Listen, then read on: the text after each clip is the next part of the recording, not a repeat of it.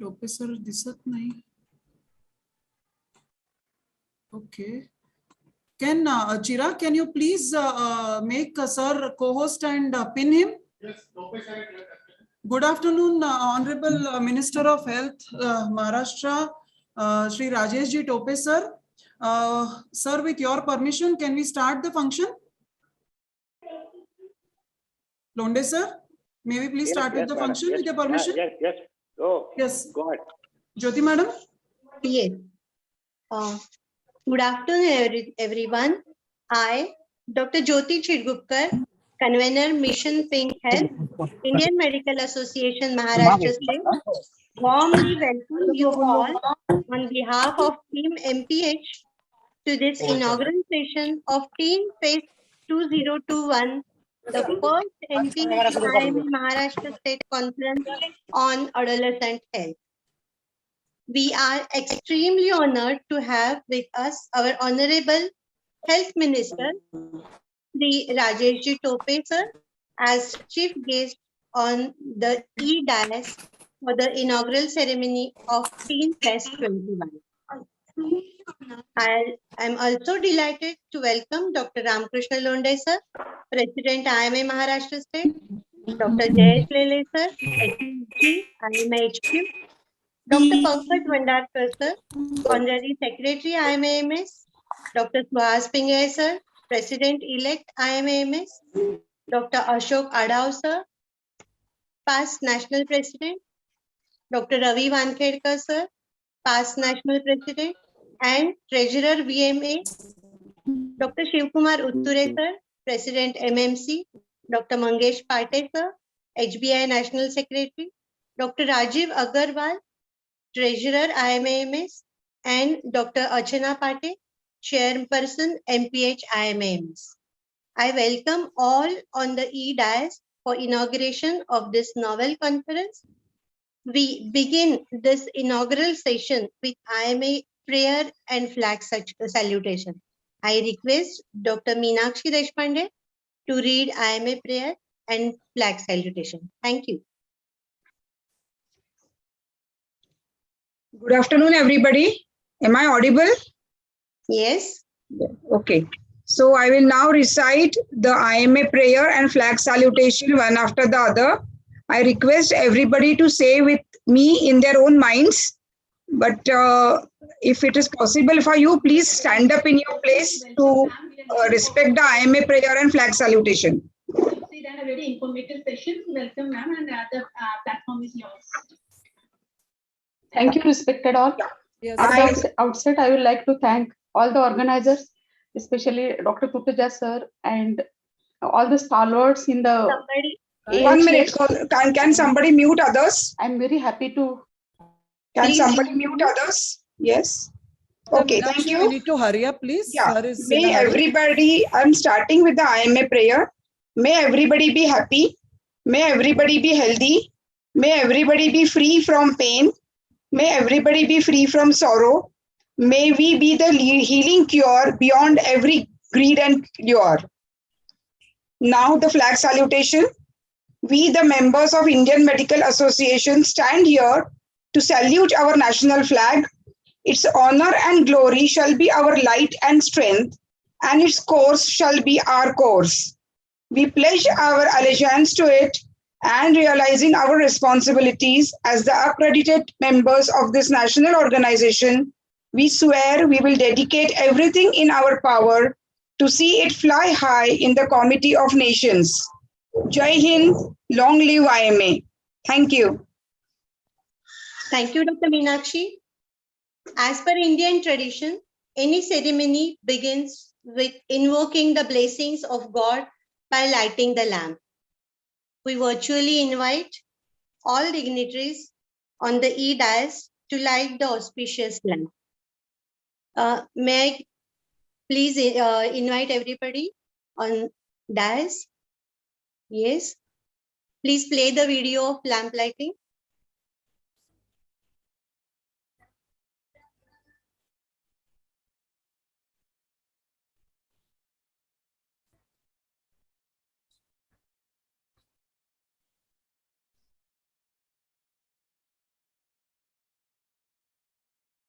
Yes, Dr. Jyoti. Thank you. I now invite Dr. Archana Pate ma'am for further proceedings. Thank you. Welcome our Honorable Chief Guest, Honorable Minister of Health, Maharashtra State, Shri Rajesh Ji Tope, and the dignitaries. And today to appraise about the issues related to adolescent health and the work done by Mission Pink Health in respect to adolescent health, we have prepared a short inaugural video, which we hope everybody will enjoy.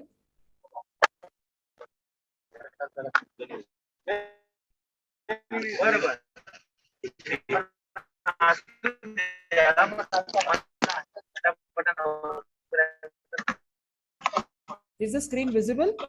Yes.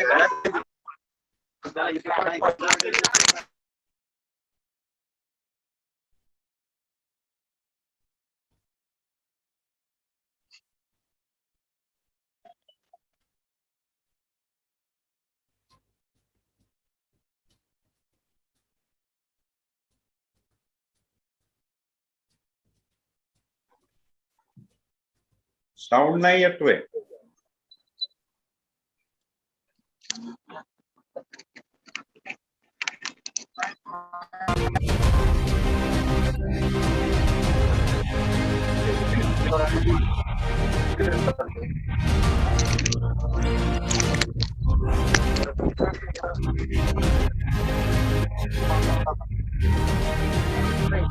आवाज नाही येते.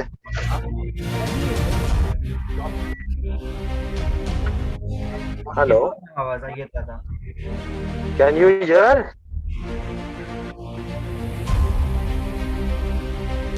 आवाज येतोय. Can you? माझा आवाज येतो? हो येतोय.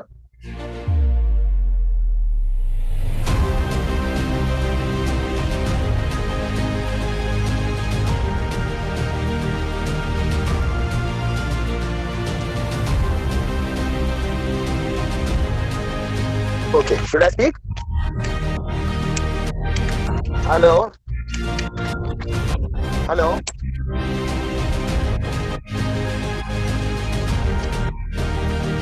Can I speak? Sir, we'll be stopping the video. आवाज? Pate ma'am, unmute आवाज yourself. Hello, no येतच sound. नाही माझा.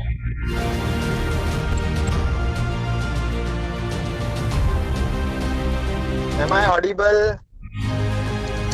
Yes sir, yes. Yes. Okay. Sir, we'll just stop sharing the video. Yes. Okay, sir, we understand you are in a hurry, sir. It is our great honor to have amongst us today Honorable Minister of Health, Maharashtra State, Shri Rajesh Ji Tope, as the chief guest for this inaugural session. Sir, I kindly request you to take the podium, share your thoughts, and also do the honors of inaugurating our Teen Fest 2021, which is the first IMA Maharashtra State Conference on Adolescent Health, sir. Sir, over to you. Tope, sir. Yes, respected actually all the dignitaries present over here in the virtual meeting or virtual conference of all the respected dignitaries, all other those who are on the virtual platform. I am extremely sorry that I'm not able to actually be in a stagnant place and talk to you, all of you. But because today it was a very pre-scheduled program of mine in my constituency and in my districts, inauguration of lot many there were a lot of inaugurations in my constituency. So Dr. Londe sir, I met you, then all the other Utture sir and not many office bearers of IMAs. I just want to express my view that at the outset, I want to congratulate IMA that Teen Fest 2021 is the real need of the hour, and Sound disconnected, ma'am. the topic. Am I audible? Yes, sir, you are, sir. Yeah, the topic of adolescence, especially which is the phase in the life between childhood and adulthood from age 10 to 19, actually all the issues, especially regarding the emotions, regarding the habits, eating habits, physical activities, addictions, whatever, all lot many issues which are of the adolescence age are will be addressed on this platform. And so I think, as I've rightly mentioned over here, that this is really the need of the our topic which we have chosen, and a lot of deliberations will be going to have on lot of topics in these 2 days of 14th and 15th. So the material which will be uh, because of the deliberations of lot of the experts in this section will be of great use in the coming future. And I am very much optimistic that these types of annual conferences which IMA always conducts is really very apt, this thing which IMA is doing. Secondly, as a government and as a health minister, I just want to mention very freely over here that I am always with IMA. I respect this organization, this association a lot, and I have very high regards for all IMA office bearers and this organization. So whatever help is required from the government side, whatever needs to be done from aspect of and government side, we are always, means I always welcome the red carpet treatment. And I'm sure that the issues which IMA had raised previously, for example, the Violence Act, which has always been an issue for all the doctors, also will be taken very with us, which will be dealt in a very stern, with a stern hands, I mean to say. And we will ensure that no doctor, and the profession is so noble, and so no doctor will be having any apprehension about any person, such type of cases may happen. So we will be dealing all such type of cases very strictly, that I mentioned on this August platform very clearly. And I'm always with you. In a very nutshell, I just wanted to have express my feelings over here, that the different sessions, because I have gone through the note and I have come to know that different sessions will be conducted in these two days. So these deliberations will be of great help in the coming future. And whatever I am always at your disposal, that much I can just mention over here. So I am busy. Sorry once again that today I'm not able to be with you.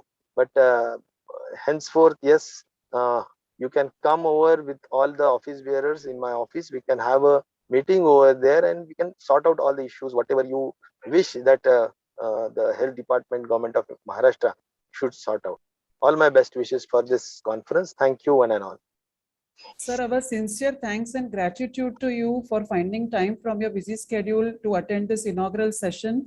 Londe sir, would you please like to say a few words, sir? Dr. Ramkrishna Londe sir, President IMA Maharashtra State. Sir, would you please propose a vote of thanks to sir? Oh, thank you, madam.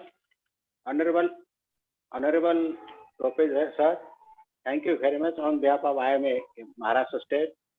You have spared very much valuable time, and you assured us to deal with all our problems. Last week, our delegation met you to your office, and you are assured to settle down all our issues. Thank you once again very much for your valuable guidance and sparing valuable time with us. Thank you. Thank you. Thank you. I'm traveling. Actually, I'm traveling. Thank you. Thank you, sir. Thank you, sir.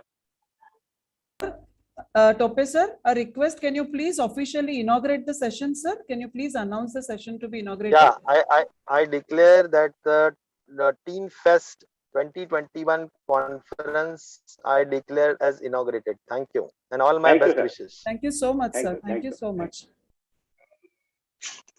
Yes, Dr. Jyoti, we can start from our initial schedule now. Yes. Thank you very much. Honorable Health Minister, Mr. Topeji. Thank you, our President. Thank you, Archana ma'am. Now we will proceed further. Now I would like to invite Dr. Archana Pate ma'am to deliver welcome address by Chairperson, Mission Pink Health, IMSC. Thank you, Dr. Jyoti. Am I audible? Yeah.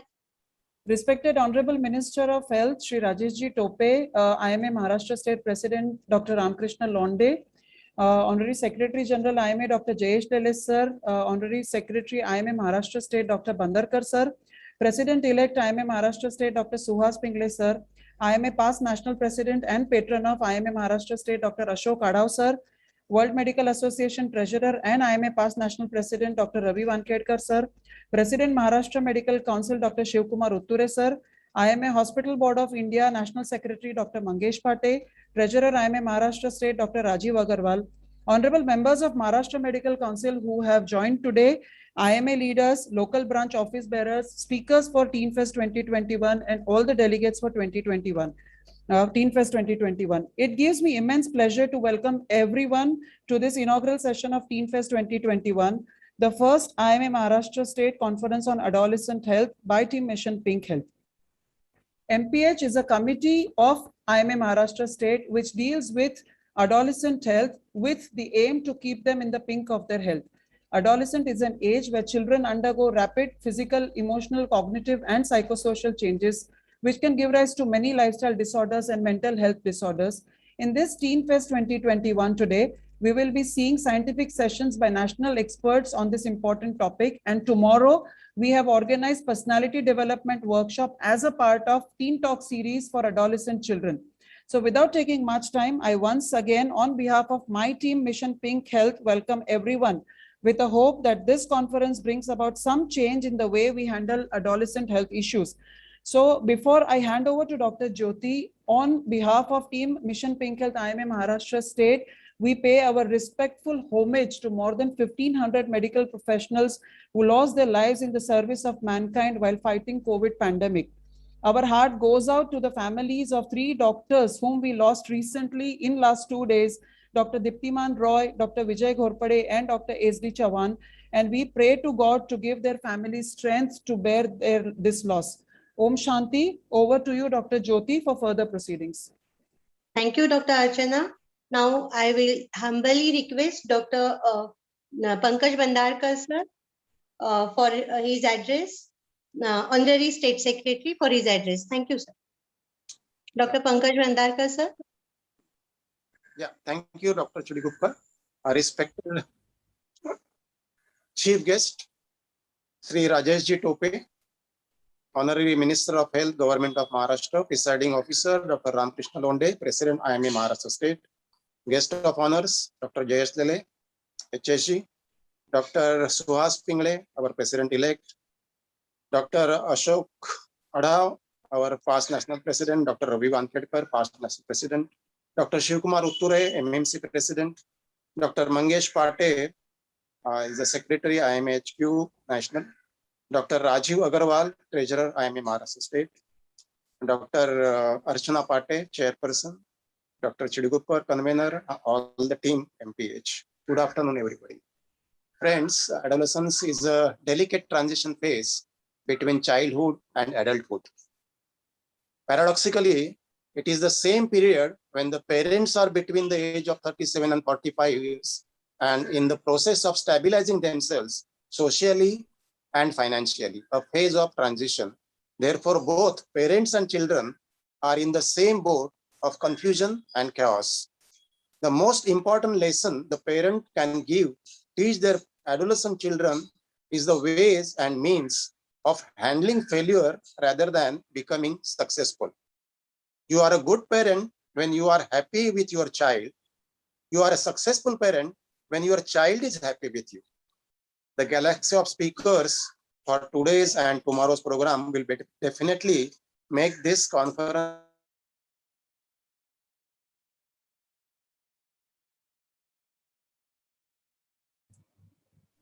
Pankaj you are muted. Pankaj तुम्ही mute झालात. Bandarkar sir तुम्ही म्यूट आहात sir. Bandarkar sir. Bandarkar sir. Ask to unmute yourself. Sir, Please mute. unmute yourself. Bandarkar sir. Dr. Nakshi Deshpande, Dr. Nilima, and the whole for organizing this first ever conference dealing with adolescent problems. So thank you, everybody. Thank you very much. Back to you, Dr. Choti. Yes, sir. Thank you, Dr. Bandarkar, sir. Now, it's my pleasure to invite our President, IMA Maharashtra State, Dr. Ramkrishna Londe, sir, for his presidential address. Thank you, madam. Am I audible? Yes. Yes. धन्यवाद. सर्वांना 3/21च्या हार्दिक हार्दिक शुभेच्छा. आदरणीय जी राजेश टोपे जी, आरोग्य मंत्री महाराष्ट्र राज्य, IMA चे राष्ट्रीय महासचिव डॉक्टर जयेश लेले सर, IMA चे माजी राष्ट्रीय अध्यक्ष doctor Ashokbhau Adhav sir, doctor Ravi Wankhedkar sir, all past president, MMC chairman आदरणीय doctor Shivkumar Uttare sir, president elect आदरणीय doctor Suhas Pingle sir, hospital board of इंडियाचे राष्ट्रीय सचिव doctor Mangesh Pate sir, IMMS treasurer doctor Raju Agarwal, और state secretary doctor Pankaj Bandarkar sir, mission pink health state अध्यक्षा doctor Archana Pate madam, mission pink हेल्थच्या convener doctor Jyoti Chidkukar madam, state secretary doctor Pankaj Bandarkar sir, आदरणीय व्याख्याते नवयुवक. All others are please, sir. I'll just request others to mute themselves. There are certain clues you can get from. Chirag, can you please mute everybody except Londe sir? Chirag, please mute everybody. Yes, ma'am. Just a moment. Yes, sir. Londe sir, please. Yes. आदरणीय व्याख्याते नवयुवक आणि युवतींनो, सर्वांना सप्रेम नमस्कार. IMMS हे पहिल्यांदा, I think it is first time IMMS is holding this conference for adolescents. It is very good one, because today's this adolescents are our future citizens. For their all care, we have to take utmost care. आजच्या conference साठी युवकांना जो आपण मार्गदर्शन करणार आहोत ते निश्चितच उपयोग पडतील असे मला वाटते. त्यामध्ये नेमका आपला उद्दिष्ट काय आहे? माझ्या मते युवक युवतीमध्ये लैंगिक समस्या व त्या संदर्भातील उपाययोजना, त्याला की पॉस्को ऍक्ट म्हणतो आपण, त्या संदर्भात मार्गदर्शन होणार आहे, जेणेकरून सेक्शुअल अब्यूज हे प्रकरण कमी होतील. तसेच सायबर गुन्ह्याच्या संदर्भात हल्लीच्या काळामध्ये सायबर गुन्ह्यांचं प्रमाण वाढलेलं आहे आणि त्या संदर्भात मार्गदर्शन होईल. आणि महत्वाची गोष्ट म्हणजे स्क्रीन आणि मुलं, स्क्रीन आणि सध्याच्या काळामध्ये वेगवेगळ्या मोबाईलच्या माध्यमातून, वेगवेगळ्या वेबिनारच्या माध्यमातून स्क्रीनचा वापर वाढलेला आहे. आता त्या स्क्रीन आपण किती वेळेस वापरलं पाहिजे, कसं वापरलं पाहिजे, त्याचे फायदे तोटे यावर सुद्धा उहापोह होणार आहे. आणि screen not only the adolescent also, it is also very harmful to adult or overgrown human being also. याचबरोबर मुलांचं आरोग्य या संदर्भात सुद्धा मार्गदर्शन होईल. इमोशनल हेल्थ सुद्धा महत्वाचं आहे. आणि या अनुषंगाने मॅडमनी चांगल्या प्रकारचे स्पीकर्स बोललेले आहेत, पॅनल चांगल्या प्रकारचे आहेत आणि निश्चितच चांगलं मार्गदर्शन होईल. आणि त्या निमित्ताने येणारी पिढी आपण चांगल्या प्रकारे घडवू, त्यांना चांगलं होण्यासाठी आपण प्रयत्न करूयात. आजच्या कार्यक्रमाला माझ्यातर्फे हार्दिक हार्दिक शुभेच्छा. Over to Jyoti madam. Thank you very much, sir, for kind words. Hello. हाँ ज्योति. नमस्ते. Yes, sir. Yes, sir. नमस्कार सगळ्यांना नमस्कार.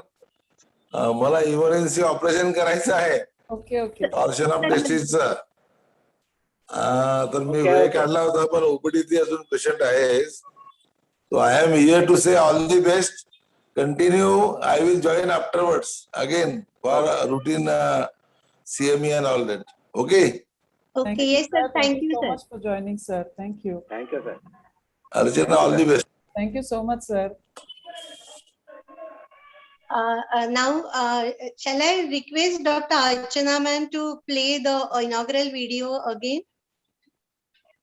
Is it okay, Archana? Yes, Would I you will like play it again. We could not play it because Tope sir had to leave because of shortage of time. So I request everyone to please have a look at the video, which appraises everyone about the work that the various Mission Pink Health teams are doing through on this topic of adolescent health. So I will be just playing it again.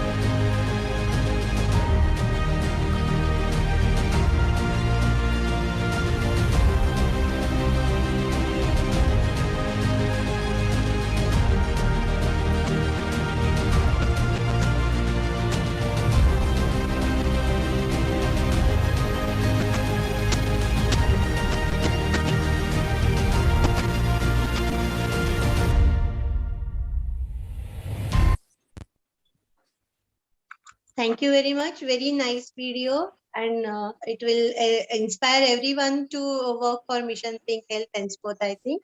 Thank you. Now, I would like to invite Dr. Jayesh Lele, sir, HSG, IMA headquarter. May I have, sir? Sir, I think is traveling and he's in flight, so he has sent his video with his wishes. So I'll be just playing sir's video over here. Just give me a minute.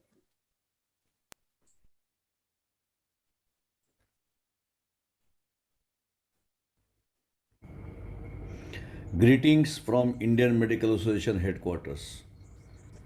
Respected Sri Topeji, Honorable Minister of Health, Maharashtra. Respected IMA Maharashtra State President Dr. Londe, Dr. Suhas Pingle, President-elect Dr. Ravi Wankhedkar, World Medical Association Treasurer and IMA past President Dr. Pankaj Bandarkar, Secretary IMA Maharashtra State, and the entire organizing team of IMA MPH, Dr. Archana, party and the entire team. I congratulate all that this first conference is being held on by MPH team, and the topics selected are so good, very important, very pertinent, and very informative. All the speakers will definitely give the justice to the topic, and this is the first ever kind of a conference being arranged virtually, and I'm sure the delegates will be really taking this opportunity to understand the issue, to work on this very important team committee which IMA Maharashtra State has started. At the national level, also such conference can be arranged, and this is need to be relayed to entire IMA headquarters. I would request the organizers to send their recordings so that which can be uploaded on our CME platform, where more and more delegates will use this.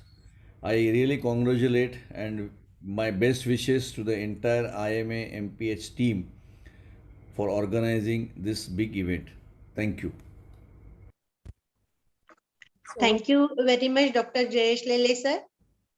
Now, may I request Dr. Suhas Pingay, sir, our President-elect IMA MS, to say a few words about the conference? Thank you very much, Dr. Yes, sir. Gupkar Madam and Chairman Dr. Archana Patel and her team for allowing me to be amongst you. Dr. Ramkrishna Londe and all other dignitaries.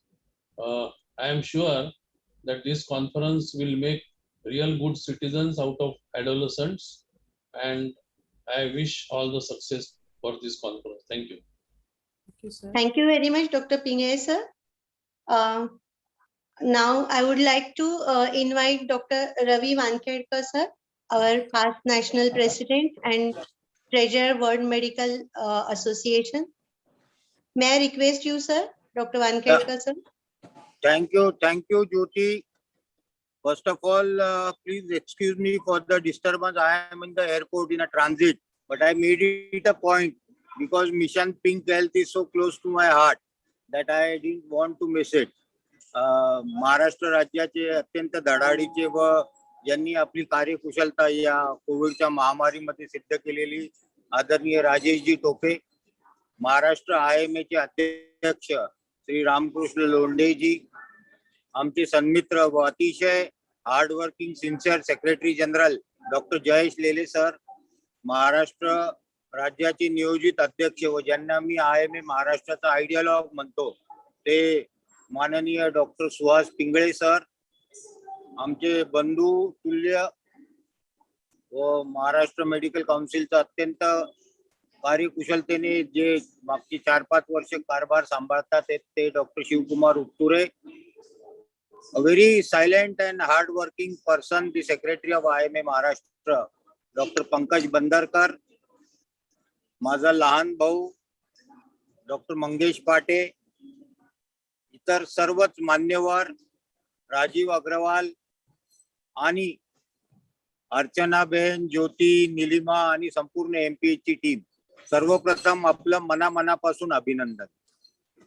अत्यंत आनंद होतो की आम्ही जे धुळ्यासारख्या छोट्या गावात 10 वर्षापूर्वी छोटंसं बीज रोवलं होतं, ज्याचं एक छोटं रोपटं केलं होतं आणि ते रोपटं आज एका हळूहळू एका वटवृक्षात त्याचं रूपांतर होतं आहे. म्हणून विशेष आभार आणि खरंच मनापासून आनंद वाटतो.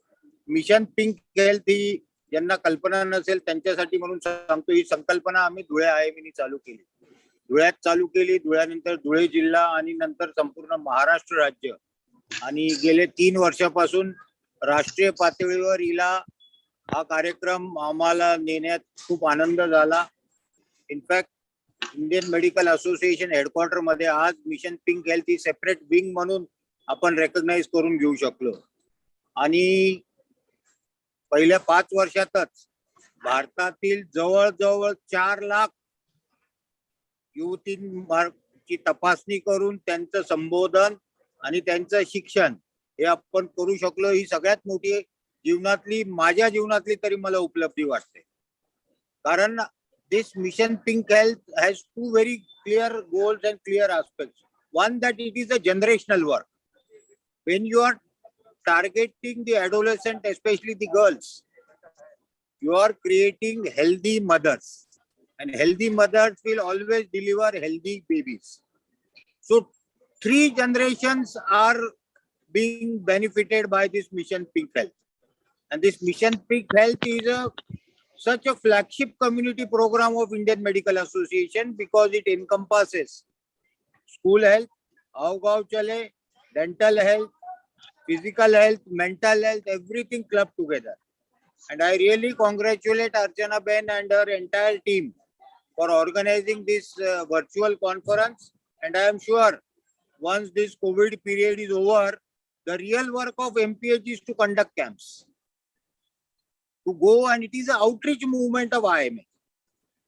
We had gone to madrasas, we had gone to blind schools, deaf dumb schools, the remotest padas, ashram shalas. That is the motto and the mission of Mission Pink Health. That is why it was labeled as a Mission Pink Health. It is not a program. It is not an initiative. It is a mission. And it has to be dealt with in a mission mode. And I'm sure the new team of Mission Pink Health will take it to the nooks and corners of the country. That is the aim.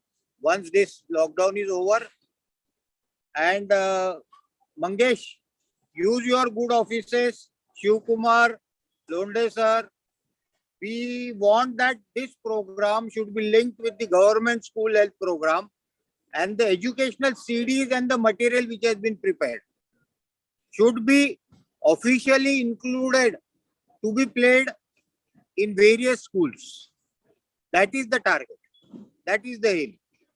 We may not be able to reach each and every school, but a simple CD player, a simple computer with a pen drive containing that CD will take care of so many things. I can talk on 6 hours on Mission Pink Health experiences. What wonderful experiences we had. And you will be surprised that educated families have most problems. Girls from educated families. Because uneducated people, we can at least excuse them. That okay. But highly qualified parents, best of schools, and you will find maximum anemia. So I once again request and appeal that once this lockdown is over, please resume the outreach program. We all are there to support this program. Thank you for inviting me. Jai Hind, Jai IMA. Thank you very much, Dr. Ravi. Yes, Yes. Dr. Jyoti, just give me a minute. Sir, this is just to appraise everybody that till March 2020, Mission Pink Health has been and had been on a mission with all the outreach programs possible across the state of Maharashtra. And with proud, I can say that even post-lockdown, even during the COVID era, the team modified its work but continued doing the community service projects. And so here we are in a semi-lockdown mode and we are trying to improvise ourselves as the time permits and the situation permits, sir. Thank you so much for your guidance. Thank you very much, Dr. Ravi sir, for sharing your thoughts. Now I humbly request Dr. Shiv Kumar Utture sir, President MMC, to address this August gathering. Dr. Utture sir. Yeah. Thank you, Jyoti ma'am. And thank you the whole MPH team for having called me over here. Respected Chief Guest, Sri Topeji, the State President, Dr. Londe sir, Dr. Lele sir, Dr. Pingle sir, Dr. Adao sir, Ravi, who spoke very well as far as Mission Pink Health is concerned just now. And basically, it was started, as he said, in Dhule region, and today we are seeing this huge banyan tree giving such, the branches which are spreading wide and far. Then Dr. Pate, Dr. Agarwal.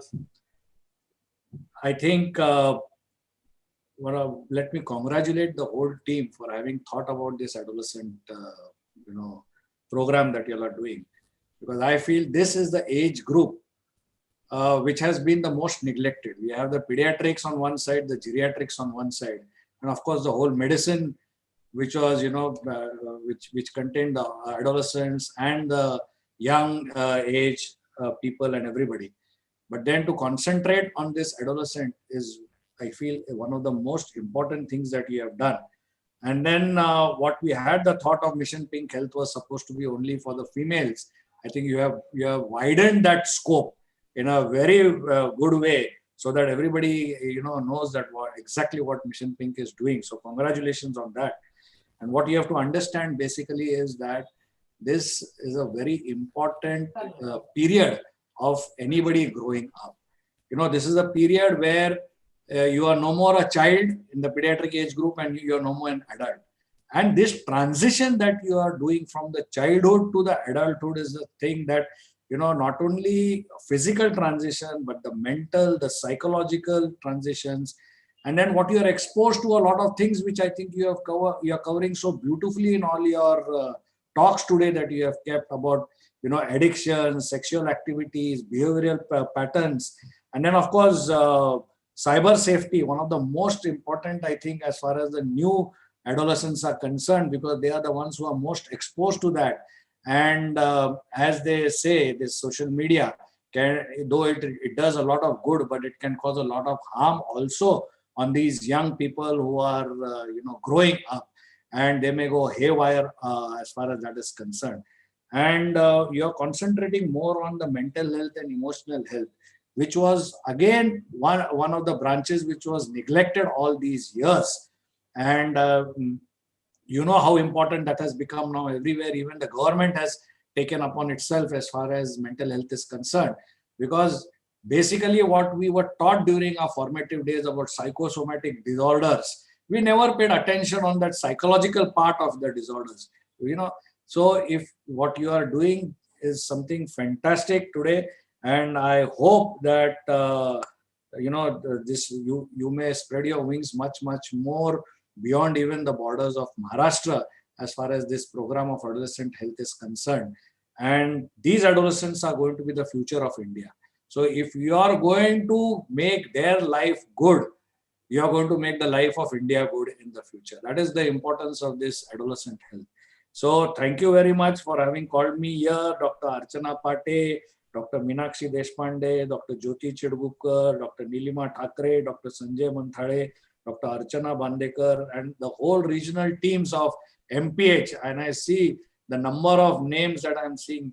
I would say not pink, but this is basically the lady power that is on the forefront, which is seen over there.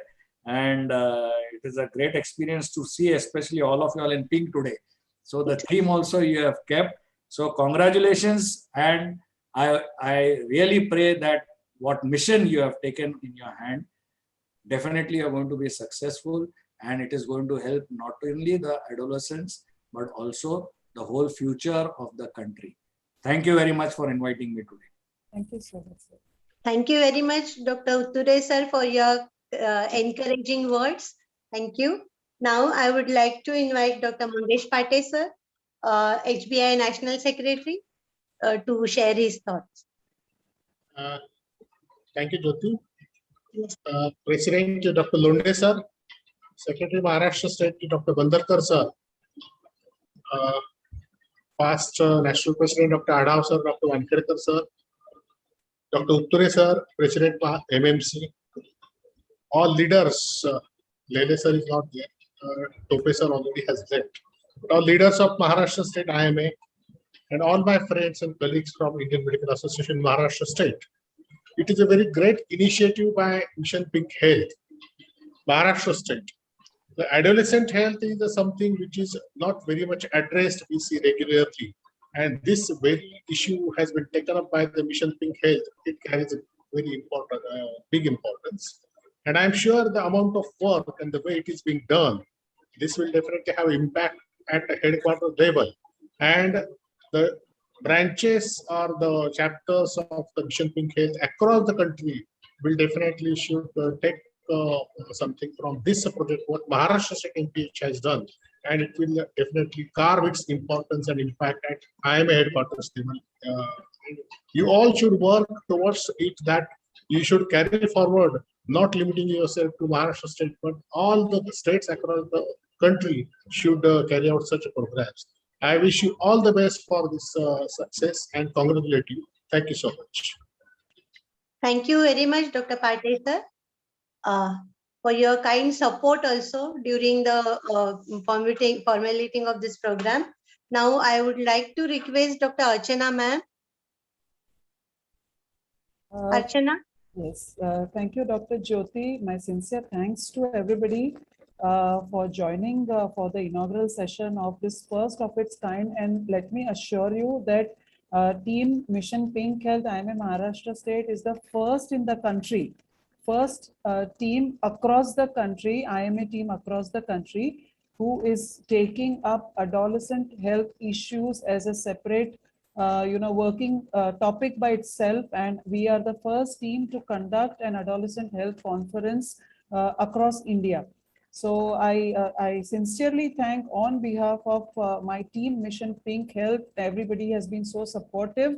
So it couldn't have been possible without the help of everybody. And I now request Dr. Nilima Ardak Thakre to propose an official vote of thanks. Over to you, Dr. Nilima. Thank you, ma'am. Am I audible? Yes, you are. A very good afternoon to all the guests and delegates joined today for the inaugural ceremony of Teen Fest 2021, a conference of its own kind dedicated for adolescent health. We are honored to have Dr. Honorable Health Minister Rajesh Tope sir as chief guest of this function. Thank you, sir, for accepting our invitation and gracing the occasion. We are thankful to Maharashtra State President Dr. Ramkrishna Londe sir for his gracious presence today. We are thankful to Dr. Jayesh Lele sir, Honorary Secretary General IMA HQ, for being there with us and sending us a message. I thank Dr. Pankaj Bhandarkar sir, Honorary Secretary IMA Maharashtra State, for his presence in the inauguration ceremony. It was an immense pleasure to have with us luminaries of IMA, Dr. Suhas Pingre sir, President IMA elect Maharashtra State, respected Dr. Ashok Adhav sir, past IMA National President and patron IMA MS, respected Dr. Ravi Wankhedkar sir, Treasurer WMA, past National President IMA, for your presence. You really enlightened us today. Thank you for being there.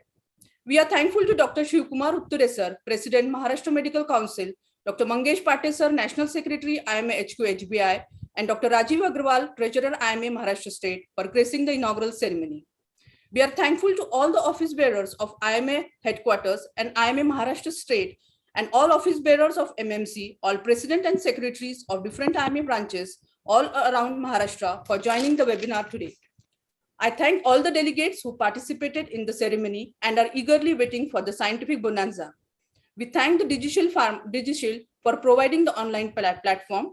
For the further proceedings, I hand over the session to the chairperson, Mission Pink Health, Dr. Archana Patel, ma'am. Over to you, ma'am.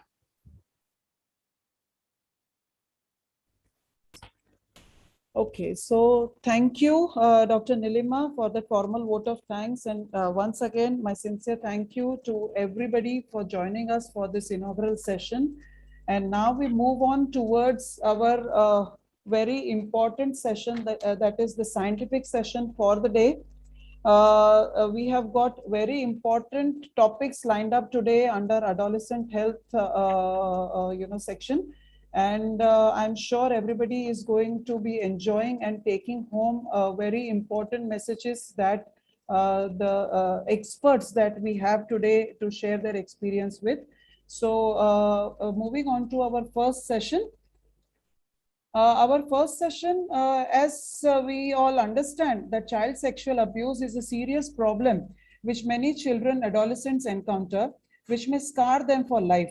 Studies show that majority of perpetrators of child sexual abuse are someone the child or the family knows. In India, we have a robust POCSO Act, Protection of Children from Sexual Offences Act 2012, which makes it mandatory for us as medical practitioners to report any form of sexual offense against children. To throw more light on this, we have our first session today, which is Child Sexual Abuse and Prevention with POCSO Act. And to present us this, we have a very expert speaker, Dr. Rajiv Seth. To introduce the chair, to introduce the speaker, we have our chairperson, Dr. Meenakshi Deshpande. who is a consulting obstetrician, gynecologist, practicing since 28 years as high-risk pregnancy consultant, IMA Pune President-elect, and she is Vice Chairperson of IMA Maharashtra State Mission Pink Health. The moderators are Dr. Jyoti Sool, who is an obstetrician gynecologist, Joint Secretary IMA Latur, and Executive Member of Mission Pink Health IMA Maharashtra State, and Dr. Sangeeta Lodha, Consultant Pediatrician Director, Arihant Hospital, Nashik. She has special interest in thalassemia and does extensive work in thalassemia. And she's also an executive member of Mission Pink Health IMA Maharashtra State. So over to you, Dr. Meenakshi Deshpande, for introducing our speaker and for carrying the session forward. Yeah, thank you, Dr. Archana Pate. Am I audible? Yes, you are. Yes. So it gives me great pride and pleasure to introduce our first speaker of the Teen Fest 2021, Dr. Rajiv Seth. He is the President, International Society for Prevention of Child Abuse and Neglect, that is ISPCA USA. He is the National Lead of India Child Protection Medical Professional Network, and he is the Medical Director of Child Health and Development Center, New Delhi. He will be speaking on the POCSO Act, a very important topic, especially in the teenage and especially in the present days. So I welcome him for his speech. Over to you, Dr. Rajiv Seth. Thank you very much. This is Dr. Rajiv Seth. It is okay that Yes. Can I project my slides, please? Yes, sir. Okay. Sir, you are Yes, sir, you can. share your screen. Okay, great. So, I have no words to thank you to ask me to present. This is something, my passion, and I really appreciate you choosing this topic. We're going to talk about child sexual abuse and prevention, and particularly the POCSO Act. And I represent the Indian Academy of Pediatrics, the Indian Child Abuse Neglect Group. And we would like all of you to become our members. If you support our activities, and we'll be very delighted. So my topic today, child sexual abuse. Sir, your screen is not seen. We are unable to see your screen, sir. You can't see my screen? Sir, could you please stop sharing and start again? Okay, all right, I'll stop.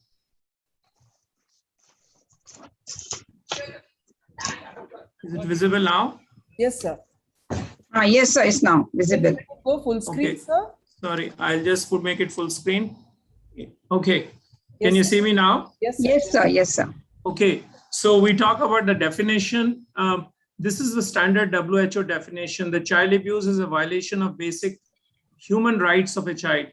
It constitutes all forms of physical, emotional, ill treatment, sexual harm, neglect or negligent treatment, commercial or other forms of exploitation, which actually result in harm or potential harm to the child's health, survival, development, or dignity in the context of a relationship of responsibility, trust, or power. A long definition, but this is probably the best definition we have for child abuse. The child sexual abuse is widely prevalent, and there is a study from the Ministry of Women and Child Development in 2007, which revealed that about 53% Indian children, by the time they became 12 years, had been exposed to some degree of child sexual abuse. Later on, they also found that severity of child sexual abuse was also wide. And since then, there has been a lot of focus to develop laws and policies to counter this. But before we begin that, I just want these definitions to be made clear to everybody. The sexual violence against children is a broader term. And within this term, we use child sexual abuse exploitation, female genital mutilation, terms like rape, sexual harassment, abuse, pornography, prostitution, trafficking. Now, whenever you use the words exploitation or sexual exploitation, it's a term which is used when a second party benefits monetarily, socially, or politically through the activities, sexual activities involving a child. So now coming to sexual abuse, we never had a law before 2012. So we used to define sexual activity at that time, child sexual abuse at that time, a sexual activity with any child who does not understand, is unable to give consent, and when the child is not developmentally prepared for. But now we have the POCSO Act, which, any sexual activity with the child below the 18 years is a violation of this law. And so this law is a game changer. It's a very comprehensive law on child sexual abuse, which expands the scope and the range of forms of sexual offenses. It makes reporting of abuse mandatory, defines the guidelines of child-friendly police and other procedures. And the whole purpose of this law is to guide to ensure prompt and adequate response to victims of child sexual abuse by medical professionals. So under this law, there are different sections. But one thing is very clear, that POCSO has stated very clearly, any sexual activity with a child, whether a girl or a boy, is a crime when that happens. The age of the child or the boy is below 18. So now the sexual offenses under Section 3 could be penetrative sexual assault. Section 7 could be non-penetrative sexual assault, sexual harassment, or use of a child for pornography. Now, as doctors, we are mandated to report, and we need to ensure that there is a prompt response to the victims. And it's extremely important, as per the law, the best interests of the child are protected, safeguarded at every stage of the process, the judicial process, right from the medical care to collection of evidence, investigations, and the trials. And this actually brings the focus to a multidisciplinary approach. Many of us doctors are working in silos in medical hospitals with nurses and medical colleagues, but here you need to coordinate and converge your partnership and your approach into a multidisciplinary framework. You would be asked to act, react, and talk to juvenile police units, child welfare committees, district child protection units, health professionals, medical social workers, advocates, and members of the legal profession. So having said this and giving this background, it's also important to know that child sexual abuse is widely prevalent in all settings, whether it is a home or the school or the workplace. It can happen by anyone known to the child, could be a parent, step-parent, sibling, relative, neighbor. And these offenders come from various walks of the life, and you cannot identify them or pick them just by how they look. So before we come to the main, I wanted to just talk about the risk factors.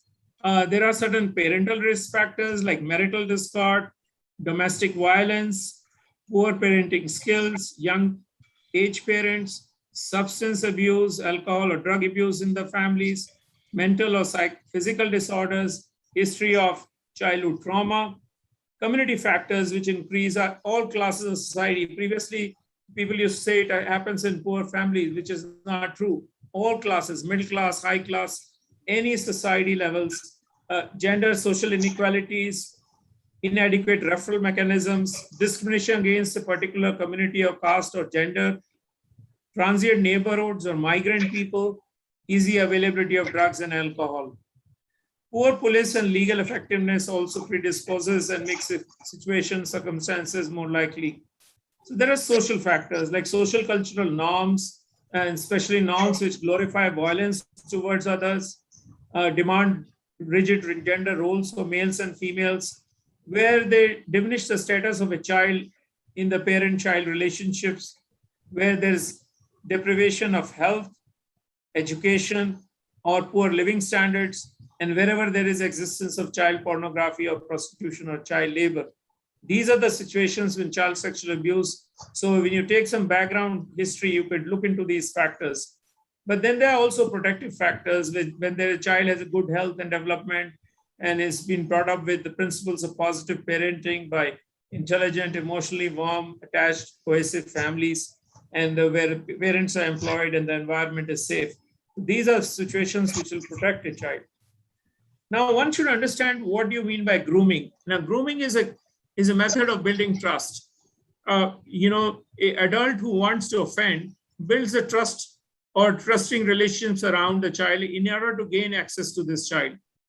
And the whole idea is to increase the chances the child will not consider sexual advances of the offender as improper. The purpose of grooming is that this sexual abuse can then continue. There would be less likelihood of disclosures, less likelihood of the child being believed, and reduced likelihood of being detected. And basically the perceptions of all the adults around the child are manipulated in a way, and also the child himself or herself is manipulated in such a way that he or she becomes a cooperating participant and feeling complicit with these activities. Now, why we as doctors need to understand, and why allied professionals need to, because, you know, this is really not a society problem. And working in this field for only 20 plus years now, I personally feel that the whole pendulum is shifting towards calling this as a major public health problem, and it has consequences. Child sexual abuse has short-term and long-term consequences. It can lead to regressive behaviors, interferes with developmental milestones of the child. They can be sleep disturbances, eating problems, academic difficulties, problems at school, and premature sexualized behavior in children. But on long term, it can cause effects on the mental, physical health, reproductive health, academic, and social functioning. It's one of the common causes of post-traumatic disorder, in which where the effects could go on, psychological effects could go on for a long time.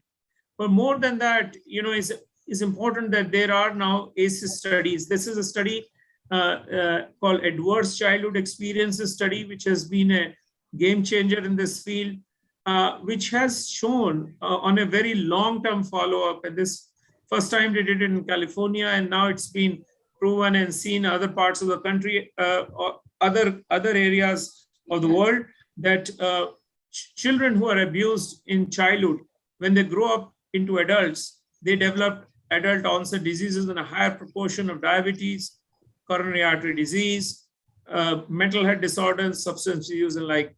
So it's very important that we need to prevent, and we need to prompt response to this. So we as health professionals and doctors, we have very important responsibilities. We are responsible to make early diagnosis and provide comprehensive medical and psychological treatment. But we also need to keep accurate medical records. We also, even if you're an MBBS doctor, you don't need to be a highly specialist trained doctor. You are required to keep the documents safe with you, and also collect forensic evidence wherever you are called upon to do. And you will provide complete confidentiality, at the same time give emotional support to the victim and the family. There are guidelines and protocols from the Ministry of Health and Family Welfare published in 2015. There are 6-7 pages of this in the last 6. You can download this in the Ministry of Health website, and you could use this in your practice. And this is a format of how you report these cases. So right from history and examination and what are the tests you do, those are all listed, and you could do that. But I just want to break the monotony and talk to you about a case which came to my practice. A 10-year-old girl who was brought with acute onset of genital bleeding and lower abdominal pain. The parents came in the morning and they said night prior they were at a party, and the mother said that she has been assaulted by a cousin. The mother wanted the treatment, but did not want any police report, and she was very adamant on that. So tell me, as doctors, what are you going to do? Are you going to, in the POCSO Act with the new laws, what are you going to do? Are you going to listen to the mother, or you going to do what is right thing for you to do? The right thing that you must do is you must inform the police. And even if the parent does not want to pursue investigation, you have to inform the police. The other thing you must do is to take consent for examinations in such cases. If the child or the concerned is less than 12 years, then obviously you will need a parent's consent. When the child is more than 12 years, he or she herself or himself can give the consent. And the most important thing I've said, do documentation. You maintain a register or a duplicate prescription pad so that you have a set of things for yourself. Even if you're doing a solo practice, if you're doing it very far away in the community where health services are not available, you must create good documentation. Now, the best way to handle this is to speak to the mother alone. And many times you're very busy as doctors, and therefore it becomes very difficult. So, but you have to do that, and you have to find time alone. I mean, maybe ask her to wait, because obviously this bleeding is not so intense that it's not life-threatening out there. So you could finish your urgent work and spend a time alone with the mother and talk to her about your concerns. And you must actively listen. One of the best way of engaging in either family as a victim is to be a good listener in a non-judgmental manner. And you must tell your legal responsibilities and obligations to report to the police. Now, as a mother, you also enforce that she has a main role in protecting. And this is something that she will have to do. And you need to assist the mother how she can be a good mother, an effective parent under these circumstances. It's all in the way you ask, and there are certain questions you don't ask because you don't want to re-traumatize this child. It's extremely important that you do not bring up issues which either causes more trauma, and that's the bottom line. And it's asking silly questions like, have I ever been in this kind of trouble? You told him to stop, didn't you? What were you wearing? Why did you go behind the building? Who else was there? I mean, is his cousin, is he a pervert? What is he? So you don't want to cause more difficulty. And the talking to a child under these circumstances needs specialized traumatic information response care, or trauma. And it's very important that trauma has to be dealt with in an informed approach. A non-leading, non-suggestive, and developmentally appropriate history taking is a must. And the medical history must be obtained ideally, when it is possible, independent of the caretaker, because you never know, many times the caretaker may be one of the abusers, the father of the child may be one of the abusers. And it's always a good practice to have a verbatim record of the answers this child gives to you.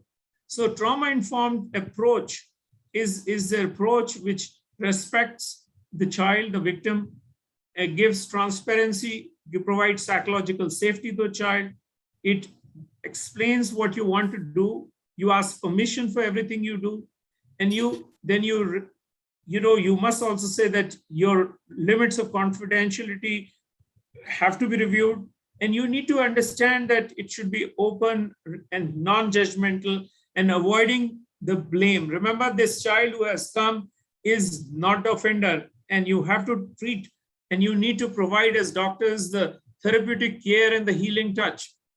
As role of health professionals, now it's extremely important that we need to conduct the medical examination as per the section 27. This has to be done in accordance with the section 164 of the Code of Criminal Procedures. And this has to be done regardless whether the FIR or you get a police requisition. It's extremely important that you do your job. And how you do that is through the process of trauma-informed care.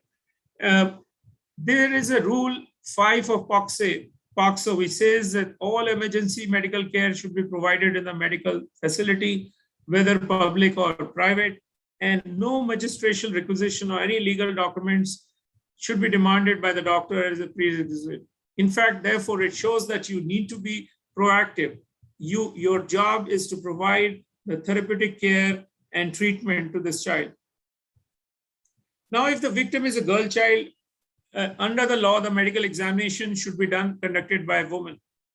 But this particular clause has been modified in the guidelines with the Ministry of Health, where they say that if a woman doctor is not available, a male physician can see this female child in those situations. But it's always nice that the medical examination is conducted in the presence of a parent or someone the child has trust. So it's very important that you don't do it alone and you have someone trustworthy. The child is made comfortable. The privacy of the child should be protected at all times, and you are supposed to collect forensic evidence. And there's a very simple safe kit. We run workshops, the 1-day workshops, 2-day workshops, And we have a whole video on trauma-informed care. We have a procedures laid out. And if you're interested in learning more, certainly we will invite you to, there's a workshop going to happen in Vadodara in about 2 weeks from now on 28th and 29th of this month. And this is the first time we are doing something in physical and a hybrid model. So if you're interested, you should get in touch with me. And we certainly would like to, help you with our network of physicians that we have already formed. You see, as private doctors, we are always concerned about our costs, our consultation fees, and any expenses that we incur. These are all recovered once the compensation is given. And therefore, this is the rule of the POCSO. And for this particular reason, you should not deny the care. In fact, failure to report or failure or deny could cause you more legal problems than anything.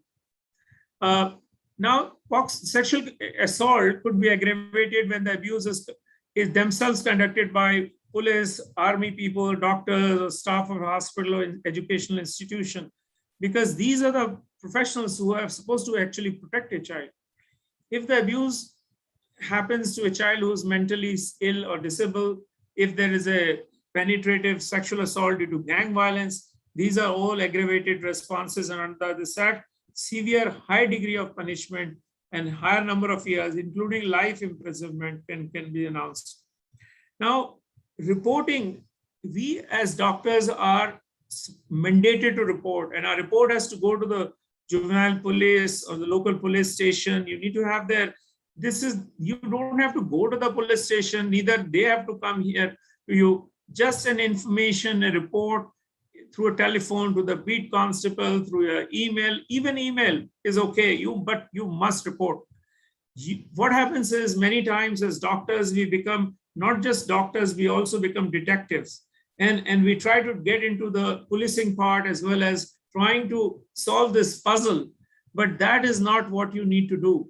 You need to do your part of therapeutic care, good documentation, and informing the police. No person shall incur any liability, civil or criminal, for giving the information in good faith. Now, if it's a good faith and you report a case, and the case is not actually a case of child sexual abuse, you will incur no liability. But failure to report can cause punishment, and you could be punished 6 months in jail, 30,000 rupees. But if you have a false complaint, yes, but if you've done in a good faith, there's no punishment ever for you. And obviously, no reporting in the media includes the social media, and already one of us politicians is in difficulty right now because of publishing the parents or the victims posted on the social media. So these are things which are not done. Now, the statement of the child has to be recorded, but there's a procedure laid out which is child friendly, and usually a woman police officer, not below the rank of a sub-inspector. The police officers usually should not be in uniform, and never a child is detained in the police station. And the identity of the child should always be protected. There are special courts for speedy trial, speedy justice, and this is something it's extremely important that since 2020, there are now thousands of cases still pending in courts, which despite being a call for speedy trial, and in the COVID trials, the child sexual abuse has increased quite remarkably during the COVID situation. Our child line is getting several thousand cases, and also there's more trafficking happening, more child labor activities. Also, we are seeing a 300% increase in online sexual exploitation of children. So essentially, to expect in this kind of current situation that you will get speedy trial, but certainly what you as doctors have to do is your part, and it's very important. The other things that can support you and help you in your work is, if you know, child line is every major city now in India, except for Bihar, if you have this emergency hotline service, you can call it, which is a public-private partnership model. And previously, this is an old slide. I mean, there's about 800 cities now, emergency helpline, and you could call 1098, and they will help you link your child with the social legal services. And the child line is run by NGOs, and one in each district. and they take over from you. Once you've reported, they take over the special needs of the child. If the child comes from a family and needs shelter, then they will probably is not safe in the house. They can give shelter. Within 24 hours, they report to the police, as well as they will also get the child welfare committees involved. So they do the entire social legal issues. So your professional time is protected. But as medical doctors, you must take the first step and don't hush it in the carpet, because that's what is happening. Doctors are not really coming out to report and referring these people, shunting them here to there. So one day we could be penalized. And for this very main reason, we have established this India Child Protection Medical Professionals Network. It's a network of medical doctors, whether they're pediatricians, OBGYN, mental health, forensic, and family practitioners. And what we are trying to do is to do both 1 day and 2 day advanced training to doctors. And our goals are just two. We want to increase accessibility and improve the quality of medical evaluations for suspected victims in compliance with the POCSO law and national guidelines. And we also increase the health professionals' knowledge base and associated legal requirements so as to enable their practitioners to, obtain assistance. And we could certainly include some of you who are listening to this presentation if you want. We've so far trained about 105 physicians in our network, 7 Indian mentor and 1 American mentor. And we do a 2-day workshop, which I mentioned is going to happen this month for the first time after almost a gap of nearly 2 years because of the COVID. And after the workshop, we give monthly webinars, we have active listserv, we do online resources and education materials. Certainly, a lot of doctors who do not want to go for a 2-day can also come for a 1-day workshop. More than 1,200 community physicians have been trained. So this is just it's there on our website, and you could even get to reach some of our doctors who are in our network. But certainly what you need to do is to report yourself. It is not a case where like a pediatrician referring to a pediatric cardiologist or a gynecologist referring to a urologist. You need to report the case and then take help from other people that you know of. You have to be the primary doctor reporting if that case comes to you. Now, very important part is as doctors, right from the MBBS level onwards, and we see children. They come for health checkups, they come for various things. And it's these children, after the 3 years, are really developmentally ready to understand the principles of personal space and privacy information. And we doctors need to take that opportunity to teach the children and the families about the concept okay and not okay touching. And nobody is allowed to touch their private parts. If somebody touches, tell the children not to keep secrets. Okay, tell two adults right away. And these are important things that children can understand. Maybe the bathing time may be a very good opportunity. The parents who are giving a bath to the child, they can talk about this. So this gives primary prevention towards child sexual abuse. So as pediatricians, we immunize children for various diseases, but there's no vaccine to prevent child sexual abuse. But certainly our anticipatory guidance, shifting our gear from acute care to provision of anticipatory guidance in our practice, family life skill education. These are issues that we need to talk in a routine well child examination. Our responsibility is whole and broad, because in few areas they have child care institutions. Lately some of the institutions have been caught themselves abusing children. So essentially, it's very important that whatever spaces the children are, whether in school, child homes, even your practices, hospitals, wherever, schools, they need to have a child protection policy in place, and they need to have a background check on all the staffs and workers. And they need to be, as doctors, we need to be very mindful that this is a major problem. And once the names or anything goes out in the media, it creates a terror in the minds, and it causes re-trauma. You could be penalized if you don't maintain confidentiality. You need to educate other people once you're educated, because this needs education on multiple levels, whether it's parents, teachers, health workers, Anganwadis, community, this thing. So it's a collective responsibility. not just physicians, but allied multidisciplinary professionals, institutions.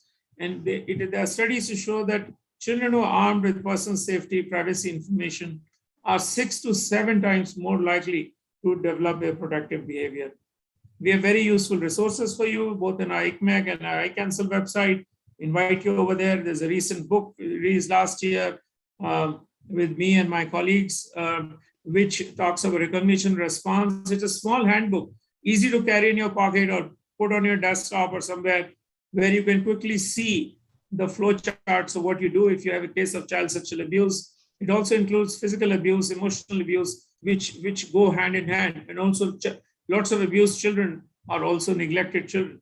It also has strategies. It's also got some case discussions which will empower you. I invite you to become members. Initially in my talk, I invited you to become a member of Indian Academy of Pediatrics.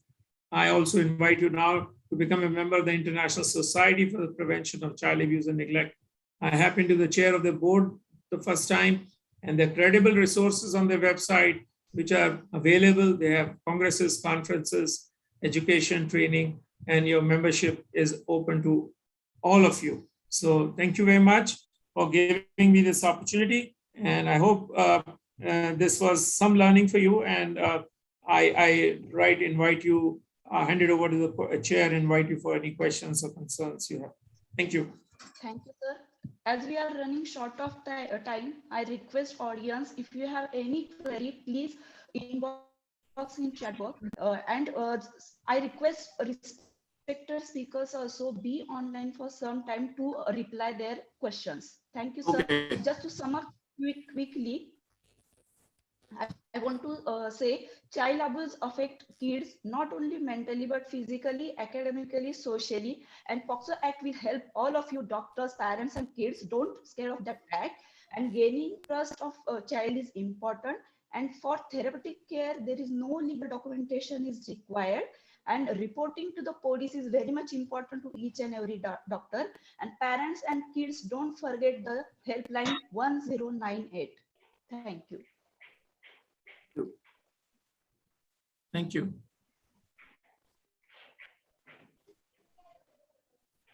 Sir, on behalf of Team Mission Pink, yes, we request Dr. Meenakshi to present a certificate of appreciation.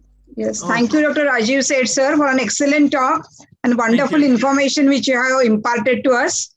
We take great pride and honor you with e-certificate of appreciation.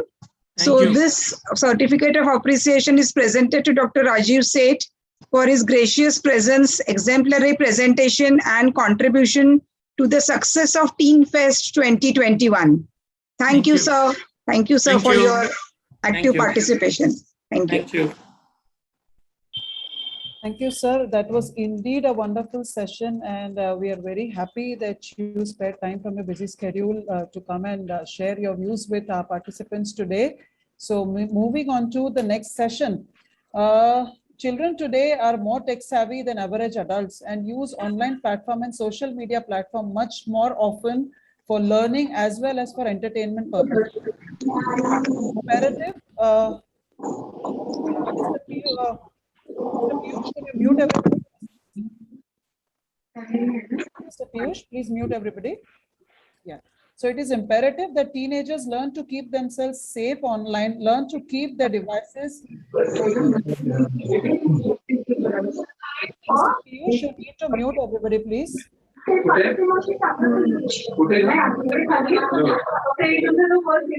Device and information secure and learn digital hygiene, respect each other's digital privacy online.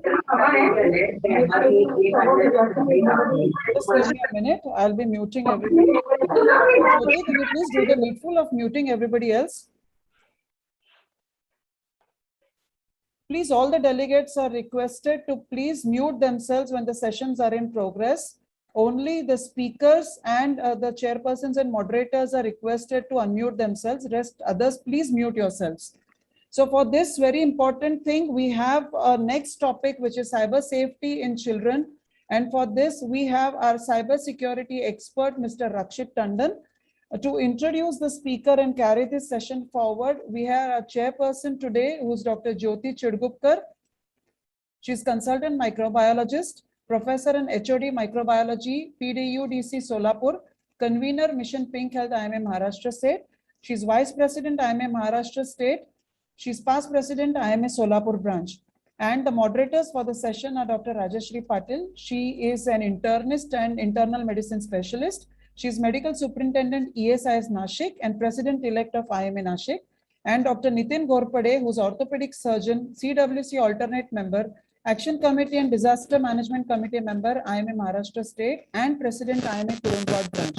So over to you, Dr. Jyoti Chidgupkar, Dr. Rajeshri Patil, and Dr. Nitin Gorpade to please carry on the session. Thank you very much, Dr. Archana ma'am. Thank you for giving me the chance to share this very important statement. At the outset, very warm welcome to Mr. Rakshit Tandon sir.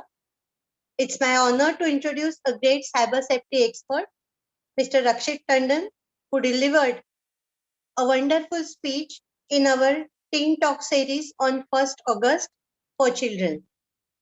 He is director of Hack Dev Technology Private Limited and co-founder of Codsnack Hacker Shala. He is cybersecurity consultant for Internet and Mobile Association of India, IAMAI, and advisor for Cyber Peace Foundation. He is training officer on cyber enabled trafficking in persons in 6 countries like Nepal, Bhutan, Bangladesh, Sri Lanka, Maldives, and India. I welcome Mr. Rakshit Tandon to speak on very apt, very appropriate topic in today's scenario, cyber safety in children. Thank you very much. Thank you. Thank you, ma'am. Thank you, Jyoti ma'am. Thank you, Archana ma'am. Namaskar, all of you, respected panelists and the doctors who are listening to me. It's a great honor to be present among you people. As mentioned, I work as a cybersecurity expert, and I was listening to Dr. Rajiv Seth as he was mentioning about the kind of physical and physical abuse which happens with children. Just to give you a brief, I've been working very closely with children for almost 2 decades now. I have spoken to more than 4.5 million kids in the country. I have traveled the whole nation and I have sensitized children on the issue of online safety, because now online abuse is also becoming a very serious issue, especially with my children. And as you are doctors and you understand that if anybody consumes unhygienic food or something, so he obviously comes to you, doctor, for with a stomach problem or an upset stomach. But now if my young children are consuming unhygienic, or I would say wrong content or wrong digital content, that means his digital diet is not balanced, then it is also causing a lot of issues of mental health with my children. He can go into depression, he can go into addiction, and he can also, what I say, garbage in and garbage out. So if the content is not right online, it creates a threat. So 1.5 years back, all schools and parents used to tell children that stay away from technology, use less computers, play less games, don't go on mobile so much. But now these schools in this pandemic, they started calling the children and saying, please go on internet, please go online, come for your classes, you should have a laptop, you should have a mobile. So imagine what happened in the last 1.5 years. The screen time of my children increased tremendously because education online, games online. COVID period, you cannot go out and play. So you have to be inside and safe. And where are you inside? You are on a screen. What content are you consuming? Nobody knows. Parents, they don't know. My children are playing games which are not age appropriate. 10 साल का बच्चा वो game खेल रहा है जिसकी as rating 16 plus है, नीचे लिखा है 16 प्लस. और अभी मैं इसी से शुरू करता हूं and I will share my screen to show you that what is happening. So recently in Madhya Pradesh, I don't know how many of you heard this shocking news. Let me share my screen and show it to you on My screen. Right. So a 13 साल का 13-year-old child, he committed suicide. His mother is a nurse, his father works with a pathology lab, and this poor child committed suicide because he lost 40,000 rupees in an online game. This game is called Free Fire, and these games, they are enticing children into addiction, into spending money. And imagine, because of this smart technology, there was a time when we were children, we could only have access to 10 rupees or 20 rupees. But today, with digital money, where your credit card and UPI is already saved in the smartphone, the child could access 40,000 rupees. And when the poor parents came to know, they scolded the child. And imagine the patience and the resilience of the child was so weak that he committed suicide. And today, when you go to a Play Store, the very popular so-called Play Store on Google, and you download and check these games, we don't even see the age rating. A game which is played by my children is basically a 16 plus game, and imagine a 9-year-old and a 10-year-old is playing that. Why? Because there is no control on the content. So the first thing which is required today to protect my children is to give them a balanced digital diet. So the word I'm using here is balanced digital diet. And what is this balanced digital diet? You have to control the screen time. You have to keep children away from inappropriate applications. Now, what is inappropriate? Age rating. Now, my children are consuming social media. Let me tell you, for consuming social media, your age should be 13 plus. But I'm sorry to tell you, during the lockdown, 8 and 9-year-olds are having an account on Instagram, Facebook, and God knows what all websites they consume. They are consuming Snapchat. I recently got a case on a very popular application, Discord. Now, Discord is an application which is used by children while playing games. The case was an online sexual abuse of a 13-year-old child who met a boy around 21 or 22-year-old. They both started chatting, and in 2 months, the girl was back negatively groomed. I am using the word negative online grooming. And she was online sexually abused. Now, what is online sexual abuse? No physical touch. On video calling, they are engaging into sexting. The word used is not texting. The word used is sexting. And this creates a problem. And remember, on everything online, there is a digital evidence. There is a digital footprint. Nothing gets deleted. So many cases you must have heard where children, they take a drastic step when their personal content get breached. So the children, it's very important for children to be educated today with cyber hygiene, with netiquettes, and digital wellness. बहुत जरूरी है, बहुत ज्यादा issues हो रहे हैं. मतलब अब एक बच्चे की 13 साल की इतनी ज्यादा प्रॉब्लम्स हो गई 13-year-old चाइल्ड की, जो नेगेटिवली ग्रूम हो गई, that the parent has to take him to a child psychologist and doing counsellings. Why? Because that girl has been so badly negatively online groomed by that person, and these people, we are calling them predators. They are all predators. Also, I'm really sorry to share this with you, but during the lockdown, 95% traffic increased on porn sites. I'm not a doctor, I'm a cyber security guy, though I have an honorary doctorate in cyber security. So, but you doctors are the best people to answer this, that if young children are consuming pornography without proper education and without sex education, they have a very disoriented thought about sex. And it is, I call it in simple words, the formula of computer, GIGO. What is GIGO? Garbage in, garbage out. And that is why we have seen a lot of increase of CSAM. What is CSAM? Child sexual abusive material. There has been so much of pornography and adult pornography on internet that now the consumers who are so perverted for this content are looking for CSAM. And that is why the cases of child sexual abusive material is increasing. Just to give you evidences, let's check it out. From October 2020 to till date, 7 to 8 cases have been busted.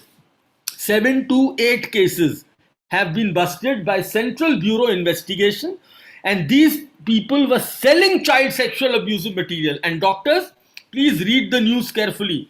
The child pornographic material was supplied on popular platforms like WhatsApp, Telegram, and Instagram. And listen, these are the places which are playground for my children. My children enjoy on Instagram, they make accounts, they chat. And imagine, this engineering graduate was arrested by Central Bureau Investigation. Why? Because he was selling CSAM. That means there are predators who are creating CSAM. So this is the another grave area. And as mentioned by Dr. Rajiv, we have POXO in place. POXO is there to cover all online sexual abuse. Plus, we also have IT Act. In IT Act, Section 67, Section 67A, and Section 67B is especially for child pornography. And then Government of India, they came up with an online portal, a national cyber crime reporting portal, where you have a special option to report CSAM. Separate option. That portal is called cybercrime.gov.in. You can report any online frauds, but you can also report crime against children and women. You have an option to report anonymously. That means you don't need to even give your inputs. And what are the categories? There are 4 categories. One is child sexual abusive material. We call it CSAM, or we call it CP. And then you have obscene content, and all these content can be reported through the National Cyber Crime Reporting Portal. So doctors, there are initiatives being done, but then the only initiative, what I say always being a cyber expert, and I work with a lot of law enforcement agencies, is that prevention is better than investigation. So, and for that prevention, we should make it compulsory to educate our children, educate our parents who are giving devices and technology. They should know there are parental control applications. Like there is a wonderful software called Google Family Link. Now, if you operate this software, I can show it to you, and it is not a spyware kind of thing. You are not breaching any privacy of your children. It is a wonderful software only to create good digital habits. So as a parent, I can control the screen time. As a parent, I can control what application my child is consuming. As a parent, I can lock my child device in the night. As a parent, I will take the decision to deny and approve the application. So, and also my children are consuming YouTube a lot, and especially online gaming. I don't know whether any psychologist or a child psychologist is listening to me. I hope you must be getting a lot of cases of gaming addiction.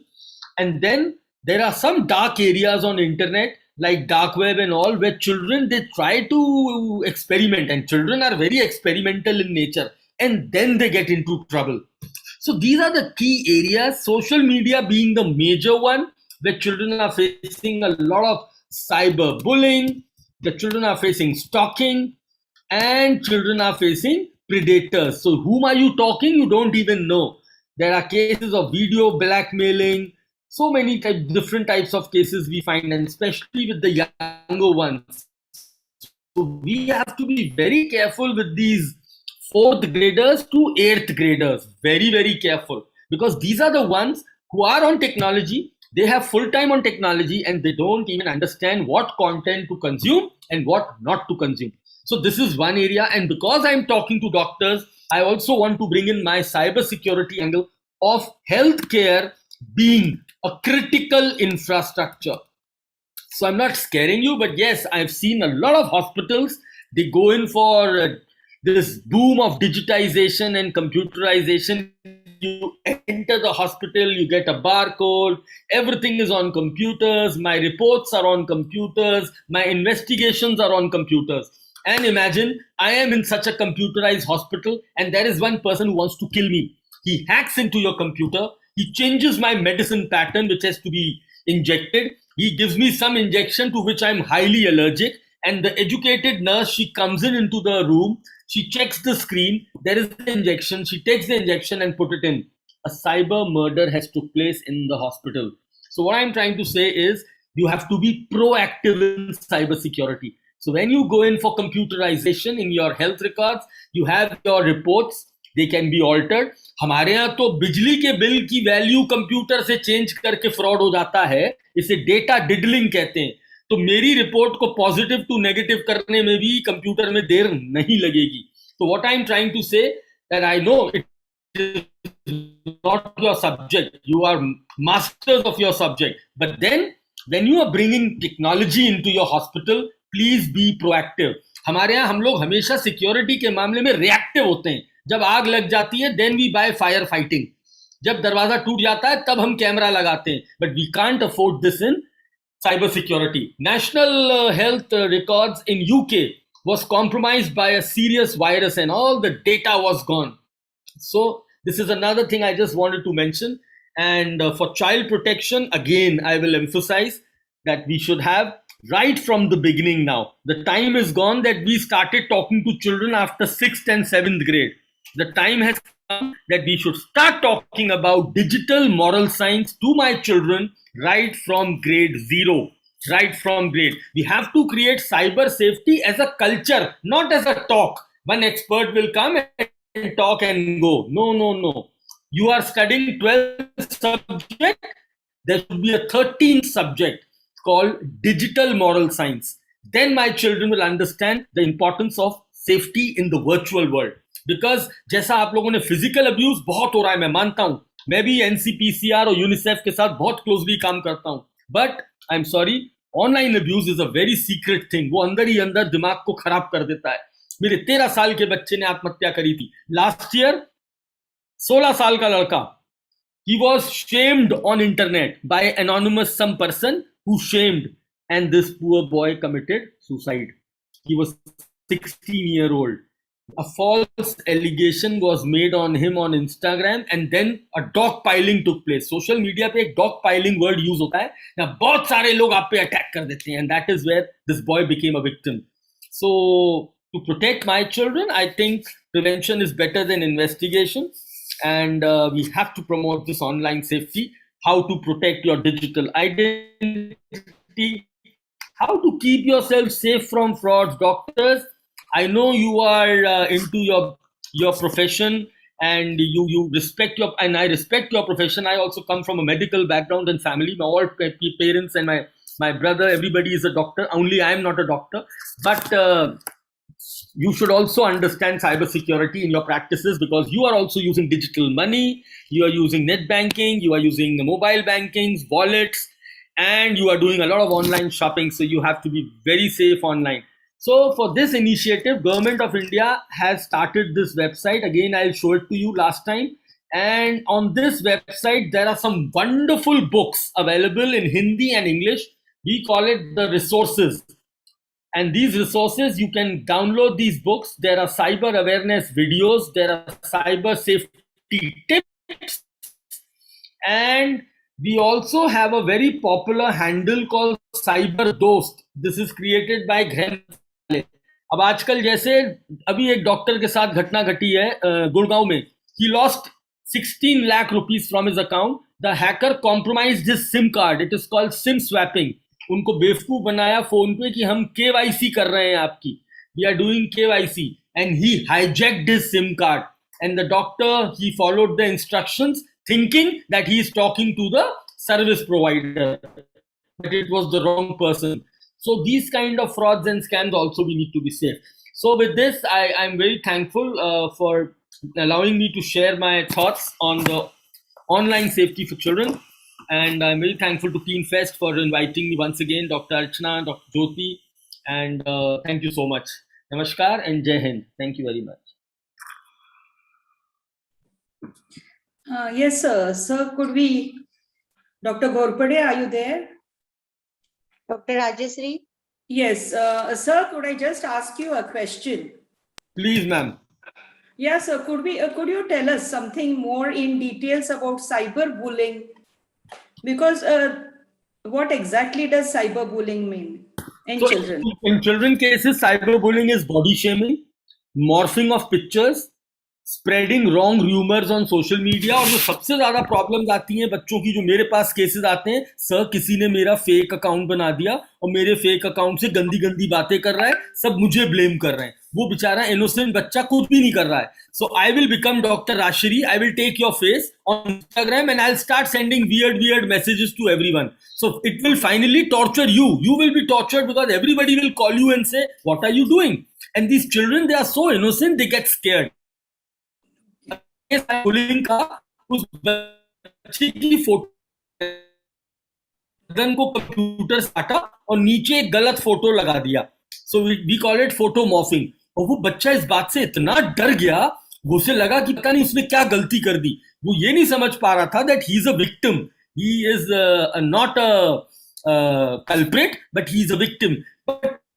का थोड़ा सा issue हो जाता है. Parents को अगर आप अपनी प्रॉब्लम बताओ तो उनपे एक ही सोल्यूशन है, internet, let's block everything. That is why children get scared. Body shaming मतलब होता है, जैसे I give you an example, बच्चों की भाषा में आजकल एक वर्ड यूज होता है मीम. मीम मतलब मजाक बनाना. आपको याद होगा अमूल पे ऐसे एडवर्टाइजमेंट बनाया करता था, अटरली बटरली डिलिशियस वाले, तो उसमें वो कार्टून कैरेक्टर्स बनाता था. अब बच्चों की बॉडी शेमिंग कैसे, मैं थोड़ा चबी चबी हूं, हेल्दी हूं, तो मेरी फोटो ली और बगल में हिप्पोपोटामस की फोटो ली और ऊपर लिख दिया दोनों भाई साथ साथ, और ये फोटो वायरल कर दी. अब क्लास के ग्रुप में सब मेरा मजाक उड़ा रहे हैं. तो बच्चे इससे बड़ी जल्दी मेंटली अफेक्ट हो जाते हैं. और अब कुछ ये बुलिंग सेक्सुअल कंटेंट की तरफ बढ़ रही है, क्योंकि हम लोग बच्चों से बात तो कर नहीं रहे, लेकिन वो बहुत सारा कूड़ा अंदर ले रहे हैं. Garbage in garbage out. आप खुद देखते हो, आप इंटरनेट चलाते हो, एट टाइम्स एक्सीडेंटली गलत कंटेंट आपके सामने आ जाता है. And that is what goes into there. So we need to also protect some content filtering software so that my child is not exposed to wrong content. Okay, sir. Thank you so much, sir. Sir, is that similar to internet trolling? Yeah, trolling is also happening. That is also similar. We call it cyber trolling as well.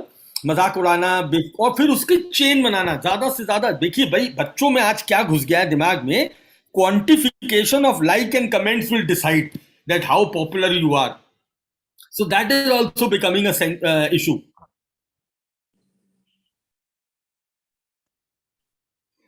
All right, so thank you so much. I'll take a leave. I have another webinar to join at 4 o'clock. Just a minute. Yes, sir. Just a second. Yes, Rajeshri. Yes, Dr. Jyoti, just 1 minute. On behalf of the doctors, I wanted to ask one question, Mr. Rakshit. We have a lot of people who are offering, softwares to the hospitals, providing them online support. So these are not offline softwares, but their complete control lies with the software companies. No. So would you be recommending doctors to go for such? You go for such softwares, but have an NDA signed that the data has to be your ownership. The data should not be there, because the business is data today. Data is the new gold. Data is the new oil. You give me the software online, cloud is mine. Cloud is controlled by drarchana.com. The cloud is purchased by drarchana.com. Then I'm okay. Yes. Yes. Thank you, sir.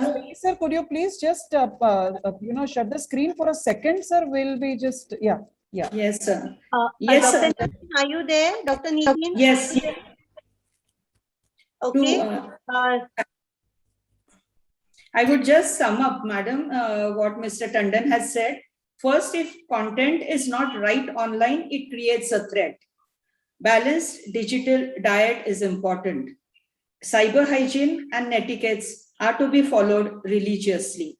Cybercrime.gov.in and National Cybercrime Portal are available to report crime. Thank you, madam. May I now request chairperson of this session, the always so pleasant Dr. Jyoti Chidgukkar, to hand over the e-certificate to our honorable speaker. Yes, thank you, Rajeshri. Really speaking, we ourselves as parents are not educated for digital media. use and not digital friendly. So really, I am very much thankful to Mr. Rakshit for such an excellent and guiding speech for the doctors to express our gratitude and thankfulness on behalf of Mission Pink Health, Indian Medical Association, Maharashtra State. Certificate of appreciation Thank you, is ma'am. presented to Mr. Rakshit Tandon for his gracious presence, exemplary presentation, and contribution to the success of Teen Fest 2021. Thank you very much, sir. Thank you, ma'am. Thank you. Thank you. Thank you, Mr. Tandon. On behalf of Mission Pink Health, you were kind enough to give a talk last time for Teen Talk, guiding the adolescents and the parents. And thank you so much for joining us today again for guiding our medical Thank you, fraternity. ma'am. Thank you so much. Thank you. Thank you. Okay, so moving on to the next session. Our next session is a very important one. Yes, as we saw in our inaugural video, while transitioning from childhood to adolescence, children go through a lot of physical, mental, social, emotional, and cognitive changes. Desire for greater autonomy, peer pressure, exploitation, and exploration of sexual identity, increased access to online technology and other factors may contribute to stress and mental health disorders in children. Studies have shown that half of mental health conditions start by the age of 14 years.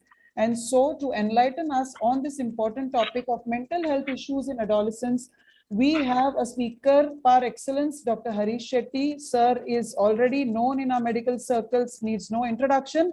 But for doing a formal introduction of the speaker and for taking over the session, I now invite upon the chairperson, Dr. Nilima Adak Thakre. She is practicing obstetrician and gynecologist, treasurer, Mission Pink Health, IMA Maharashtra State.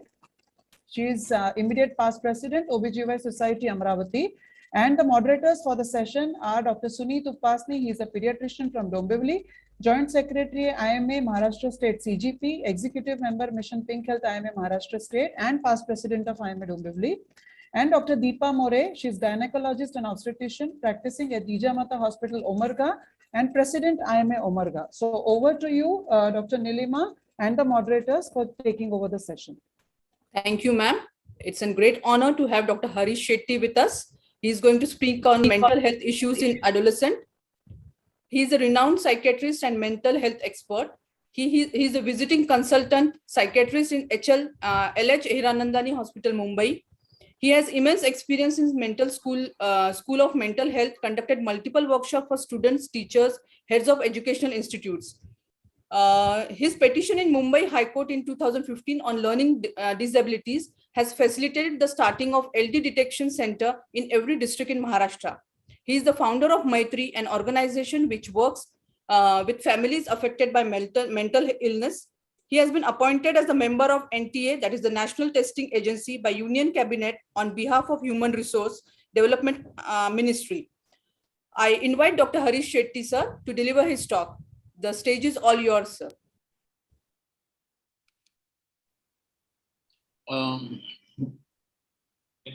Good evening, friends. I hope you can see my screen. Yes, sir. And thank you, organizers, for inviting me. Archana, Pate, Ruthi, and all the lovely men and women on the dais. Adolescent mental health has taken significance, achieved a lot of importance, and is extremely important both for our own children and for the children whom we meet in our practice in any discipline. And as somebody said, that a lot of adult mental illnesses start during the adolescent.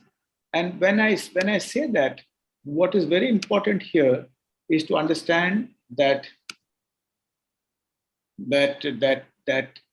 paying attention at that point of time is very important. Now, if you are working with children, you need to have 6 beliefs. I've said this for many years, and I continue saying this also. And if you have don't beliefs, please utter this as a stotra. You know, so many children or adults, when they share the stotra in the morning, they don't know the meaning, most of them. But when as you start saying the stotra in the morning, mantra in the morning, slowly you learn the meaning. It seeps into you after some time. And that's true of all sayings of any saints of any religion. So this is a stotra for everybody who wants to work with children. Every child is important.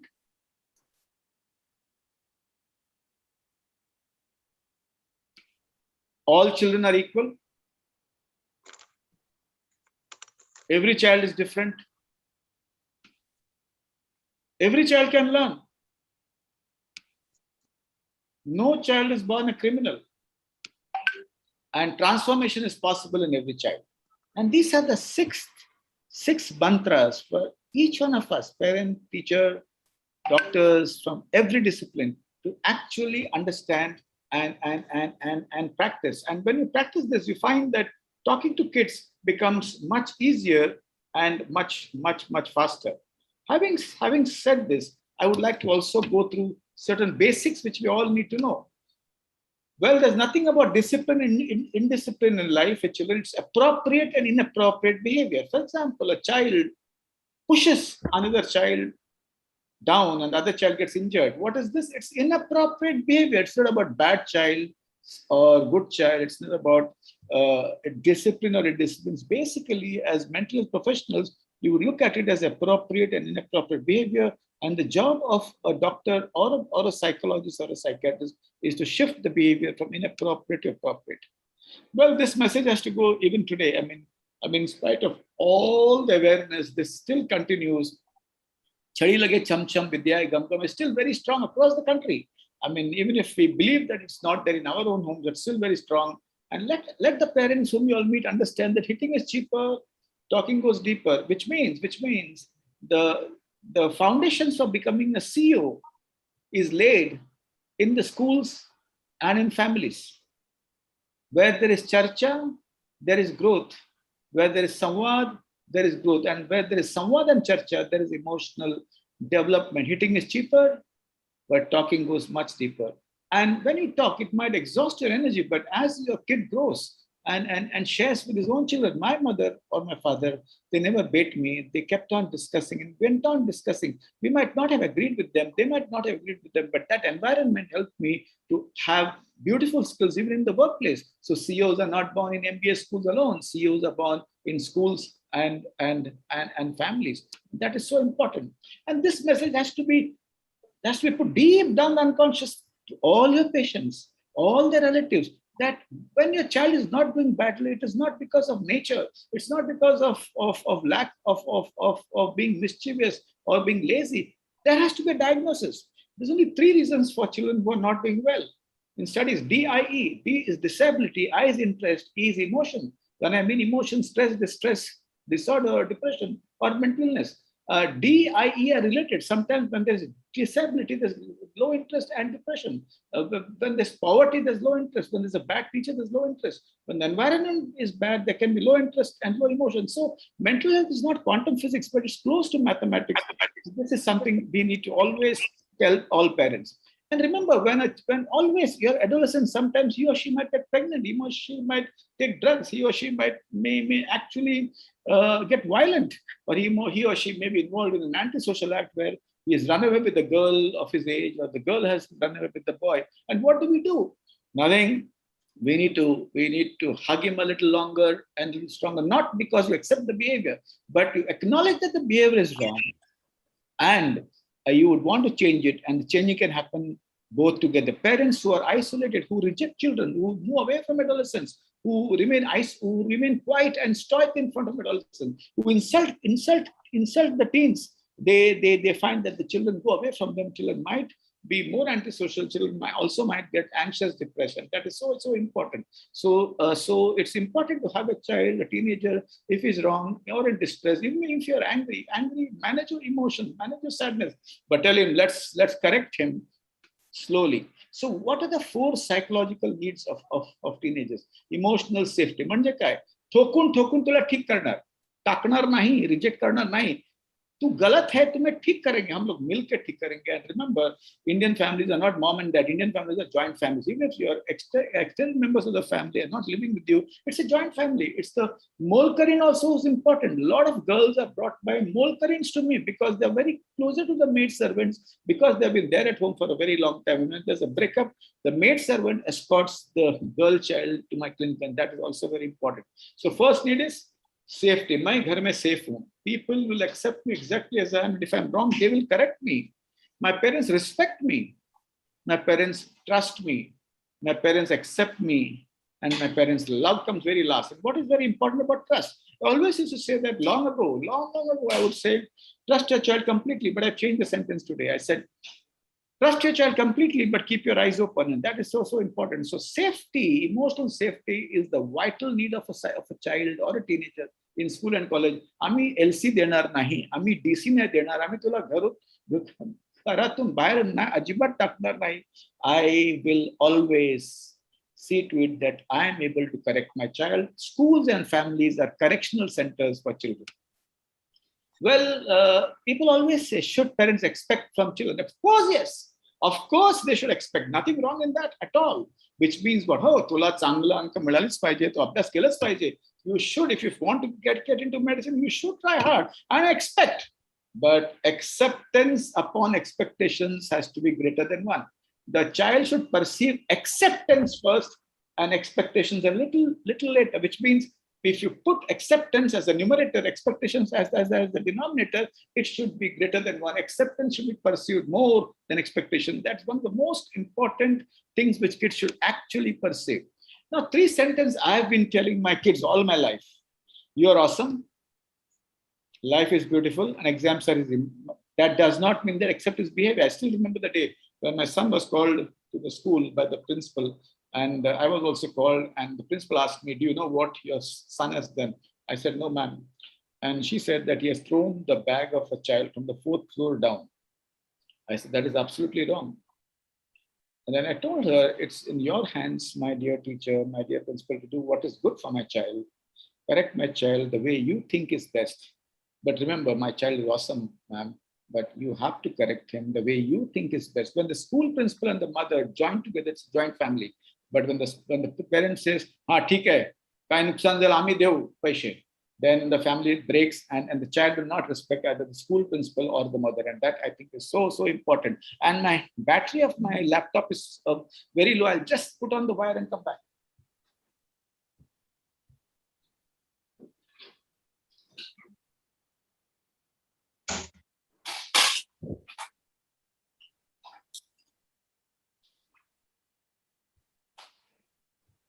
I'm extremely sorry about this. I didn't check it. Anyway, yeah. So that's how it is. So I say, you are awesome. Life is beautiful. Exams are easy. Life is beautiful. Bolna bahut आवश्यक है. Even if you feel it's not beautiful, saying it makes it beautiful. You know, life में अंदर से प्यार है तो ही हम उससे प्यार करते हैं. ऐसा नहीं. Archana has heard this before. When you say from outside your husband, I love you, love goes inside. That's why arranged marriages always succeed. So always say that life is beautiful and things become much easier. So let's look at adolescence in COVID because it's very, very important. A lot of teenagers are irritable. A lot of them are sad, scared, insomnia, irritability. A lot of irritability is because of lack of movement. A lot of irritability is also because schools band hai. I have told Uddhavji to start open schools in the 7-8 districts where schools actually can open. I do not know why the pediatric task force is so scared. I really do not know why. They could have started schools on a very small base, 2 hours per day, 1 standard in a day. 3 standards can come to school and be spread out in the entire school. 1 hour of studies and 1 hour of fun.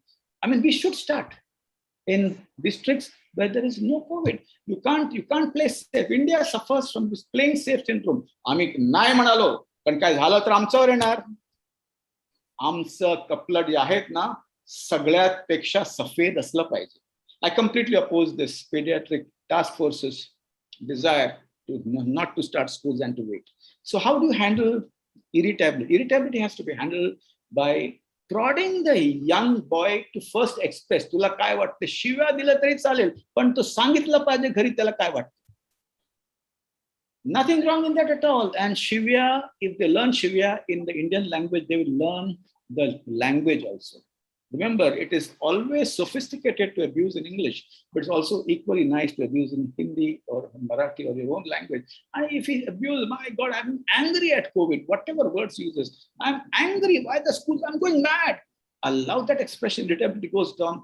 Vyam, manje palun sutna.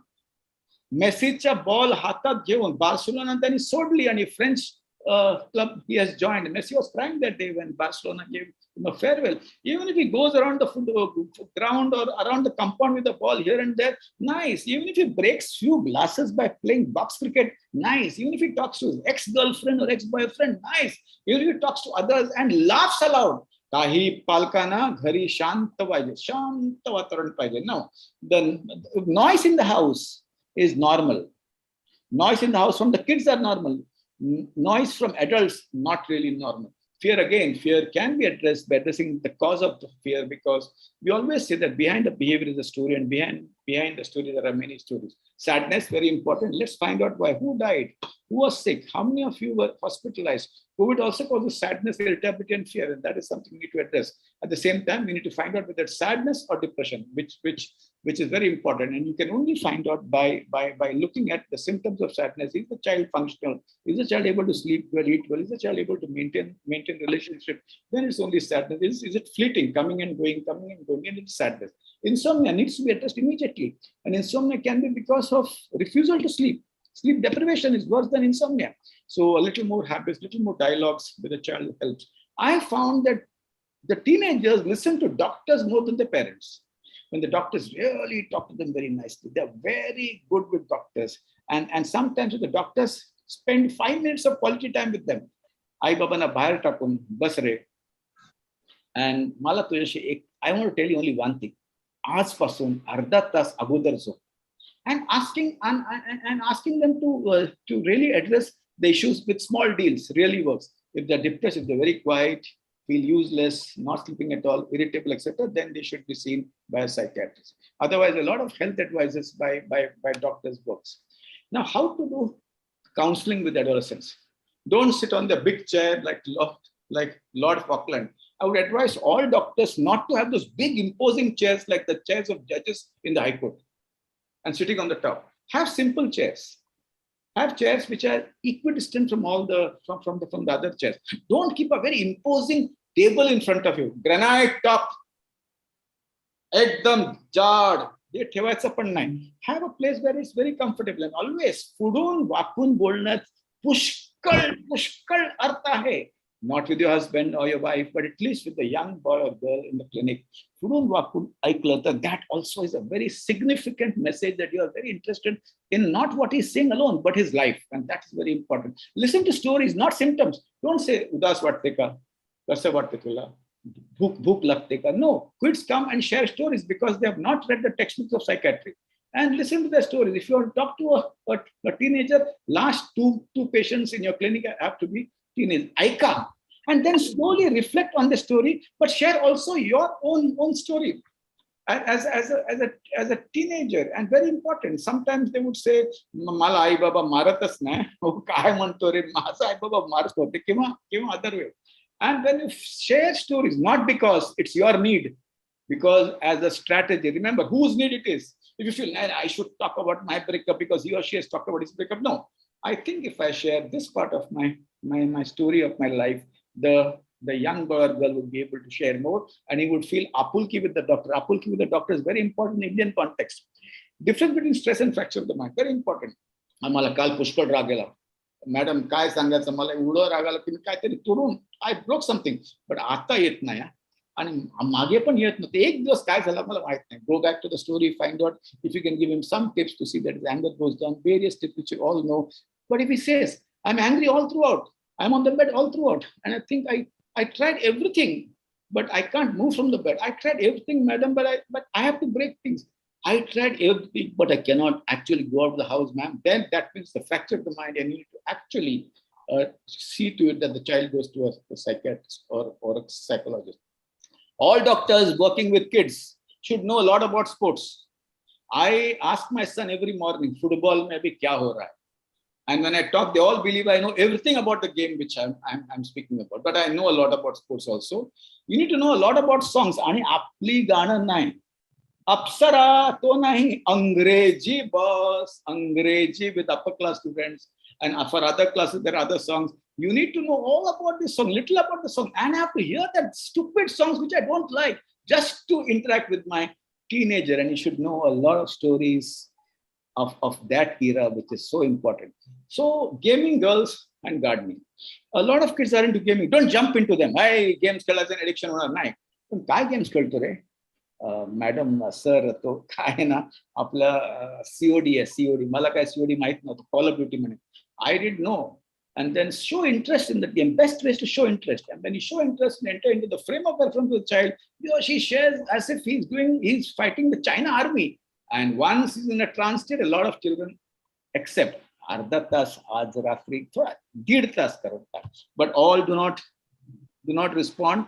Mild cases, they respond to simple counseling. A little more severe cases respond to psychotherapy, and little more severe cases of the SSC board. You can say, phone हातात दे तू phone घेणार ना SSC board. ICSE boardला ना SSC board सांभाळून बोलायचं.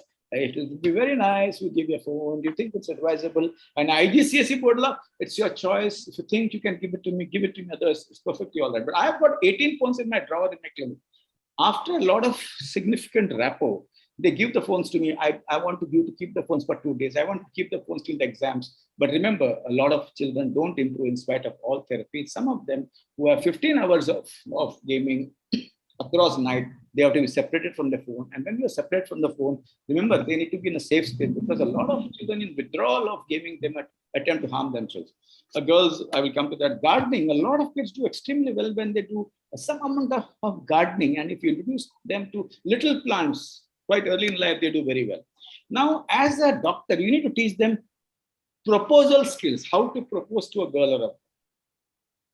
I mean, in the past, we would say, break up to sambalo. I would say they'll all propose to somebody, and teach them how to propose with respect.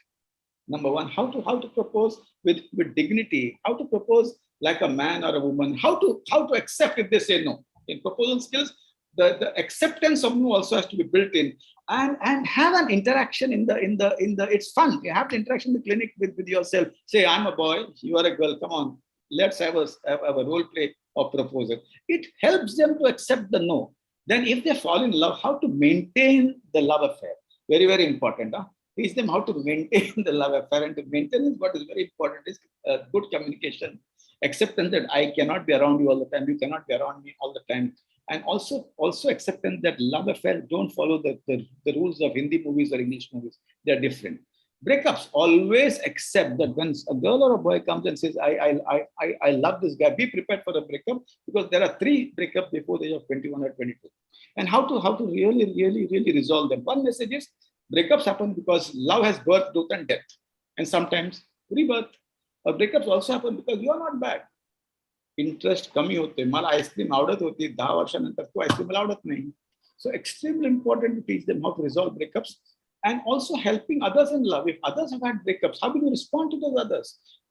तुला सांगितलं होतं ना मी, तिचं मागे जायचं नाही म्हणून ऐकलं नाही माझं. नाही, अरे झालं का breakup. Respect the love. Even if you don't agree with that boy's love for the girl or the girl's love for the boy, respect the feelings for the child. If you respect the feelings of the boy or the girl, the boy or the girl, really, they come out of it much faster. And also one mantra which I always practice is, if you're in love, then your marks should increase. Then your attention towards study should increase. There's nothing like falling in love, my dear friends. There is always rising in love. Now, for these young boys and girls, there has to be identity. Identity also improves mental health. And identity, see, our mental health abroad, it is culturally important, culturally absolutely zero.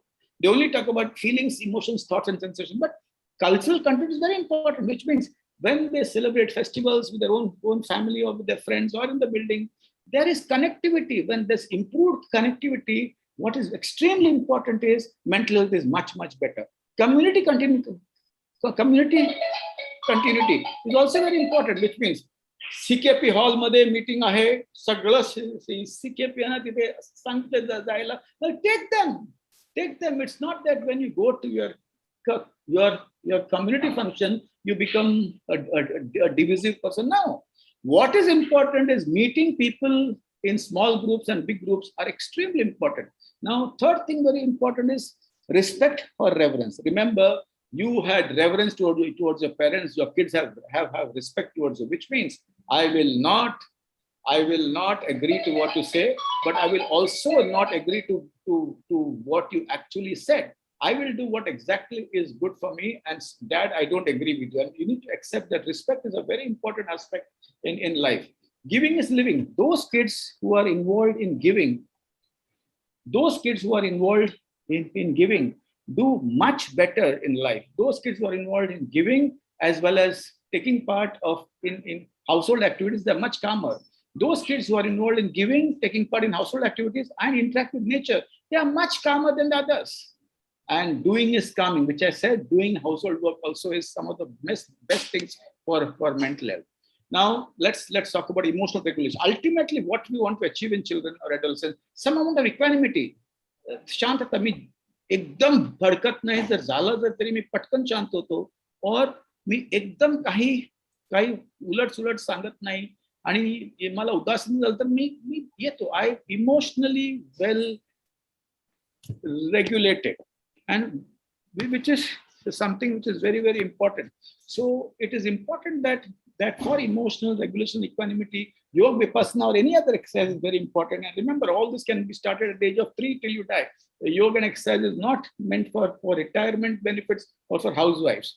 And also remember, in the schools which I have been, where yoga is compulsory, I have seen children much calmer in the teens than children who are not associated with any form of meditation. Also, what is very important is those who are interacting with concrete are much worse than those who interact with plants. So Panchamrut is yoga, exercise, diet, and that has to read sleep. Fourth is sleep. I'm sorry about that. It's supposed to be sleep, and sleep is going to be a very big factor. And the fifth Panchamrut is the K factor. That's the kindness factor, and that is something which helps you to maintain good emotional regulation and equanimity. Equanimity is a word in philosophy, and emotional regulation is the same word in psychology. Well, adolescents have to be inspired. We can't give absence of history to the adolescents. Discontinued history is not something very good. And so what is again very important is that I'm inspired by these 3 or 4, so many people, Ambedkar ji, Shivaji, and Guru Gobind Singh. History plays a very important role in shaping the minds and improving mental health. Lastly, my dear friends, remember, if a 49 kg girl can lift 202 kg of weight, विचार करा, तुमच्यापैकी अर्धा wait, अर्धा नाही, sorry, 2/3 weight जे आहे, किंवा 5 kilo कमी, and she lifts 202 kg of weight, and from a family which is so ordinary. Our kid can also do much more than that, or as equal or less. So always believe in your child. If things go bad, my dear friends, teach parents 3 things, three rules. One is believe in your child. Both the parents to be on the same page.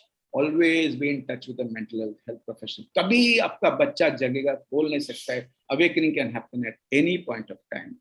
And with this, I would like to stop. Thank you. I hope I have maintained my time.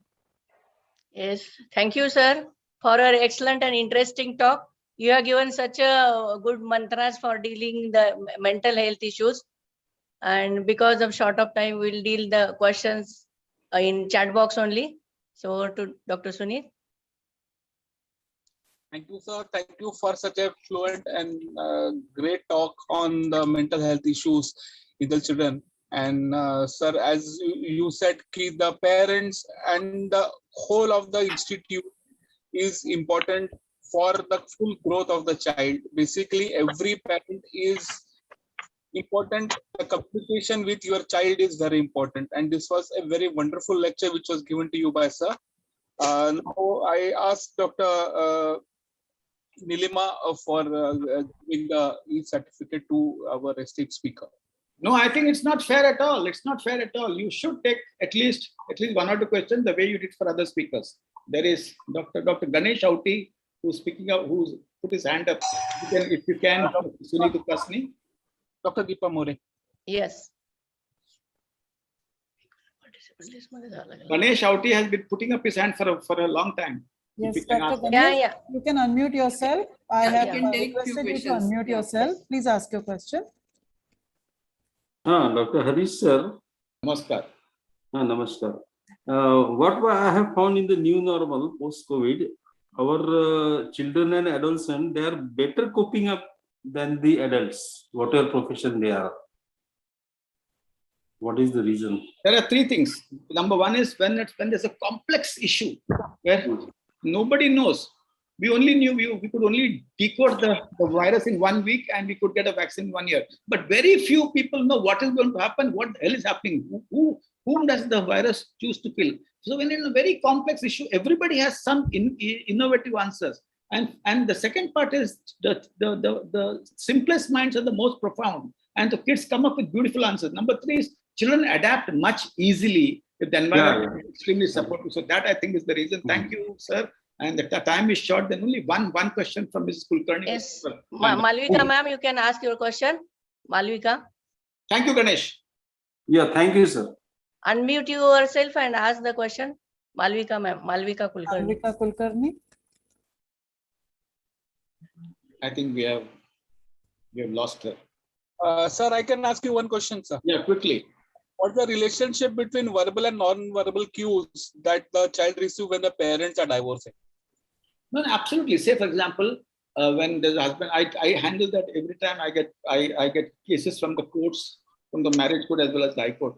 So आईचा विरुद्ध काय नाही बोलायचा पण face मध्ये विरुद्ध आणि बोटामध्ये no विरुद्ध. So there has to be a synchrony between the words and the saying, and it's important that anybody who's separate from his husband or father should always say, I do not get along with my wife, I do not get along with my husband, but for you your mother is your mother, for you your father is your father. So that is so difficult for mom and dad because there's so many issues with each other. So what is very important is mom and dad should manage the grief of separation or the pain of separation or the anger of separation or the hatred of separation much before they can utter the sentence. So you're absolutely right, sir. You need to have actually the synchrony between the body language and what you say is important. Just an example, in exams, you see all parents say, all the best, घाबरू नको. अरे काय तोंडात संपूर्ण भीती तुझी आणि काय नाही तो घाबरणार. So always say like Mr. Dhoni, enjoy the exam. Yeah, enjoy the exam. Thank you. Sir, Dr. Satish is asking, sleep issues are in increase. Yeah. Can you guide on that? Absolutely. Sleep issues is mostly because of the gadgets and mostly because of lack of activity, physical activity. Number one is show the kids what happens because of sleep deprivation. How will the pancreas starts crying after 10 years? Pancreas used to start crying when people were at age of 40, 45, 55, 60. Now they start crying at the age of 25. Tell them that the entire organs will stop their orchestra and each organ can get damaged. Show them the evidence of sleep deprivation. Don't give only generic talks. Number one. Number two, show them children who sleep early and are very healthy. Number three, parents should also not be on Netflix and Amazon all the time and watch all the Begum. They should be away. If parents have this habit of sleeping on time, children sleep much earlier. Number four, तुमचा ऐकत जर नसेल, favorite teacher, favorite uncle, favorite neighbor, favorite maid or girlfriend. My son started sleeping well early one day and I was shocked. माझं ऐकलंच नाही तू आणि कसं? No, daddy, my friend Anita said, you are putting on weight and now, it's high time you sleep.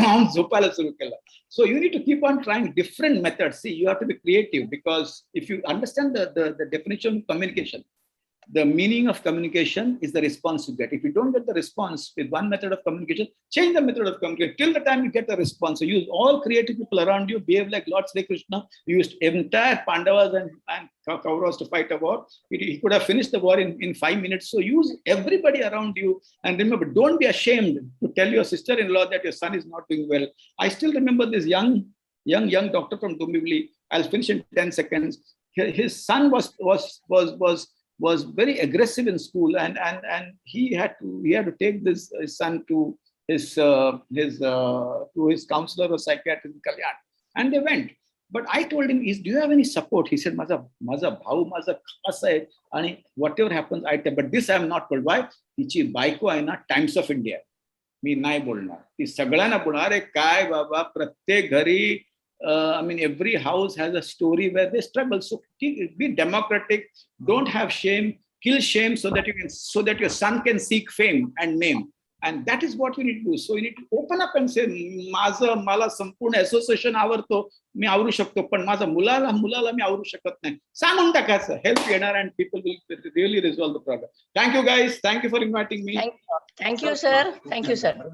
Thank you, Archana ji. Thank you, everybody. Thank you so much, sir, for accepting our invitation. And definitely on behalf of Mission Pink Health, we will be inviting you once on Team Talk series to communicate with the community, to adolescents, parents, and teachers on the mental health issues that this age group faces, sir. Thank you so much for Thank you, accepting. Sunit Upasni. Sorry for really butting in and making people ask questions. I mean, that's my habit. No, sir.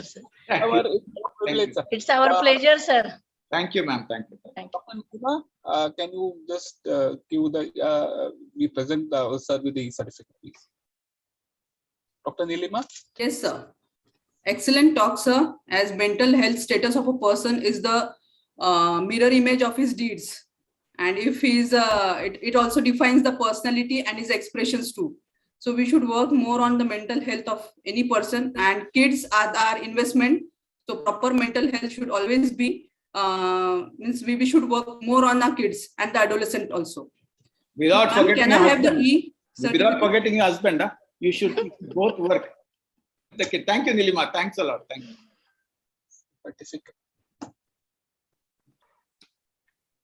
Certificate was Sir, we On are behalf of Mission Pink Health, IMA Maharashtra State, this Teen Fest 2020 conference, we confer upon you the certificate of appreciation for your gracious present, exemplary presentation and contribution to the success of this Teen Fest 2020. Sir, it was a very good experience with you. Thank you for participating.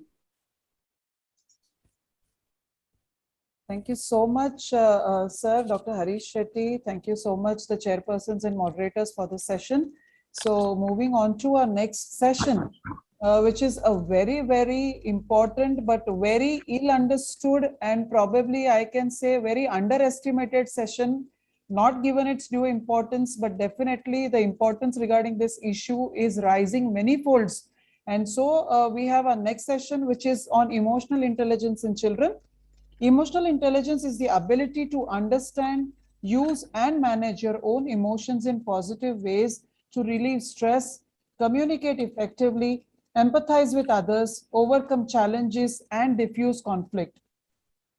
No doubt it is important for us as adults and as healthcare professionals to be emotionally intelligent, but it is more important for children as it prepares them to face hardships in life, and it can be the pillar for future success during their lives, the course of their lives and their careers.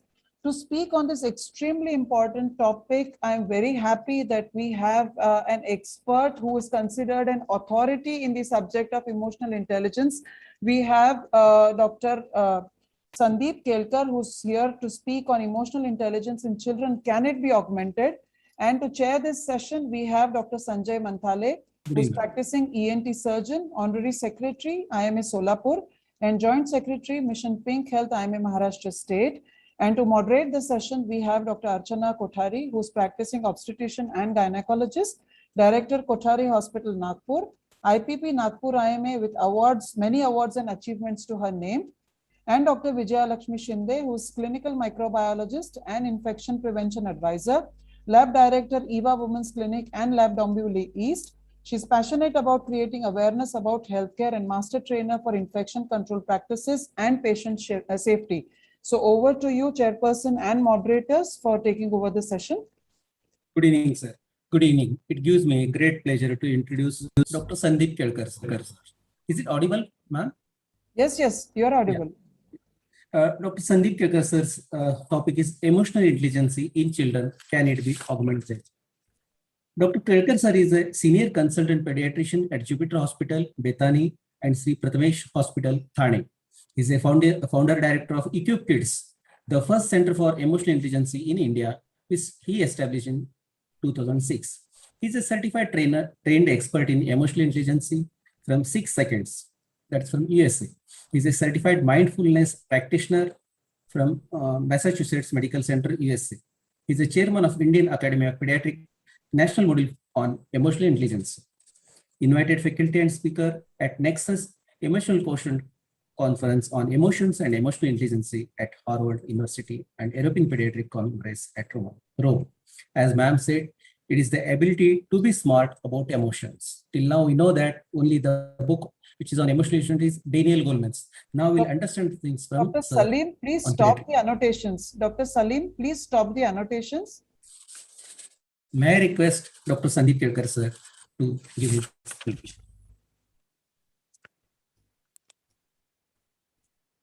Good evening, everyone.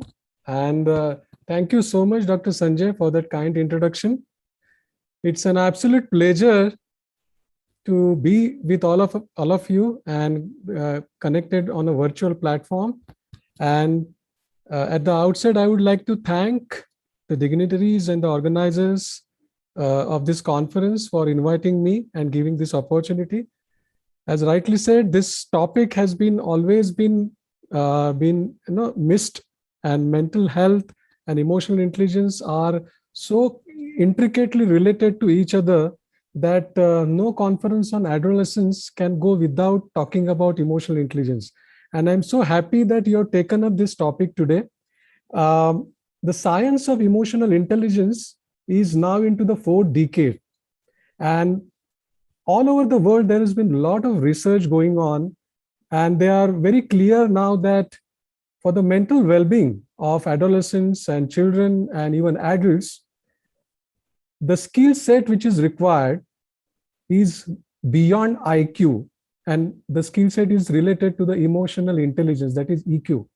And that's what I am going to talk about in next 20 minutes. I'll just quickly share my screen.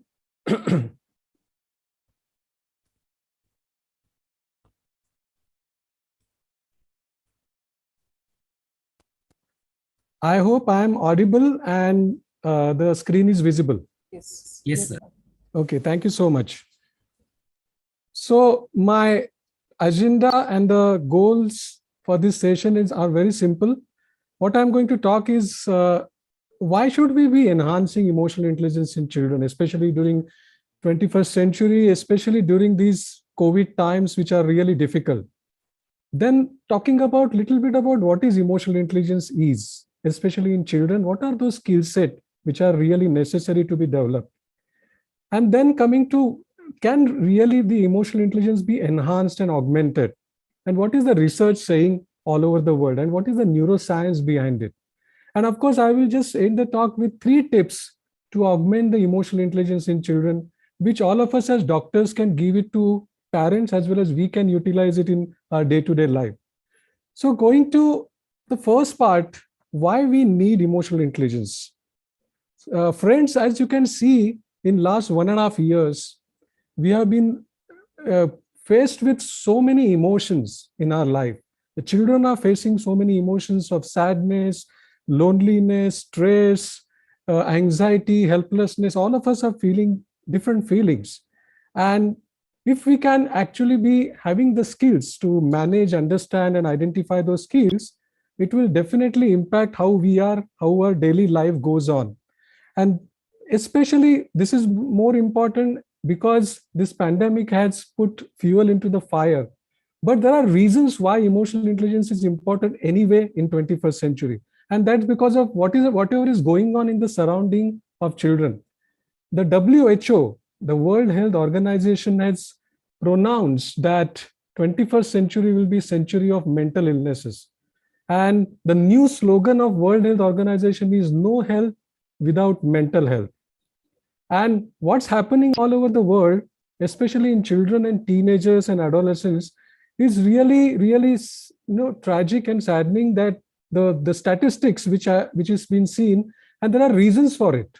Whatever is happening is, television is being used as the cheapest babysitter, isn't it?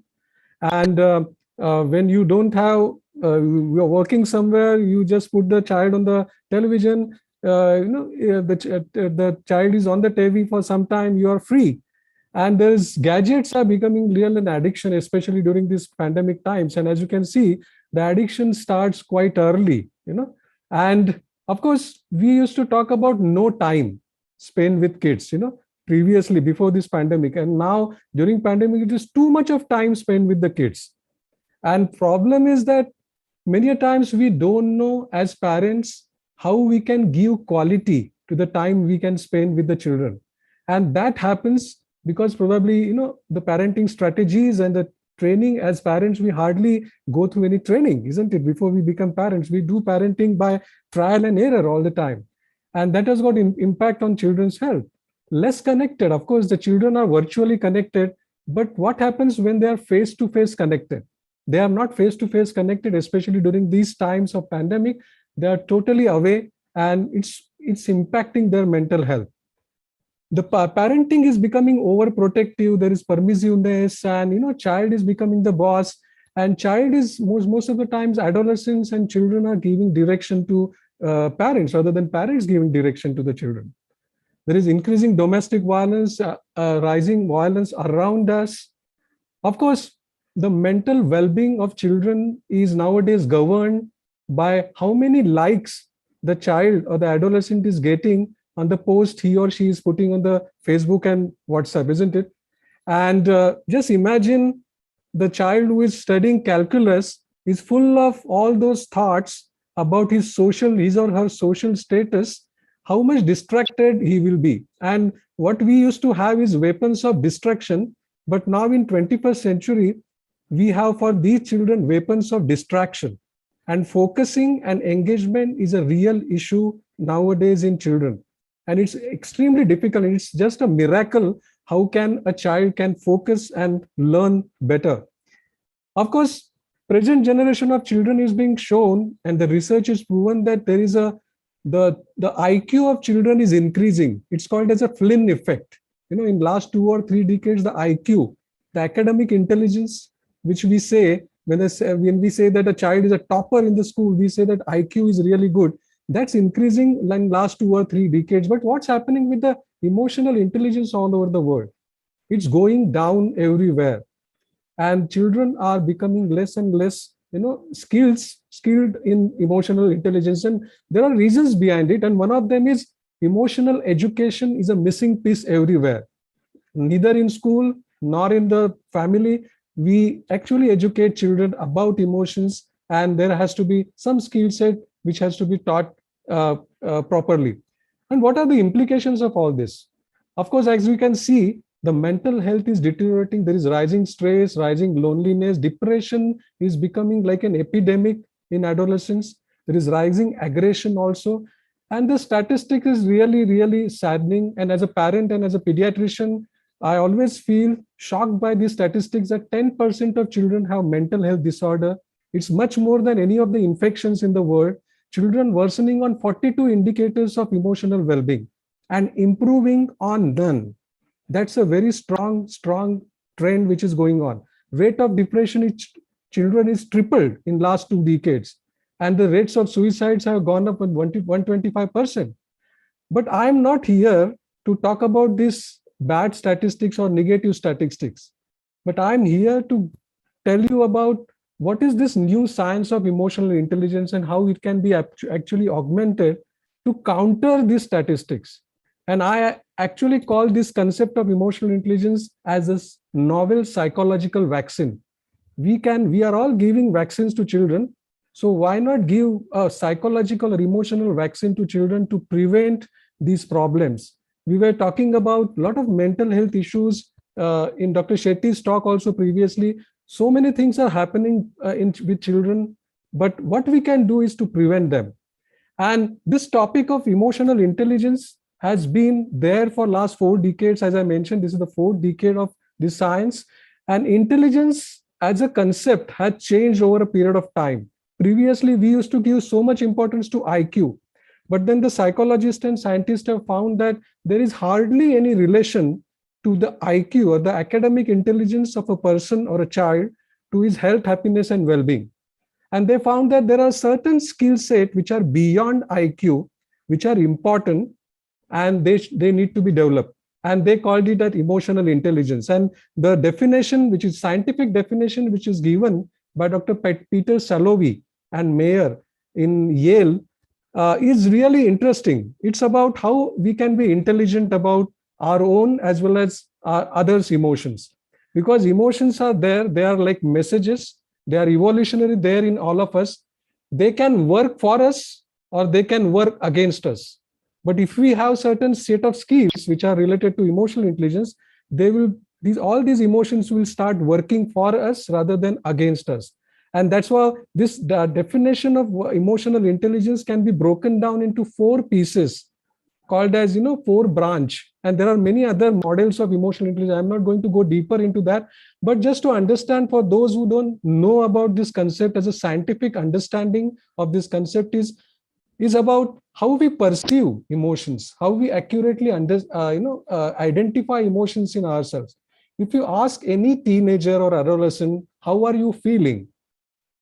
Most of the times the answer is, okay, nice, isn't it?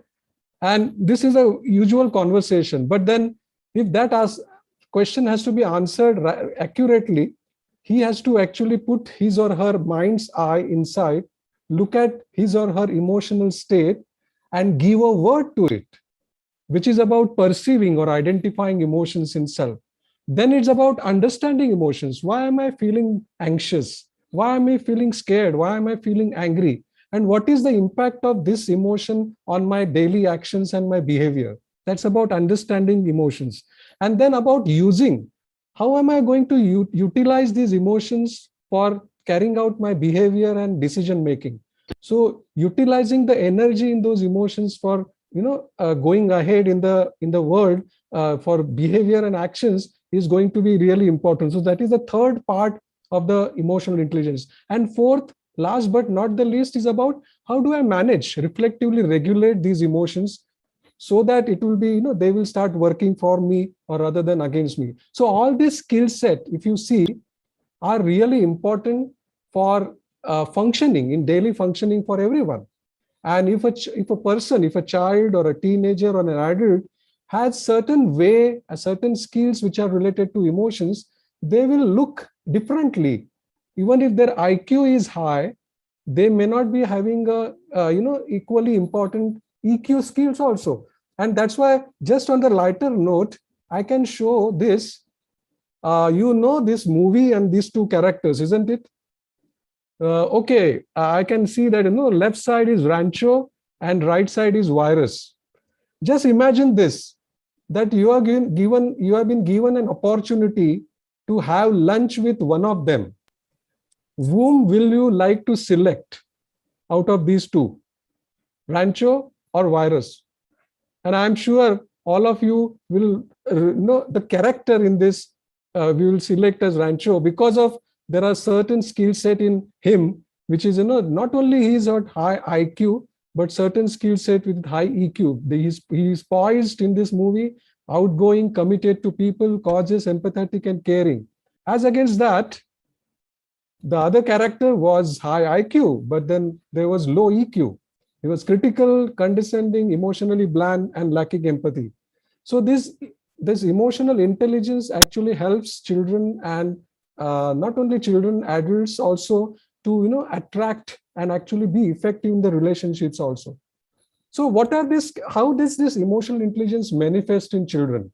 It manifests in the form of EQ skills, and there are 6 set of skills which are very important, which develop over a period of time in children. And I'm just putting in these slides. These are the 6 set of skills which are emotional intelligence skills, there are 3 facts about these skills. First is they are all beyond IQ. So a child who is really smart, really intelligent may not be having these skills. So they are not actually measured when you are measuring IQ. So when you measure this, so these are measurable skills, and when you measure them, they are called emotional quotient or emotional skill set. And as you can see, these are all skills which are learnable, teachable, measurable, and enhanceable also. And I'm going to come through the research and what exactly is how they are or can be augmented also. And secondly, there is a developmental timetable of their emergence. Right from early age, they start emerging according to a developmental timetable. And it's a window of opportunity for all of us as parents, then in the school, as well as caregivers, to nurture and cultivate them at right time so that they get developed. They are partly genetic, but most of them can be enhanced. So unlike IQ, when we say IQ, we call it as a genetic lottery. Some children have it and then it increases up to certain age, up to adolescent, and then it remains fixed. But emotional intelligence skills are something which are, can be developed anytime. They are, because of the science of neuroplasticity, the brain is hardwiring all the time, and we can change and we can actually transform and actually enhance these skills anytime. So now coming to why we need to have this increase, because children with higher EQ or emotional quotient or emotional intelligence, they are less impulsive, more focused, they are better in academics, self-assertive, they are better able to cope up with stresses of life. Because just imagine the child who is feeling really anxious and scared has those skills of perceiving, understanding, using, and managing emotions. And of course, those skills of emotional literacy, as well as managing emotions in self. Less violence prone, they are popular in peer group, and of course, they are happier and healthier. So now next question is, can we really enhance them? And that's the question which everybody has in mind. Can this emotional intelligence skill set can be enhanced or augmented? Because it is partly genetic, but then, what are the ways we can enhance them? And the research is very clear. Our organization has been doing research on this for last 1.5 decades, and I will just share 1 or 2 research graphs on that how we actually had this skill kit enhanced in children through a kind of a module which we had designed which was implemented in one of the, of course, the answer is yes, assertive yes, that it can be enhanced definitely. And this research we had done on 1,500 students in 25 schools. And this research study went on for 2 years, and it was funded by Indian Council for Social Science Research, the Indian government. And what we found was really interesting. We measured their 4 different aspects of emotional intelligence, and we could see a statistically significant difference after just a 10-session module on emotional intelligence with them. What was that module looking like? It was all through activities which were experiential. They were learning about emotions, the skill set of emotions, which I just now told you, the 6 set of skills according to their timetable of development. So according to the age group, we had designed certain experiential learning activities for them. And we actually imparted those through 10 to 15 sessions module. And we could find out statistically significant change in them. Of course, we had done one of these studies in one of the schools in the past, where we could compare the EQ scores before and after the module was there, so pre and post, and we could find that EQ increases was shown in all age group, and there was approximately 35% increase in a group of 4 to 6 years, and around 10% increase in 7 to 11 years. This is actual research. I am live data I am showing you, and the emotional difficulties were much lesser in those with higher EQ scores. So what is the crux of this research? Whatever we have done is that we need to start early. Even if we don't start early, it's okay. Even if we start at teenager, we can start implementing whatever skills we've not been taught through experiential learning, because this skill set can be taught through experiential learning, through hands-on activities. And this goes along with all other studies which have been done all over the world also. There is a meta-analysis of 217 studies have been done all over the world about social emotional learning, that is SEL. And SEL stands for social emotional learning. It's a kind of curriculum which is there in many of the schools all over across the world. And our organization is trying to build it in schools in India also, so that they can have emotional education which runs parallel to the academic education. So like we have physical training, why shouldn't be having emotional training in children in schools? And that's the base of learning actually. If the philosopher Plato had said many years back that all learning has an emotional base, but we are training, we are actually imparting children with all the things, just forcing them and putting information in the school like robots, but we are not considering their emotions. If they are actually made educated, they learn about their own emotional and social skills in the school setup, they will be better able to learn, they will be better able to focus, and they will be better at relationships and all others, because emotions impact all these facets of life. And most importantly, they will have better physical and mental well-being. So there is a neuroscience, a lot of neuroscience gone behind these studies, and there has been now gadgets like PET scan and functional MRIs, who has now found out there are circuits in the brain which get activated, and you can actually see a brain of a live person now through a functional MRI and see what's going on in the brain through functional MRI. And what they have found is they have found the brain circuitry for emotional intelligence skills. So whatever skill set which I mentioned, the 6 set of skill set, which I couldn't go into details of that, what exactly each skill set means, that will require a lot of time. But then there is a skill set and there is a neural circuitry for each skill. And what they have found is, I'm not going to go into details of this, but different neural circuits and different parts of the brain governs different skill set of emotional intelligence. And when you are experientially learning, when the child is learning about emotion, actually you can see the change happening in the brain circuitry. So that's the kind of window of opportunity for us parents as well as caregivers to actually impact the neural circuitry and brain chemicals in the chemicals and as well as neural circuitry of adolescents as well as children. And we can do that at family level, at school level. But how do we do that? How do we enhance it? We know now that it is very scientifically very clear that emotional intelligence can be augmented. But then how do we do that? We feel that it should be a 4-pronged approach with child at the center, and then training parents, teachers, and professionals.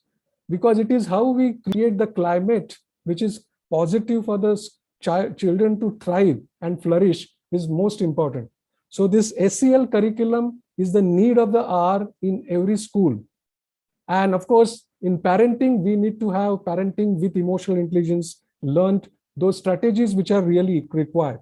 And I will just like to end my talk with last 3 or 4 slides telling you about what we can do exactly at the level of medical professional, as a parent ourselves, as well as what tips we can give and 3 steps we can give to parents as well as we can utilize ourselves to build and to enhance emotional intelligence in children and adolescents. And these 3 steps are, first is talk about emotions in the family. And Dr. Shetty has mentioned that the talking goes deeper, and that was really very inspiring, which was told by Dr. Shetty about, and talking about emotions also goes much deeper. When we want to talk about emotions, we should be non-judgmental. So for example, if a child is suppose throwing temper tantrums, or child is really being very rude when he is angry, normally what we do is try to say that don't be angry, why you are angry, or we ourselves become angry and uncomfortable because of that.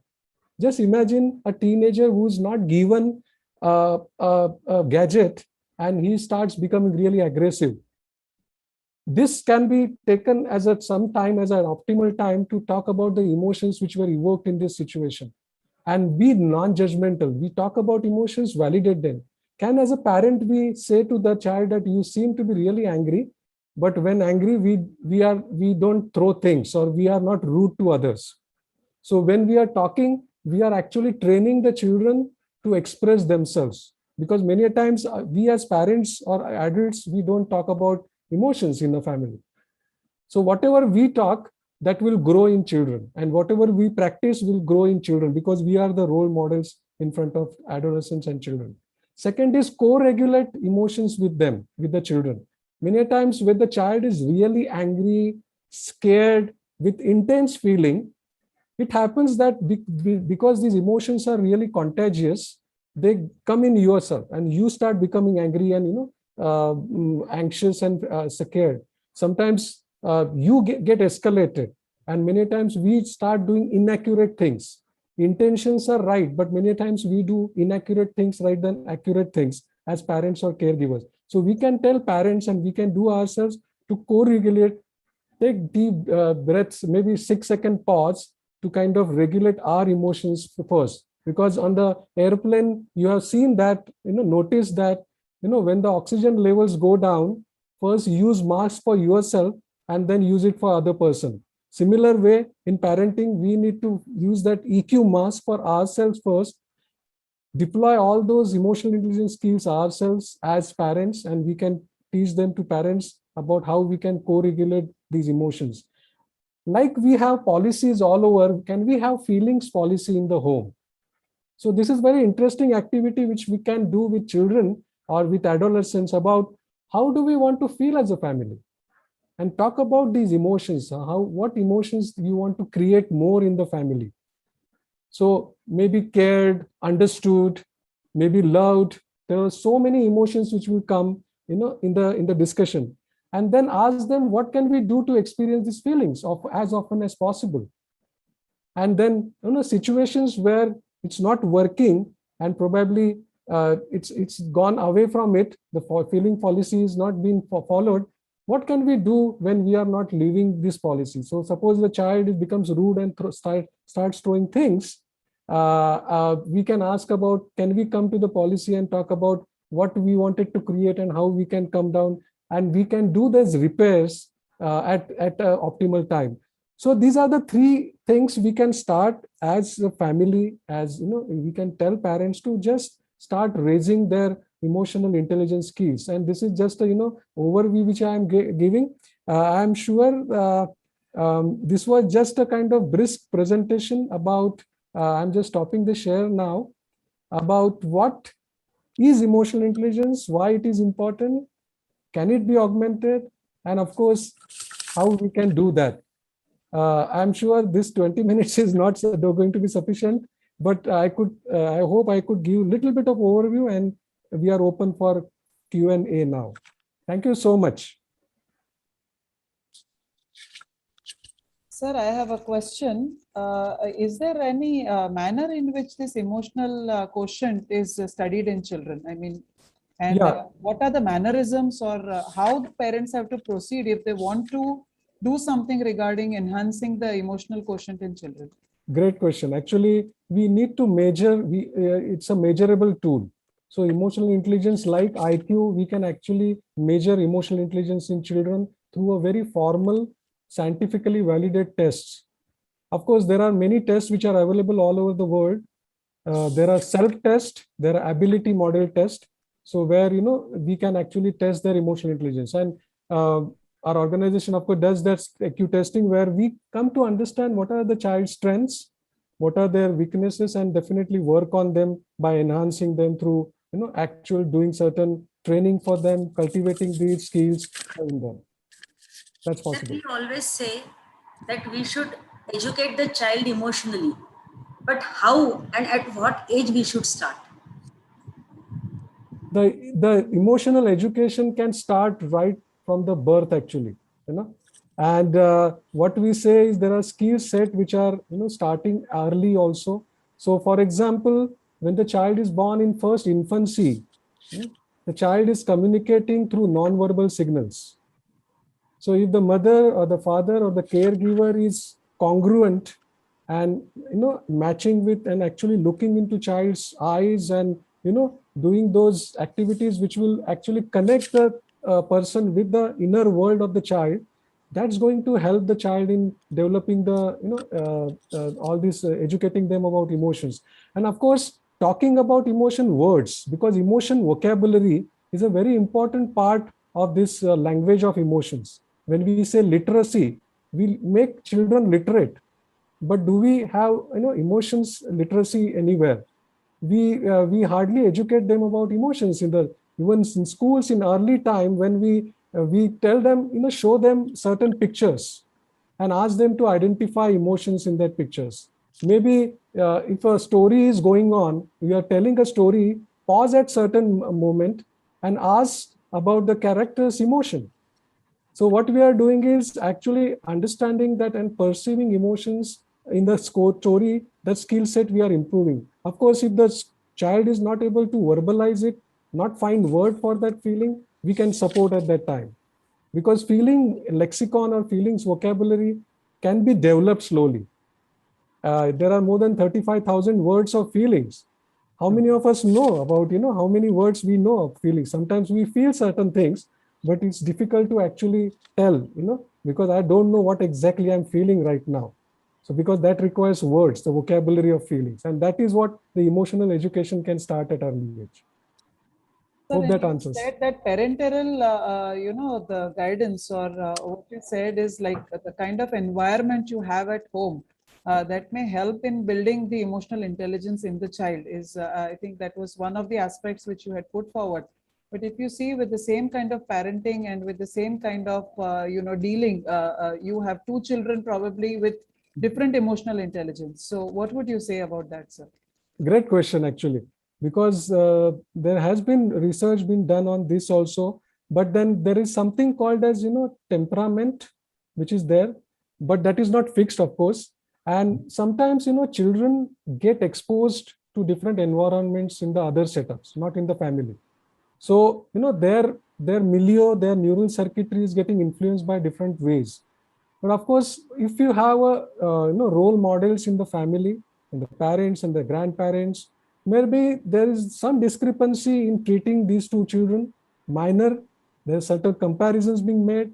Sometimes, inadvertently they have been made, not intentionally. That can also impact. So I think if the whole atmosphere is positive, most of the times in the family climate will help the child's emotional intelligence development. But of course, we have to see the other environments, other climates in the school, the peer group, what is happening exactly, and we can work on that effectively then. Sir, what I think we should educate parents also to manage their emotions and to understand the emotions, and then only we can find the emotions of the children. Absolutely. It has to start with adult learning. You cannot enhance child's emotional intelligence solitary. It has to be the adults in the environment who are also emotionally intelligently, because it can just neutralize the whole thing. If the parents are behaving in certain way, they are actually expressing emotions in very openly, transparently, without judgment. The child will, or the adolescent will also be non-judgmental and will start expressing. But if you start being judgmental about child's emotion, why you're feeling, asking questions about why you're feeling angry, what is there in feeling angry in this, and then questioning those, invalidating, disconnecting or ignoring those emotions, the child will also start learning about ignoring his own emotions. Hope So that may I answers. ask one question, sir? Sure. Sir, what about this mental health as well as emotional quotient in low socio-economic strata of the society? Yeah, the studies have been done that, in lower socio-economic strata, how they are faced with the stresses in life and they are not protected from them, they actually are better, in coping up later on. But it happens in, educated and affluent class with high IQ, where these skills need to be more focused on, especially boys than girls. Because boys always we say that, "Arey radtos kashala muli sarkha." All the time boys have been told not to express emotions, suppress their emotions. They should be strong, and that's what is causing a lot of problems in mental health of men, especially because they are treated separately than girls. So it is required at all stages, in all age group, in all gender, and right from the early age. So that's very important. Thank you, sir. For all those who have any more questions, sir is available, as sir said, on www.equipkids.com, sir, is it? .in. .in. Yeah. So please reach out to sir for any issues related to emotional intelligence. And yes, the chair, can we please wrap up the session? Yeah. Actually, I would like to sum up today's session. Thank you so much, sir, Dr. Sandeep Lekar, sir, for such a lovely session. It's a unique session in itself.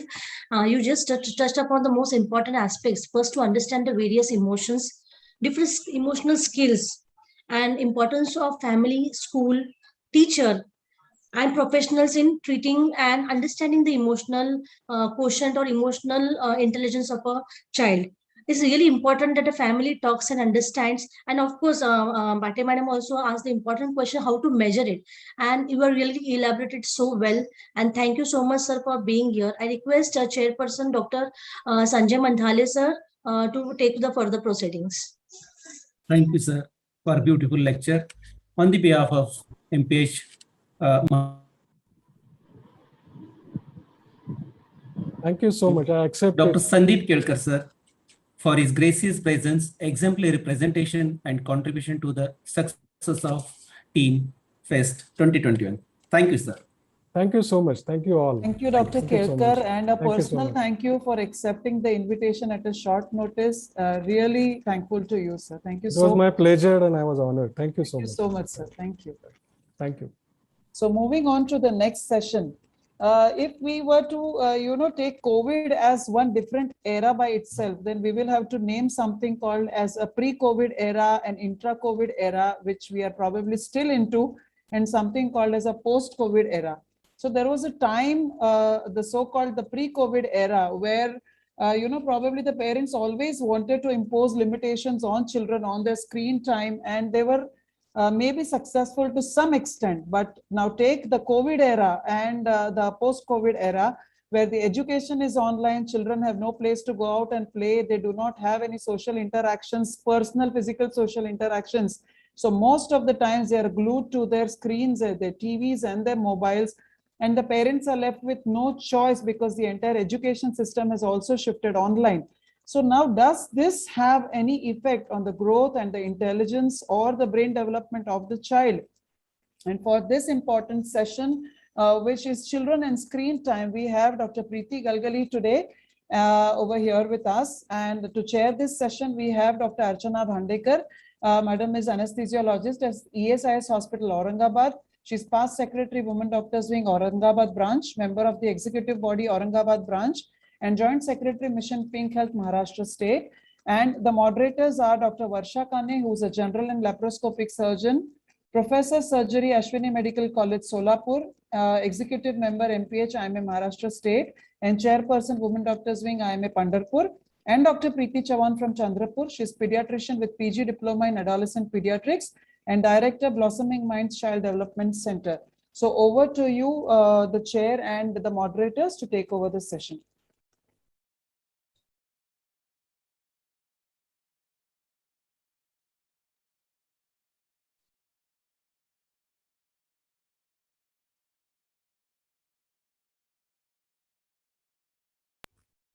Yes.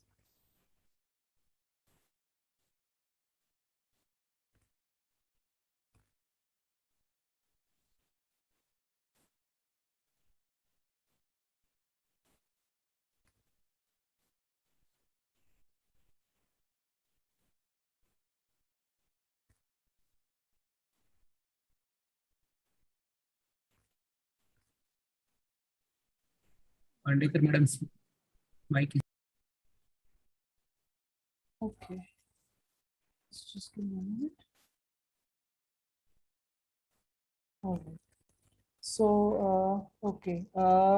I take great pleasure in introducing our, I think the chairperson is not able to connect herself. So I'll take great pleasure in introducing the speaker for today for this particular session, Dr. Preeti Galgali. Am I audible? Yes. Yes, ma'am. Yes, ma'am. Yes, ma'am. So Dr. Preeti Galgali is Director and Adolescent Health Specialist, Bangalore Adolescent Care and Counseling Center. She is CIAP Executive Board Member 2021, National Coordinator IAP Digital Wellness and Screen Time Guidelines Committee 2021, National Convener IAP Awesome Adolescent Young Adult Program 2021, Chairperson Adolescent Health Academy 2019, National Convener IAP Adolescent Suicide Prevention and Intervention Program 2019, multiple international and national scientific publications and presentation in her kitty, and she is recipient of multiple awards and orations. Madam, it is a great pleasure and honor to have you over here, and I now request you to take over the session. Thank you so much, Dr. Archana. And I must thank you, Dr. Mangesh, and also IMA Maharashtra for inviting me to talk on this very burning topic of children and screen time. Are my slides visible? Yes, madam, if you could make it full screen. Yeah, it is full screen. Yes. Thank you so much. So before we really start talking about screen time, let us first analyze a little bit about ourselves. I'm going to ask you 3 questions, and I want you to introspect on these. Are the screens or the phone the first thing that you reach out for when you wake up? When you are on the screen and your family member talks to you, do you respond in an irritable manner? And lastly, do you think you are controlling the media or the media is controlling you? And if the answer is yes to any of these questions, then you need to have a look at your own screen time. As Dr. Kelkar said, put on your oxygen mask first.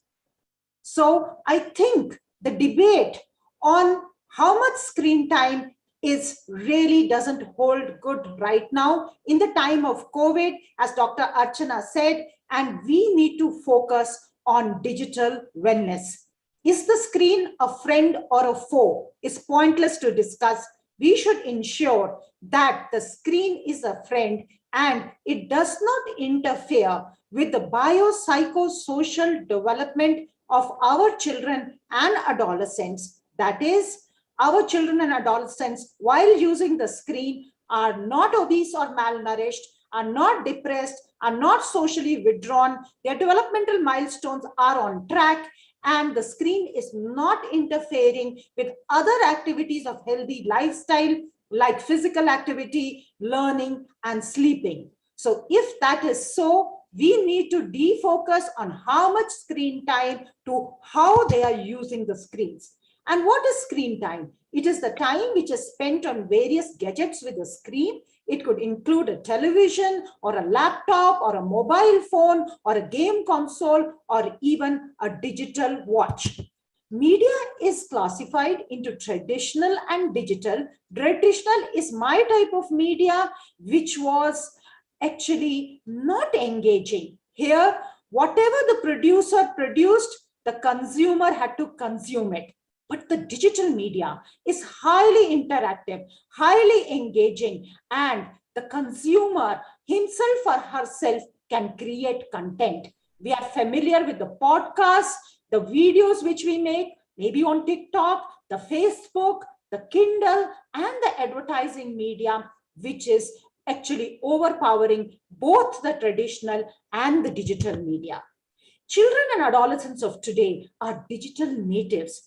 That is, they are born in an era of digital devices. So their knowledge and experience definitely is much ahead of us. And we are digital migrants. What the digital natives lack is their control. They might use excessive media in an unhealthy way, in an unsafe way. And that is what we need to teach them, just as we teach them other things in life. But for that, we need to improve our knowledge also. The family, due to the media, is changing. Parents themselves are more on their gadgets, and they take so much pride when the first word that a little child speaks is Lala for the laptop rather than Mama or Papa. And the adolescents themselves are so much isolated yet connected through their digital devices. And what about Prime Minister Modi? He's on a sprint. He wants to digitalize India. He wants to make all financial transactions digital and even health digital, and hence to stay away from screens and have no screen time is actually a difficult proposition in the current era. What the media has done is it has shifted us from a fragmented world to a dense integrated world. The boundaries have actually disappeared, and this we have seen more so in COVID, when information is literally available at the tip of our fingers, and the whole world is actually battling this battle against COVID. No wonder the adolescents say, and so do we in the current era, a day not wired is a day not lived. So what has COVID done? It has made the screens the source of education. It has made screen the source of social connection and connect. And hence, screens are extremely important. And not only this, screens are also actually motivating us to exercise and do yoga. So this is a screen time that need not be curtailed, in fact, encouraged. Having this context, let us now go through the statistics of the media usage in India, adolescents, age-wise schemes and recommendations, role of healthcare professionals, and a little bit about ongoing research. So the latest data from India says that in the last 1 year, our population has increased by 1%. But look at the social media increase, it is by nearly 20%. So the media industry is really booming. And how much time are people between the age of 16 to 64 years spending on the media? More than 6.5 hours. Why is this so important? If adults are glued to their screen, where is the time to monitor the children and to see what they are doing on the media? If adults are glued on the screen, do they have time to interact with the children and help them in their growth and development, especially in the lockdown period when they're not going to schools, they're not in touch with their friends, they're not in touch with their teachers? When they are glued to the screen, is their digital and mental health all right? That is all the questions which are coming with excess time by adults spent on the media. Now, data from India says, talking about screen use in less than 6 years. Why is this important? Because we know that 80% of brain development is complete by 8 years of life. And hence, screens can probably interfere with learning if there is passive screen use. 99.7% children are exposed to screen-based media by 18 months. More than 50% of them consume media for more than 2 hours per day. Most of the parents are not concerned about this. They are using media for calming and distracting the child. What does this mean? The parents need help from healthcare professionals like you and me to learn child care practices which are screen-free. And the story is same in the preschoolers. They have a mean use of 2.7 hours and spending more time on the smartphone. Coming to adolescents use nearly, they comprise 40% of the total internet users in India. And look at that, 66 million children between the age of 5 to 11 years have access to internet, and that too on the devices of family members. Hence, the need for family education. There is also a digital divide between the urban and the rural areas. 70% students, unfortunately, lack access to education. And there is also the gender divide. More male adolescents than female adolescents are on the media. How are they using this media? Do they feel safe? Not at all. Nearly 46% of children from India said that they have been cyberbullied by people known to them, and in some cases, the cyberbullying lasted for over 1 year. 41% said that they have received offensive content on social media, 15% said that it was sexual in nature, and 11% felt threatened on social media. And only 1/3 knew to actually confide in the adults, while the rest of them were not very good at and equipped at handling cyberbullying. So this means that they need a lot of hand-holding from us, from parents, from teachers, and probably from their own friends. Before COVID struck, 19% problematic internet use in adolescents. What about after COVID? Internet gaming increased by 50% to combat examination stress. Impact of COVID-19 lockdown and internet use, nearly 50% increase, and mainly to combat loneliness and boredom. So these are all statistics from India. But yes, there are certain good news, and these are some of the statements which were shared by some of the parents who came to my clinic.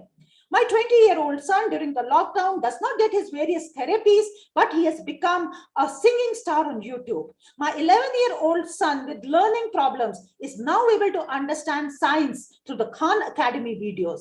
My 14-year-old daughter, who was feeling lonely and bored, is now learning drawing, painting, and dancing through online classes. A 15-year-old said, my father, who never used to talk to me, doctor, now because he's working from home, he is playing these games with me online, and also we are attending fitness classes together. I am having the time of my life, and I have actually discovered my parents. So what are the positive effects of the screen? Socialization, connectivity, community participation. We have seen that in the COVID, how the whole community gathered together because of the strong social media messages. Marginalized population like the LGBTQ, they have their own platforms and which can serve as social support system. Social activism. You want to start a revolution in the country? Join the social media. Talk about climate change. Talk about child marriage. Definitely make an impact. We all are familiar.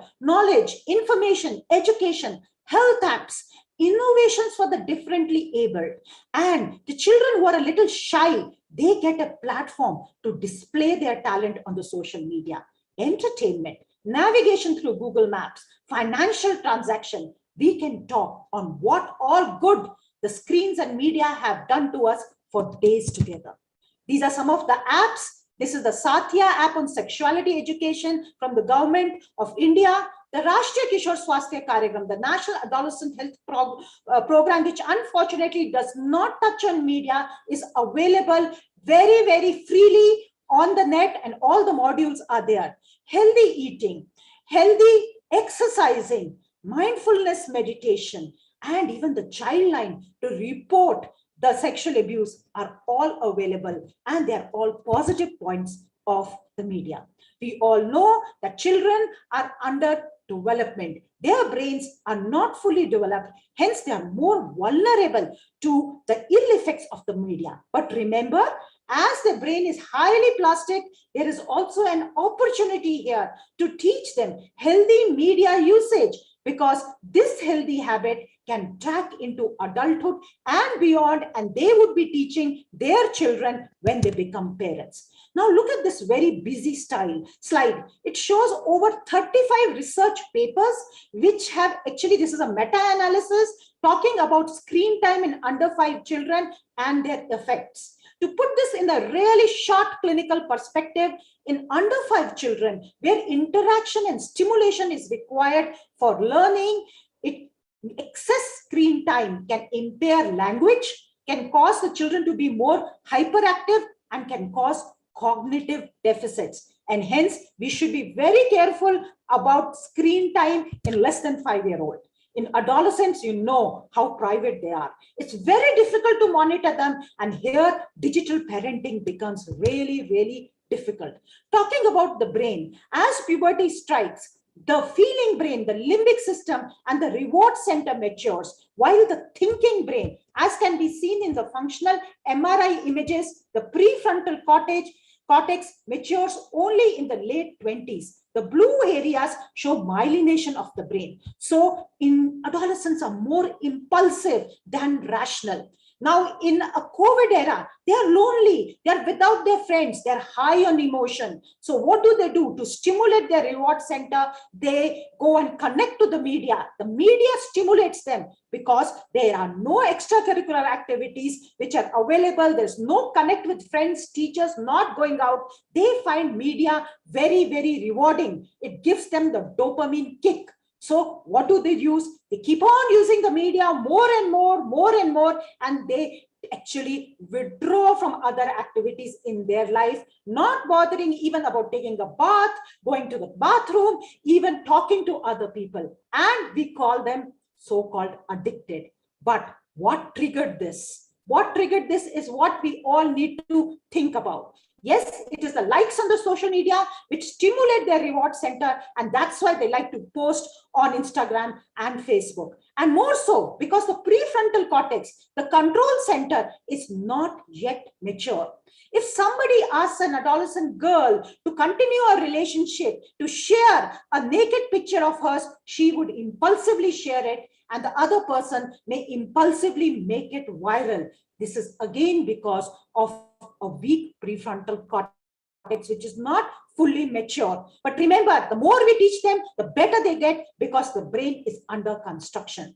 Also, violence, it stimulates the amygdala directly and it causes hijack of the brain. So what happens here is the adolescent starts imitating more violence, what he sees. Also, he gets desensitized to the ill effects of violence. And some of the younger children even get scared because of excess violence and get into a post-traumatic stress disorder. We all are familiar with the blue whale game and the Momo game, which was banned and which led to actually suicide in many children. So unhealthy media usage can give rise to behavioral problems, accidents, texting while driving, talking on the phone while driving, violence, we already talked about it. If they are on the phone, when will they study? Academic underachievement. Obesity, they have become couch potatoes. They are getting waylaid by the advertisement. No wonder obesity is on the rise.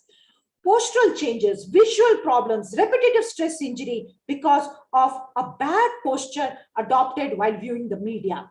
Too much of media interferes with sleep because it causes arousal. It also, the blue light, it has a direct effect on the pineal gland, affects the secretion of melatonin hormone, and hence sleep is delayed. Cyberbullying, sexual abuse, sexting, revenge porn. What is revenge porn? It is when a relationship breaks and one of the individual shares sexually explicit images on the media, and this has even led to suicide. Body image issues, body shaming, and also they're getting influenced by celebrities. They want to have 6 packs, 8 packs, they want to have a 0 figure. Self-fighters, again, an obsession with body image and taking more than 6 selfies in a day probably indicates an obsessive compulsive disorder with selfie taking. Internet addiction, pornography, gaming addiction are all on the rise. And in fact, gaming addiction is included under DSM-5. Not getting enough likes pushes them into depression, pushes them also into suicide. You take away their mobile from them and then they go into FOMO, fear of missing out, fear of being left out. They feel they have lost the connect with the peers. When the phone is not there, they get anxiety for the phone, and this is called nomophobia, no mobile phobia. When the phone is not there with them, they feel it is vibrating, and this is called phantom vibration. All anxiety disorders related to the phone. Drugs are available online. Depression can lead to substance use disorder. And in less than 16-year-old, probably the evidence is not yet fully out. It can also lead to brain cancer during the corona time. Corona anxiety, co-obesity, coronasomnia, and infodemic due to false news spreading are all the pandemic unhealthy media use related issues. Media multitasking. There's enough evidence available that multitasking actually impedes learning. So at the most, one digital device with a notebook. That's all what is needed while learning. Multiple devices definitely will impair learning. Discussing again a few cases, and you can, as you go through the cases, you will realize how they present to us in a pediatric clinic. And after looking for all other causes, and when we take a media history, we know that media is the culprit. My 2.5-year-old does not speak a word. He has been diagnosed with autism. My 3-year-old is obese, restless, hyperactive. He has trouble falling asleep.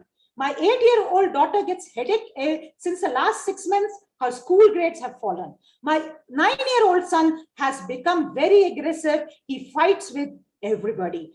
All these children were using media for nearly 10 to 15 hours, and this had actually resulted in all these issues. So what are the recommendations? For less than 5 years old, the recommendation is that no media use, preferably only media uses interactive supervised video chatting with a grandparent or an uncle or aunt on Skype or any other digital platform who stay very far away, not more than a few minutes. For 2 to 5 years, not more than 1 hour. And it should be co-viewing. It should be highly shared interactive use of high quality educative apps.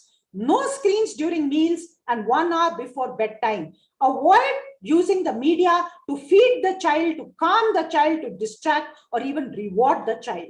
Mark media-free zones like the kitchen, like the car. Enjoy media-free time. Laugh with the children, play with the children, tickle them, tell them stories, go rolling in water, enjoy the media-free time, and formulate a family media plan that includes you and the parent yourself. So these are the recommendations to be given right probably from birth onwards, because I see many newborns being put in front of the screens. Coming to adolescence, I want to commit suicide and kill my 17-year-old daughter because I have caught her sexting. My 18-year-old son cannot concentrate on studies since the past few months. He keeps playing mobile games for prolonged hours. He gets aggressive when the phone is taken away. He lies about phone use. He has lost all his interest in sports. He was previously the football captain of the school team. He was on ADHD medication. So the first case is of sexting, and the second case, you all can see a loss of control, increased compulsion to use the media in spite of the consequences which are there. And these are the signs of addiction and a failure to actually do the normal routine activities like studying or the interest in sports. So when there is a change in behavior, change in interest, which actually impedes the functioning of the adolescent, these are signs of media. This is the most important slide of the presentation. So how do we parent the screen for the little older children 6 years onwards? We must form digital rules. When you give a car to your child above 18, do you put the child in a driving school so that the child learns the rules of actually using the car? Similarly, when you give a phone, it's very important to discuss these rules to maintain digital hygiene and nurture responsible digital citizenship. We must learn to balance our media usage with 8 hours of sleep, 1 hour of physical activity, online schooling, post-school study time, family time, and hobbies. And ultimately, the time left could be given for recreational media usage. We must tell the children about boundaries, how to protect privacy, not to share their passwords with anybody, make a strong password, be respectful, netiquette. Online classes, we must ensure that they're wearing their school uniform and they are following appropriate behavior and they're sitting on a table and chair during the online program. Age-appropriate programs and apps is the responsibility of the parent. And yes, you need not spy, but you definitely need to monitor online activity. For some children, we would say, please don't allow them to use a digital device alone. Let them use a digital device in front of everybody. Talk to them about cyber safety. Talk to them about uncomfortable messages. And if there is a sexually explicit message coming on the television, please don't switch it off or change the channel. Use that teachable moment to tell them about family values. Teach them about media literacy, ergonomics, cyber laws. Tell them not to actually befriend digital friends whom they have not met in person, and tell to them how to become a digital leader. Mark digital free zones, kitchen, dining table, bedroom, driving a vehicle, and yes, even the bathroom. Spend fun-filled media-free times together. Do digital fasting for some time every day. It is a must. Role model, judicious media use, mentor and monitor the child, detect flag signs of digital addiction early, update your antivirus, and know a little bit about parental control software. It's not about control. It is about engagement and teaching, which should be more important. Tell them about a digital media diet.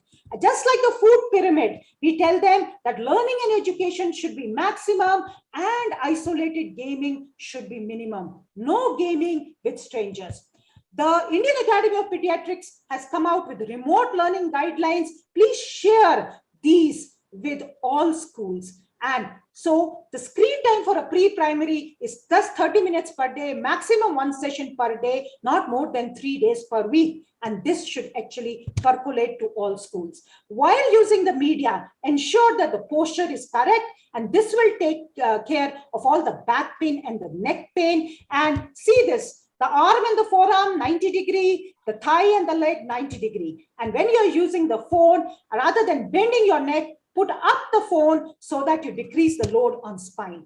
Follow the 20-20 rule. Every 20 minutes, take a break for 20 seconds and look at an object 20 feet away. This would reduce the dryness in the eyes and also go out, and this will actually reduce myopia. All these screen time guidelines are available online on the Indian Academy of Pediatric website.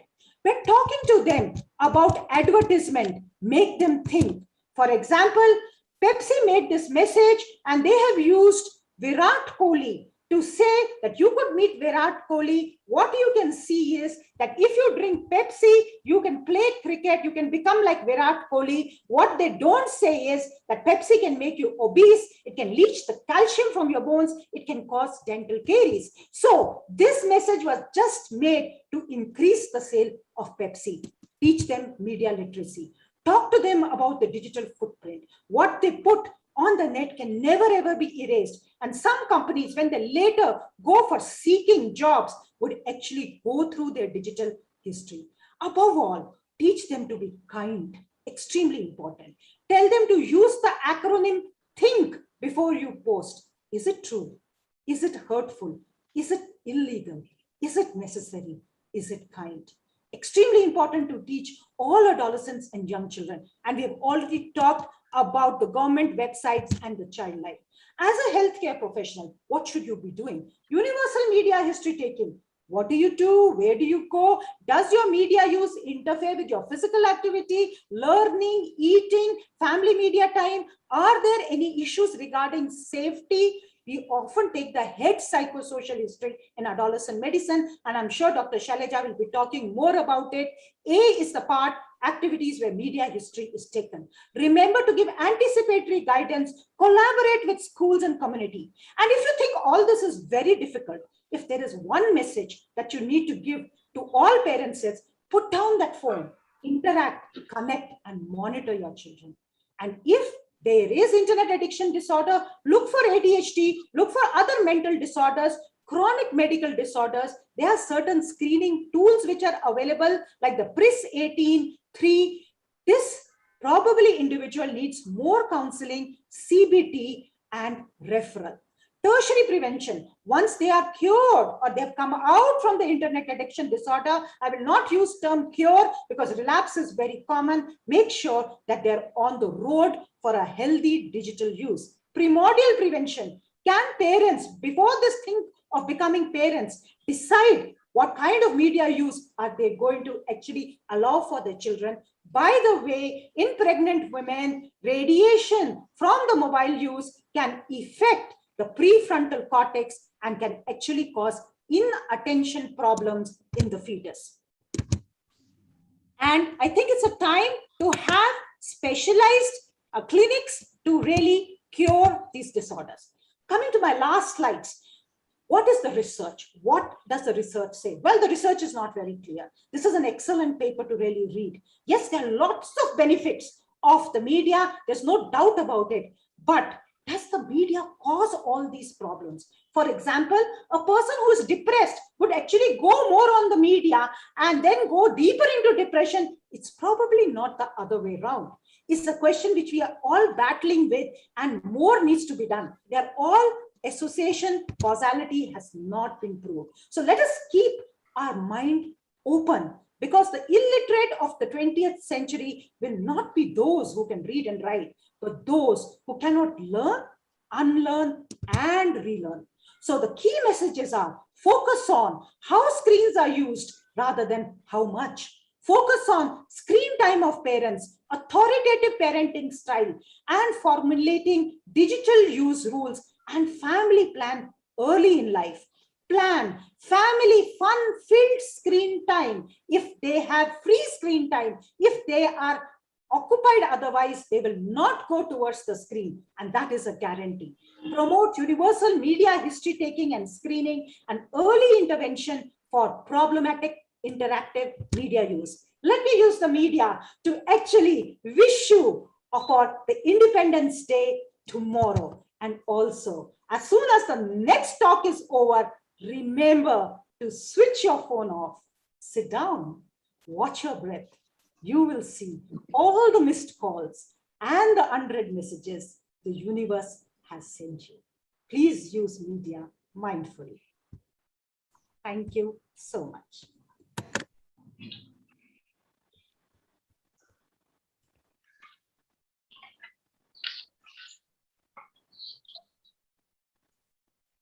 The moderators.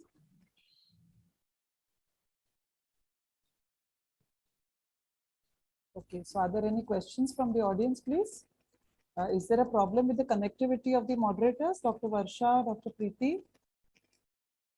Dr. Varsha? I think. Hello. Yes, Yeah, ma'am. ma'am. Is Varsha ma'am there? Yes, she's there. Yes, Dr. Varsha. Please unmute Hello. yourself. Yes. Am I audible? Yes, yes, you are audible, madam. Please Yeah, go ahead. it was very interesting, informative lecture. I don't think anybody has any doubt to ask any question. But There is a only question, I thing, think. yes, madam. There is a question in the chat, madam. It is. I was. Yeah, is there any age-wise appropriate screen time? Yeah, that's what. Madam, Preeti, madam, please. Yeah, so I think I mentioned that the age-wise appropriate screen time is only for the younger children. So for less than 2 years, it's very clear, as far as possible, zero screen time. And if at all, for connecting with grandparents or far off relatives for few minutes. For the age group of 2 to 6 years, we should not exceed more than 1 hour, and it should be an interactive screen time which emphasizes more on education. For example, a nursery rhyme. So they're singing a nursery rhyme like Twinkle, Twinkle, and you're doing the actions and you're also verbalizing with it. Only then it is effective for learning. For beyond 6 years, what we need to do is the balance is important. Now, especially during COVID, when I think each child is on the screen for more than 6 hours, 4 hours of schooling and 2 hours of post-school homework, we cannot talk about hours. What we need to do here is to make sure that the screen-free time allows them for 1 hour of physical activity, 8 hours of sleep, some time to connect with the family, do household chores, pursue their hobbies. So we actually, the time limits, right now the screen time limits are out for the older children, but we do need to concentrate on limiting the screen time by doing other screen-free activities. I hope I'm clear in that. Is it like that, madam? If we put more restrictions, children try to break those restrictions and do it. So is it something like that for screen time? Absolutely, absolutely. So the more parental controls that you use, they will try to break those parental controls. They will really hack into it, that's what they do. So the best way I said is an authoritative parenting style or a democratic parenting style. When you talk to them and explain to them why rules are there and why should you be using this for some time. And it's best done if you start at early ages. So at 2 years, you allow them to use media as much as they want. And suddenly when they become 14 years, you say, no media. That is what they will not like it. So I was talking to Dr. Archana and I said, you want to focus on adolescent screen time? She was very clear. I want you to focus on children's screen time. So I appreciate that because rules have to be made early. Because it is very difficult to make the balance between those things. That's why. Okay, absolutely. But if you make the balance right from the beginning, Like you have already told them that this is how it is going to be. You're not going to use foul language. This is what you teach them when they are small. So if you teach them that you have to do physical activity, you have to study for so much time, right from the beginning, they will get used to it. And they should. So parents are more important. Absolutely. Parents are always very important, but child also has a role to play. So is it that, do we get it right, that it is better to set boundaries and see to it those boundaries are, maintained, and everybody tries to fit themselves into the boundaries rather than going on like every day you are on mobile or this or that, the everyday these days the parental and child conversation only I think goes in this direction. So yes. Rather than, yes. Absolutely. Make it flexible. So see, for example, a child has a test the next day. Obviously, he's going to do more of studying. Obviously, the screen time is going to reduce. He has no test. It's a weekend. Allow him, give him that, if he has done all the other stuff, okay, give him that liberty to increase his screen time. Be open and flexible. I think that is the key, and be reasonable. Yes. I think that is how you communicate with adolescents the best. Archana madam, you said the boundary. It is, I think, Lakshman Resha. Where what madam is trying to say, is trying to say that it is difficult to control adolescents. Only win them over by, I can say, what she said is justified use. Because if they say they're able to justify it, probably you allow them, or the more you try to pull it, the more they'll try to break it. So it is probably, a wiser use of mobile rather than telling them not to use the mobile and the screen time. I think that is what Madam has very aptly tried to tell us. So I will say any democracy should have discipline. Yes, absolutely. Absolutely. Absolutely. Absolutely. I totally agree with that. So there's no compromise on sleep. There's no compromise on physical activity. There's no compromise on doing your homework. And no compromising in helping in household activities. I think we should have our digital discipline also, and thereby the positive discipline at home, which should extend to the digital world. That's important. Madam, I think sometimes they say that I take mobile and I watch the screen because I have nothing to do rather than that. I have no work. So what shall I do? This should not happen. They should be engaged somewhere. That's what you want to say, I think. Absolutely. And parents should have to be more creative, more so in the lockdown period when they are not going out at all. So we have to have our toolkit of creativity really overfilled. How to engage the kids? How to engage the kids? The best way to engage the kids is to have fun with them. Yeah, without laugh with them. Share your anecdotes. Play carom, ludo, snakes and ladder. Frankly speaking, it doesn't take much to actually have and connect fun with them. Only thing is we have to get down to their level and let go of our egos. And if we do that, life would be absolutely smooth. I may request the moderators and the chair to please wrap up the session as we have our next speaker. Yeah, right. Yeah. Should I? Thank you, ma'am. Yeah.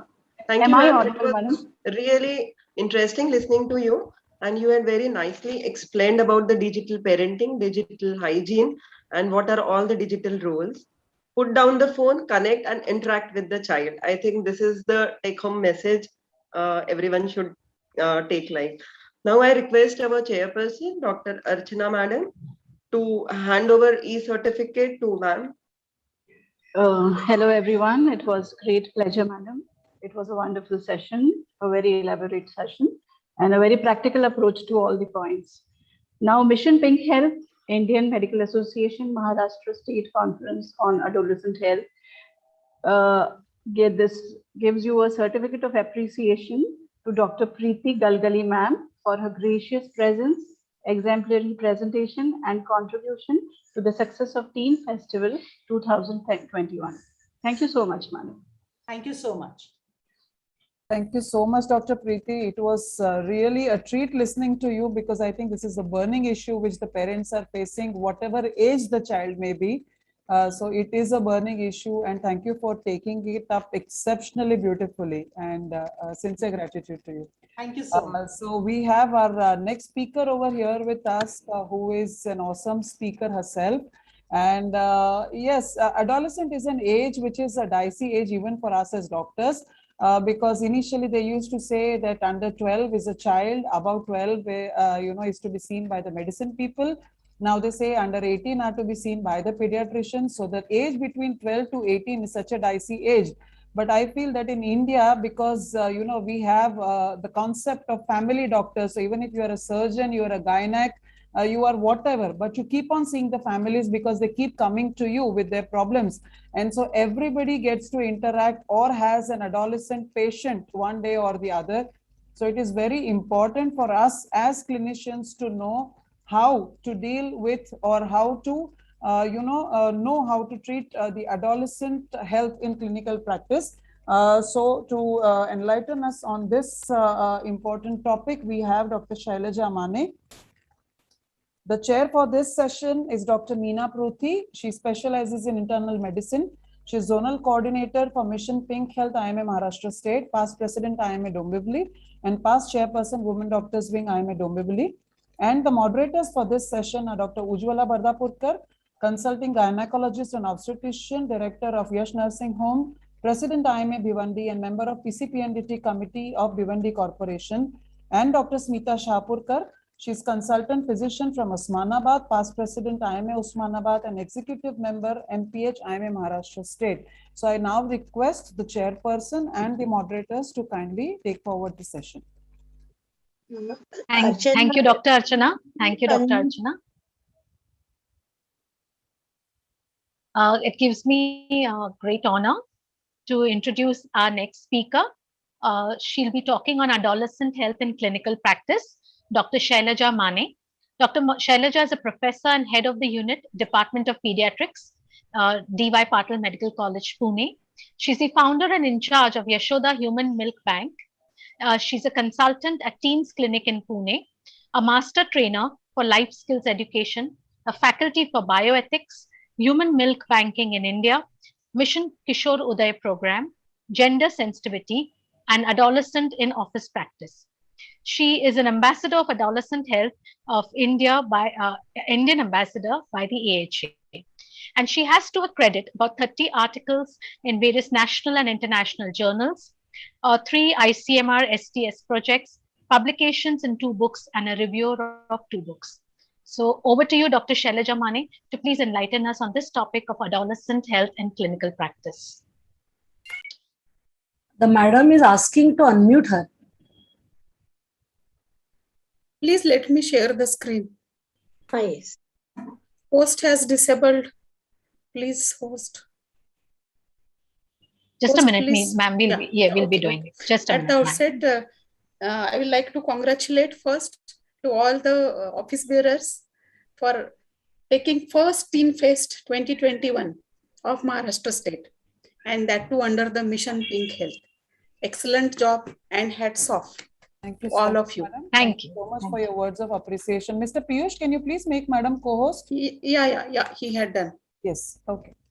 No, Madam, host had disabled the screen sharing. No, madam, if you are the co-host, you should be able to share. No, he had not done me co-host. He has not yet made? Not. Piyush? Madam, just give me a second. Yeah. Thanks a lot, Archana Pate madam and all the office bearers for giving me an opportunity to be with you at least on the digital platform. Actually, Dr. Preeti had done an excellent job as usual and set the stage for me and made my job much easy. Whatever we have learned, we have seen, and you people have kept the excellent topics which are of practical importance. And the last but not the least, this is a very important topic about adolescent health in clinical practice. So how we can approach and how we can take care of adolescent and how it is different from the children. Madam, you have made the co-host. Madam, you can not yet. Miss Madam, you are the co-host. You can share. Just he had done. Yeah, Yes. now it's okay. Yeah, just a minute. Yes. Is it visible? Not yet, madam. Yes, it is. Yes. Thank you. So without wasting much time, I will go ahead. This will be the outline of my talk. Coming to office setup, since we are talking about adolescent in office practice, clinical practice, we have to little bit change our clinical setup. We should be more adolescent friendly. When you should be approachable to them, because in India, as compared to the Western countries. Adolescents do not come on themselves for the seeking health advice. They come with their parents, and many times there are such issues that they want to come alone or with friend or with somebody else. So it should be approachable, and healthcare personnel particularly should be trained for that being adolescent friendly, and we have to ensure the privacy. These are the very important points. Coming to equipments, being pediatricians, most of us are having small size of stethoscope and small size of bed, small size of BP cuff. We have to keep additional pairs of this adult size of BP cuffs, adult stethoscope, stadiometer. Then examination cot should be big. When they are sleeping, they should be comfortable at least.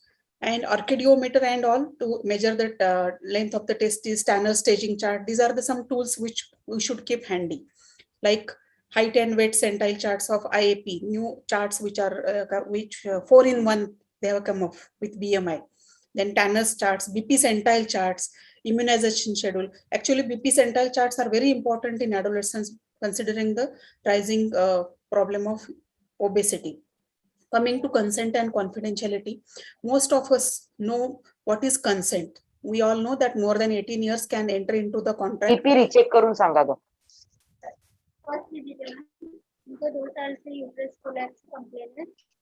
More than 12 years can give consent, but it should be for the examination and simple things like survey, questionnaire based or anthropometric examination like that.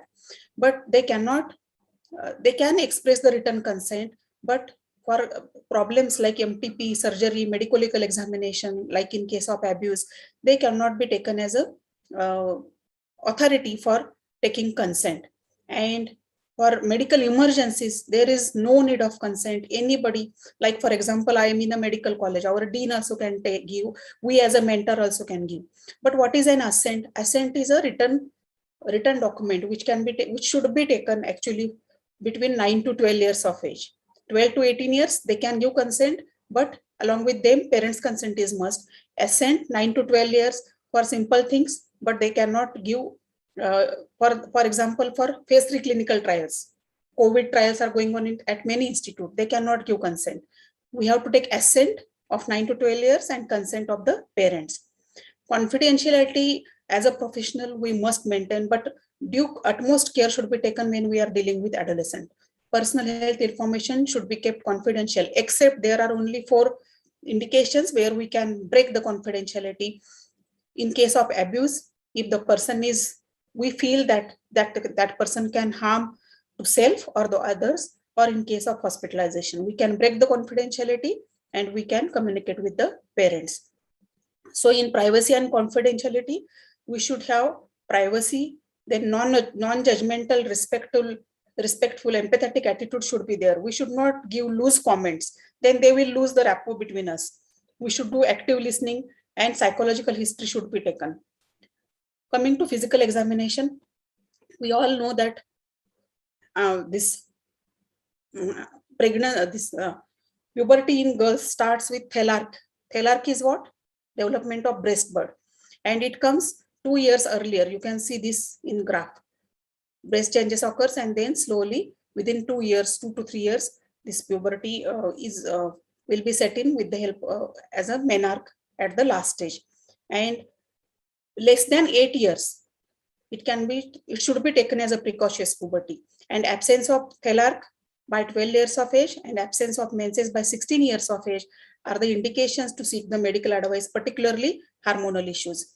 So these are the Tanner stage SMR staging. I will not go into the details. Stage 1 to 1 is normal, prepubertal, not normal, prepubertal. Stage 2, 3, 4, 5. These are the slowly how breast bud goes on developing. So coming to physical changes in boys, testis development, testis enlargement of the testis is the first sign of puberty in boys. So slowly all these changes like pubic hair development, penile growth, nocturnal emissions, peak height gain, facial hair development, change in the voice, breaking of the voice, muscle bulk, slowly it starts. If there is no growth of testes by 13 years of age, we must take help of experts. These are the Tanner staging changes in boys. Stage 1 is prepubertal, as we said, and 2, 3, 4, slowly there is changes. You can note 25 is the maximum adult volume of the testis. So there is one Prader's orchidometer equipment. It is a string of beads actually. And we can ask these adolescents to identify what their size is. Or we can keep the chart also, printed chart. So what are the changes in both genders, boys and girls? This is pubic hair development. Stage 1 is prepubertal, stage 2 sparse hair, stage 3 increased pigmentation, then 4 coarse structure and spread on the medial part of the thigh. This is similar in both genders. Why this is important? Because to identify early or precocious puberty and delayed puberty, particularly when girls are undernourished. Many mothers bring them that her friends have started menarche bleeding also, and she had not started at anything, and the girl will be undernourished. And in boys nowadays, and in girls also, due to overweight and obesity, there are many times they are having delayed puberty. So they are having body image issues also. So we must identify at what stage of development they are. Coming to psychological development, it is much talked by previous speakers as well. But in our country, we are having the stage where they are supposed to take decisions, which are their career goals, personal lifestyle choices, and so on. But they are not able to do so. Why it is important? Psychosocial development, because it is different at different stages. Early, mid, and late adolescent, these are the 3 stages where we have divided adolescent period. Early, 10 to 14 years. So they will have curiosity about opposite sex. They will have concrete thinking. They will always feel that they are on the stage. One pimple, एक pimple से भी दुनिया पूरी बदल जाती है. ऐसे advertisers नहीं भी बताते, but they will also feel like that. They will have same-sex peers. They will have idol worship. But 14 to 16 years, they will have self-centered behavior, abstract thinking, short-term thinking. They will not think of long-term implications of whatever behavior. They will have peer group importance. They can start dating, sexual experimentation, etc. Coming to 14 to 16 years, they will be more self-centered. They will have abstract self-thinking. They will have body image concern. This is very important. Slowly, this body image issues will resolve, but we must address at that stage of development. Then later on, everything will settle. Sexual identity will be consolidated. They will have idealism, stable body image. They will be having intimacy and possible commitment as well. Already it is talked about. Frontalization and myelinarization is mature at this stage. Limbic system and reward system and HP axis is at the peak. So emotional reactivity is high. So they are likely to take emotional decisions more. We have already seen this early, mid, and late psychosocial development.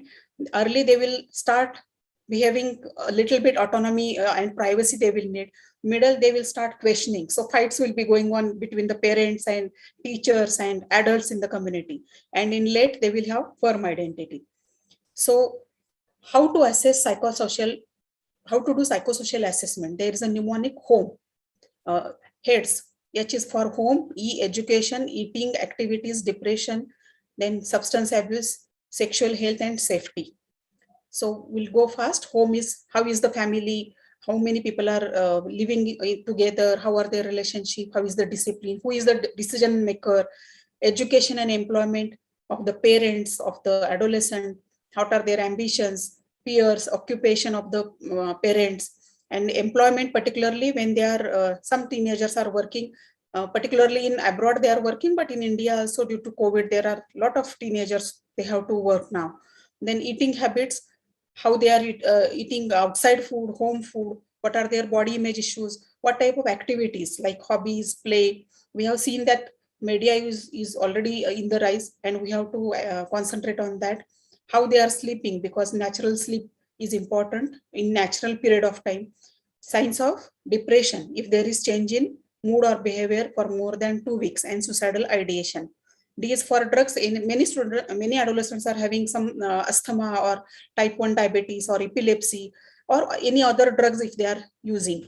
Craft questionnaire is a mnemonic. It can be used for assessment of the drugs like alcohol, tobacco, or any other drug use.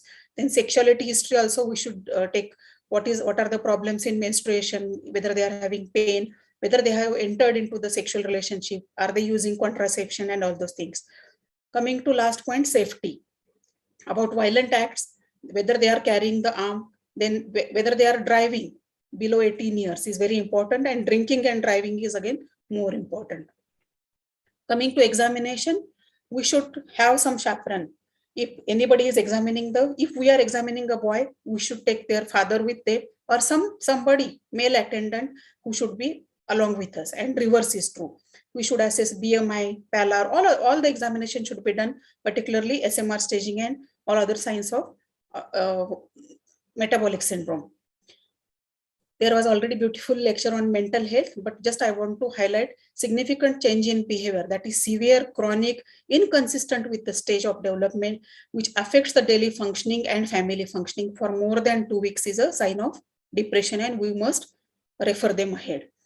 Coming to overnutrition, along with, I think, pandemic of COVID, we are having equally parallel running pandemic of overweight and obesity. So these are the situations of unhealthy teens in India. Why they are more vulnerable? Because they are having autonomy, they are having influence of peers, they are having influence of media, ads which are done by their role models, so-called role models. Physical activity is decreased, particularly in COVID period. So they will have to face health consequences, physical, mental, psychosocial, short-term and long-term as well. And 80% of the adolescent obese and overweight adolescent track their obesity into adulthood. So concentrating on the adolescent and early childhood is a better idea and cost-effective one. I will not go into the details. These are the complications of obesity. It affects each and every system actually. So our aim for assessment should be to know the cause, whether it is endogenous or exogenous, whether that adolescent is overweight or obese, what is their motivational level to reduce the weight or to come to an healthy range. What are other comorbidities or complications, whether they are having body image issues, some psychiatric disorders, how is the family environment, whether they are motivated, doing exercise equally motivated to their health as well, and how is the parenting side. So in history, we should take all the detailed history of heart disease, obesity, eating, 24 hours recall we can do. I will not go into the details, but mainly drugs like OCPs, steroids due to any cause, valproate, smoking, taking other drugs are the risk factors. On examination, height, weight circumference is more important, because nowadays waist circumference is more, it is proven beyond any doubt that waist circumference is more important than waist hip ratio. BMI and blood pressure should be done at least once in 6 months in a routine examination of the adolescents. SMR staging and all other signs of insulin resistance like acanthosis nigricans, pseudogynecomastia, hirsutism, acne should be noted. Then other problems like thyroid, goiter, dysmorphism.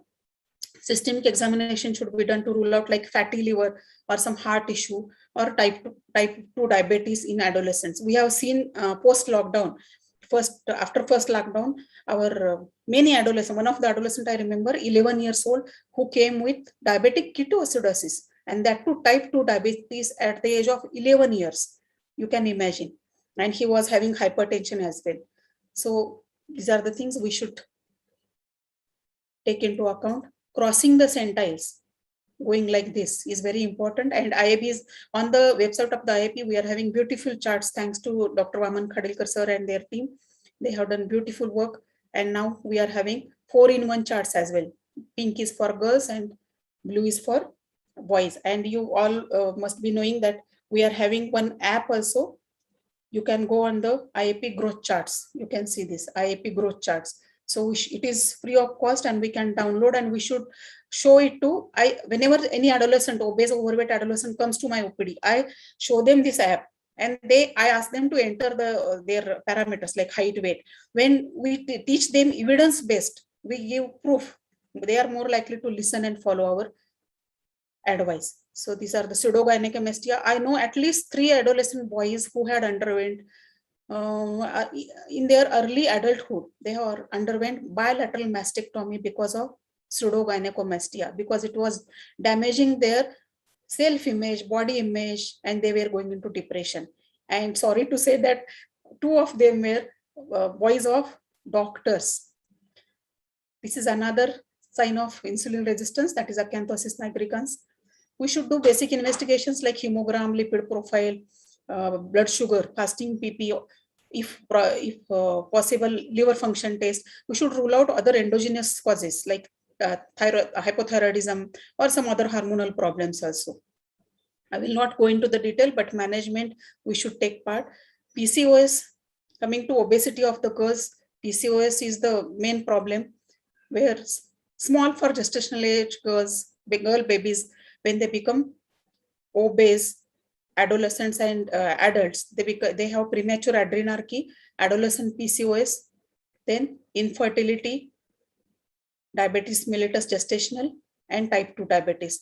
So it is having lifelong comorbidity, cardiovascular heart diseases, then endometrial carcinoma as well. So we must remember obesity in girls is more alarming. Coming to adolescent hypertension, we must take blood pressure in every visit. If they are healthy, at least 6 monthly. And lifestyle modification, we should not lose any opportunity of educating them or giving them advice regarding various their healthy lifestyle actually.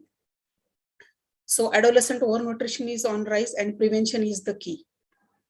Coming to positive mental health, already it is said much about it, but it is a state of mental well-being, and life skills education, positive parental skills and role of schools is important. Coming to some addiction, I will not go into the details, but use of tobacco and alcohol is on rise. You can see the data on right side that 8 to 9 lakhs per year. This is the data before COVID era. Okay, it is now might be increased, don't know, and 66.1% of them, they want to quit, but they are not able to quit. Why? We'll see. See, as per the GATT survey, prevalence of tobacco use is 12.4% in 15 to 24 years, and boys 29%, and girls is also rising. So there are different forms of tobacco. Many of are known, but smokeless tobacco, these are the new one, and e-cigarettes, they are also equally harmful. Children and teenagers are more at risk. Why? Because their brain is developing. Already Preeti had told us there is effect on the developing brain, and hijacking of the reward center can be done easily and brain becomes addicted. Actually, there are synapses of the brain become change in the synapses occurs. Actually, this is the brain of immature brain and this is the mature brain, which already previous speaker had told. And there is epigenetic effect also, and it leads to reduced size of the hippocampus. So nicotine acts as a neurotoxin and damages the brain permanently. So they are not able to come out of it. De-addiction is very difficult in adolescents because this is a dopamine reward pathway and limbic system is at heightened level during adolescence period. So it leads to stimulates the neurotransmission of dopamine, and dopamine induces the feeling of euphoria, and it is short term. So there we teach them, we should teach them that there are various ways of adrenaline surge, healthy and unhealthy. All these are unhealthy, but it is having small, early peak, early to come and early to go. So they are more addicted.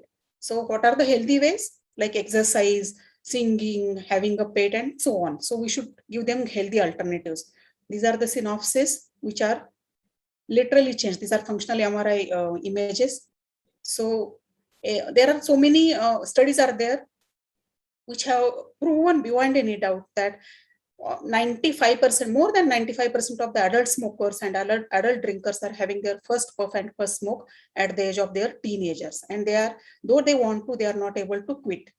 So we should identify during our routine examination in the clinic, what are the early flag signs? Efforts to mask the smell by frequent rinsing mouth, using of perfume, deodorant, chewing mint, etc. Avoiding eye contact. So we should tell parents that जादू की झप्पी एक बार तो देना बहुत जरूरी है. उसके बहुत सारे फायदे हैं और बहुत सारे इंफॉर्मेशन भी हमें मिलती है. Having new set of friends, social isolation, spending extra time in toilet, poor hygiene because they are having concern about self-image, but they will have poor hygiene. Stealing because they will not be able to cope up with the demand of money for purchasing these items. Then unexplained irritability, changed preference for the movies and music. And we must tell the parents that mother and father will be the best clinicians at the home. It can start with simple supari and it can go to the drugs via tobacco and alcohol. So they are called as gateway drugs to the, there is case last year which happened, Sushant Singh Rajput. So they start at teenage and they can become a problematic issue. Actually, this is the guilt pathway of substance abuse. I will not go into the details because of lack of time. So there are various risk factors we should identify and we should address that. So as a pediatrician, as a doctors, what are our roles? 5 A's. Ask about the tobacco use, advise to quit in a clear, strong and personalized manner, assess about willingness and readiness to quit, assist for quitting by various ways, whatever they need the help, arrange for counseling and pharmacotherapy if required. This is a simple tool, SBIRT, screening, brief intervention and referral to treatment system for tobacco, alcohol and marijuana. So this takes hardly couple of minutes actually, or even 1 minute, but it can give us various clues. So what are the do's and don'ts? Listen and encourage their questions, ask open-ended questions, offer practical solutions like treating asthma and all other things. Be non-judgmental. Even they are having, many adolescents are having piercing of the ears, particularly boys, but we should not judge them as per their whatever body appearance is there. Behavior therapy, cognitive therapy, behavior therapy, CBT, and psychotherapy. There are various ways how we can help them to handle. And we should form a team and help them. We should not involve the parents at the initial stage if the stage is of experimentation.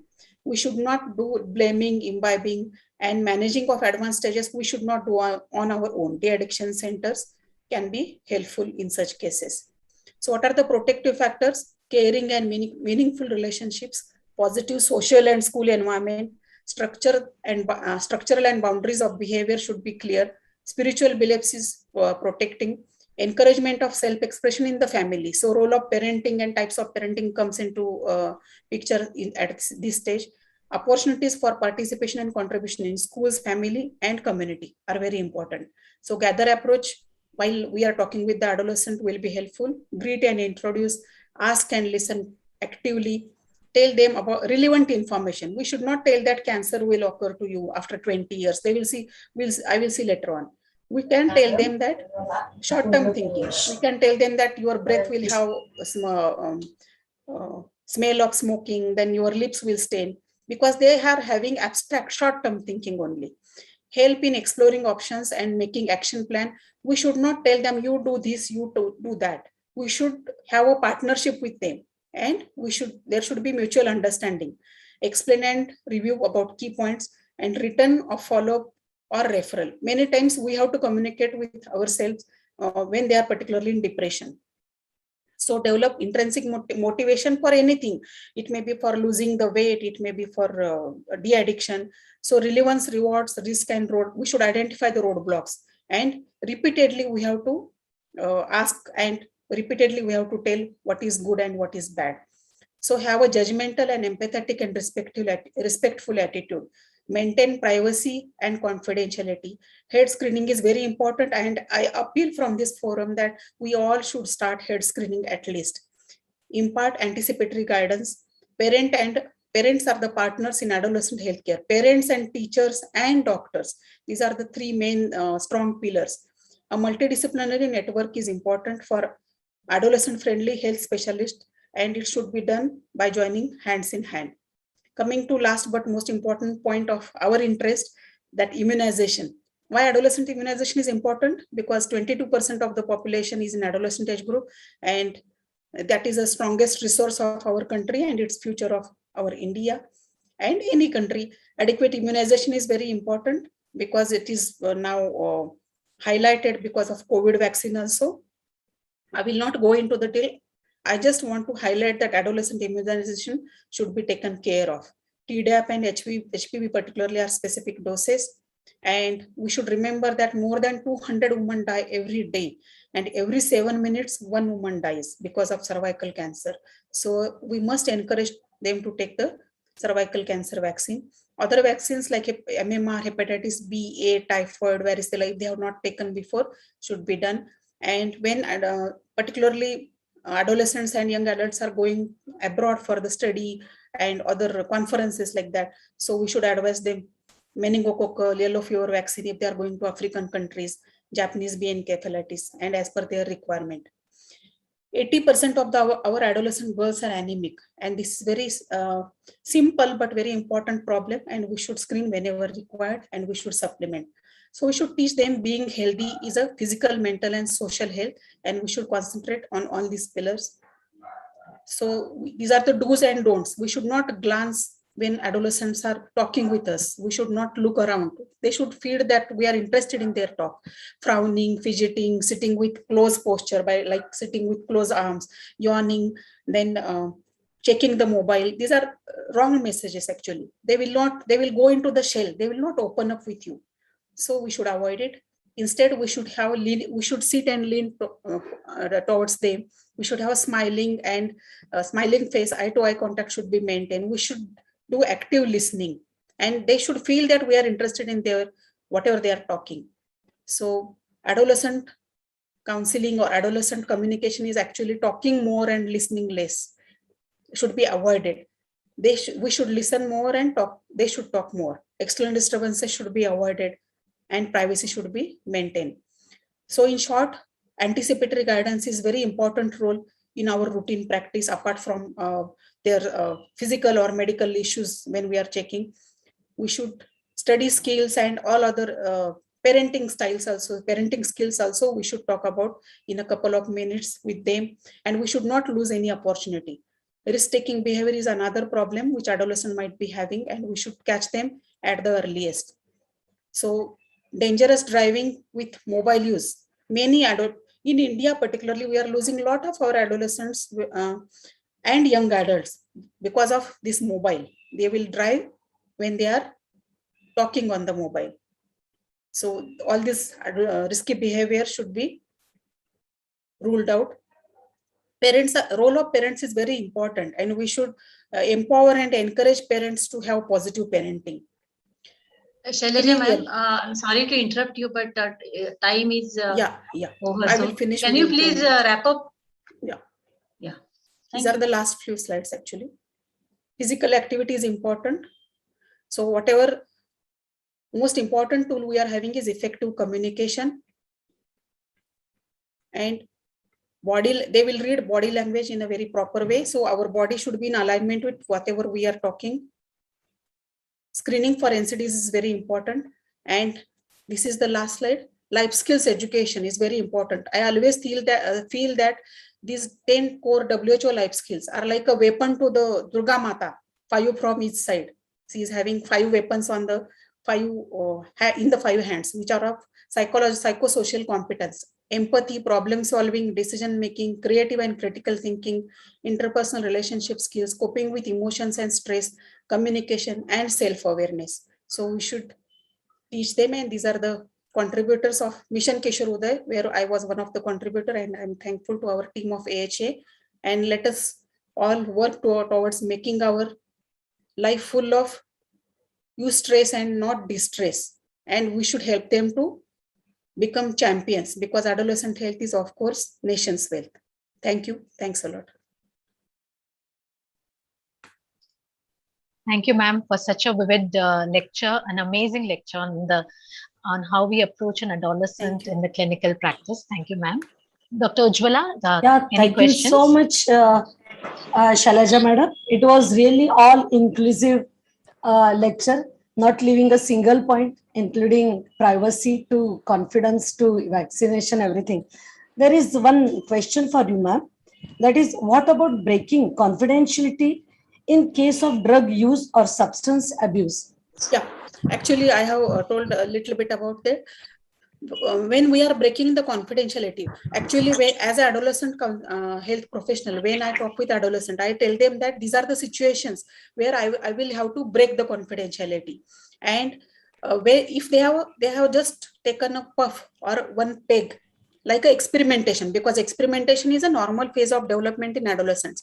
It is not ongoing phenomenon. Then we can give them a chance. But we have to ensure that they will come for follow-up. But if it is an ongoing phenomenon, then we have to break the confidentiality and take parents into confidence. Yeah. One more question is there. Nowadays, what is your observation? Which adolescent health problem are increasing nowadays as compared to? Yeah, good question. Actually, since last 1.5 years, all our adolescents, young adult children are in home. So we are having mainly when lockdown opened, we are having initially they came with lot of psychological issues, mental health issues, depression, then fights of the parents are impacting to their psychological status. And second, overweight and obesity. And their vaccination is totally changed. Schedule is broken actually. So mainly mental health issues and obesity. These are the two issues.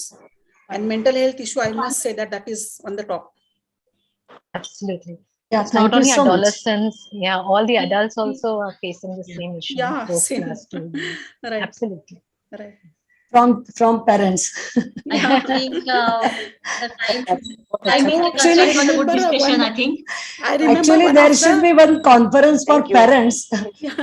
We should. So that for the parents, we are going through Teen Talk series. We are taking up this Teen Talk series. Dr. Snehalata Dev, please mute yourself. So IMA Maharashtra Dev, please mute yourself. Yeah. Please, can you mute Over to others? Smita. Yeah. So actually, adolescents, I would like you to just wait for a minute because I was continuing on the Teen Talk series because this is important that our members come to know about it. So through IMA Maharashtra Mission Pink Health, we undertake Teen Talk series it is a free of cost fortnightly webinar series which we undertake on Zoom platform for the parents, teachers, and the adolescents. We have already taken up 3 sessions in the series. Tomorrow we are having a personality development workshop for adolescent children.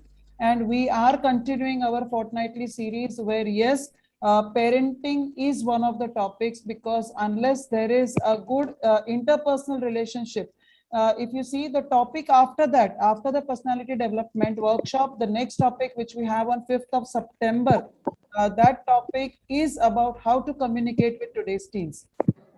So the communication is obviously done by the parents and the teachers and the people around them. And parenting is one of the most important aspects because unless we improve our parenting, we probably cannot expect our teenagers who have their wiring still in a meshed up condition. You know, our wirings are supposed to be firm and steady, but their wirings are still getting formed. So unless we stabilize ourselves, we cannot expect them to stabilize themselves. So with this, I request the chairperson and the moderators.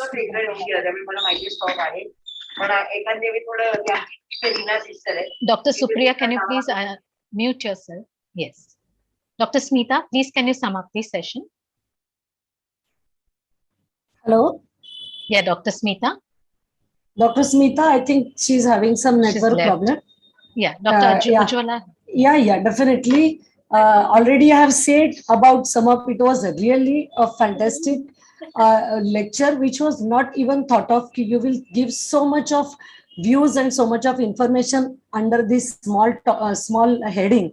And thank you so much for elaborate information about the adolescent and small things that just now I said about the confidential things or their privacy, creating confidence while examining, all small things you have covered. Thank you so much.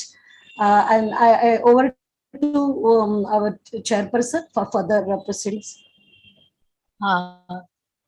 On behalf of Mission Pink Health, IMA Maharashtra State, I'm very much delighted to honor Dr. Shailaja Mane with a certificate of appreciation for her gracious presence, exemplary presentation, and contribution to the success of Teen Fest 2021.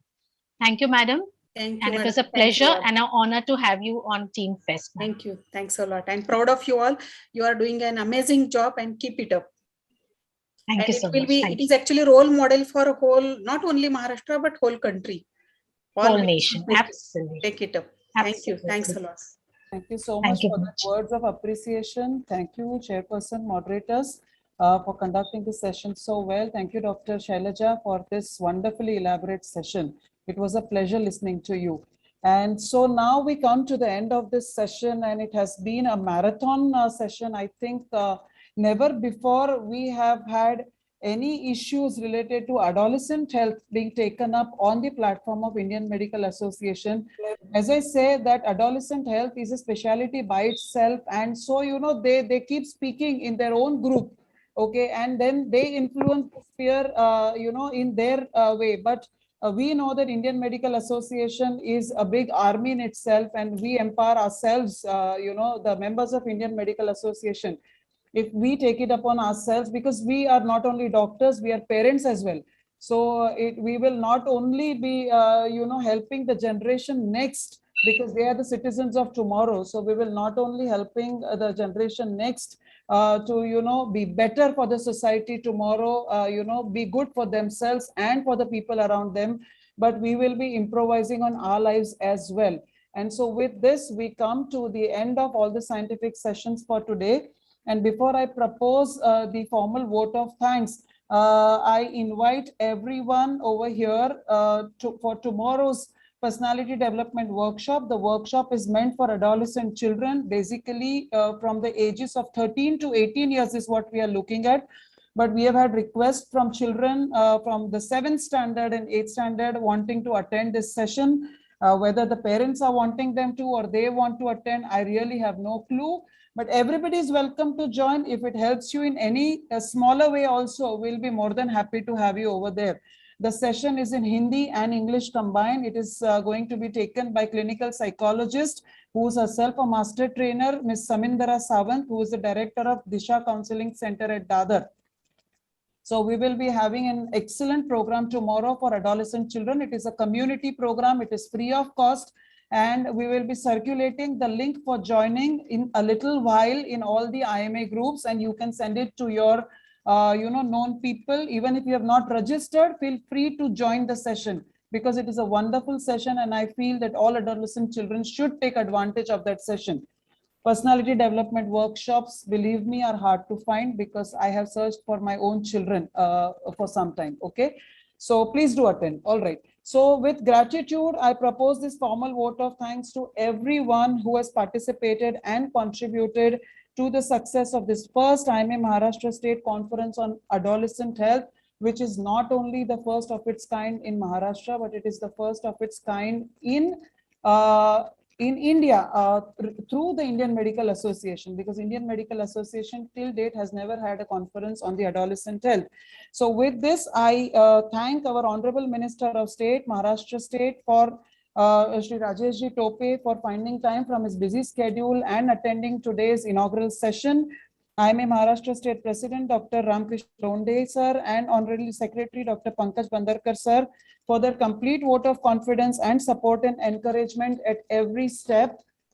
I thank honorable guests of honor for today's inaugural session, Dr. Jayesh Lele sir, Dr. Suhas Pingle sir, Dr. Ashok Adav sir, Dr. Ravi Wankadkar sir, Dr. Shivkumar Utture, Dr. Mangesh Pate, and Dr. Rajiv Agarwal. Sincere thanks to Dr. Mangesh Pate for inviting Honorable Minister of Health, Shri Rajesh Ji Tope, on behalf of Team Mission Pink Health and coordinating with his good offices. I thank all the speakers on behalf of Mission Pink Health of these scientific sessions, Dr. Rajiv Seth, Shri Rakshit Tandon, Dr. Harish Shetty, Dr. Sandeep Kelkar, Dr. Preeti Galgali, and Dr. Shailaja Mane for their excellent talks. I thank all the chairpersons and moderators of all sessions. I thank Dr. Meena Pruthi for coordinating with the speakers. Sincere thanks to Team IMA Dombivli for being the CME partner for credit point approval.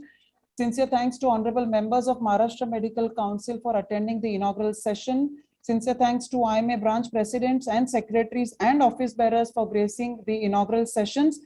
Thank you to the esteemed participants and delegates for today's programs, because if it was not for you, the program would not have been a success. So sincere thanks to each and every one of you for attending this program till the very end. Thank you, Team DigiShield, for the technical support. And I request now to the members of, all the members of Team Mission Pink Health to please switch on their videos, because now I'm going to be introducing the entire team. It is a pleasure for me to introduce my entire team as the chairperson of Mission Pink Health IMA Maharashtra State. Thank you, Dr. Meenakshi Deshpande, Vice Chair, Mission Pink Health IMA Maharashtra State.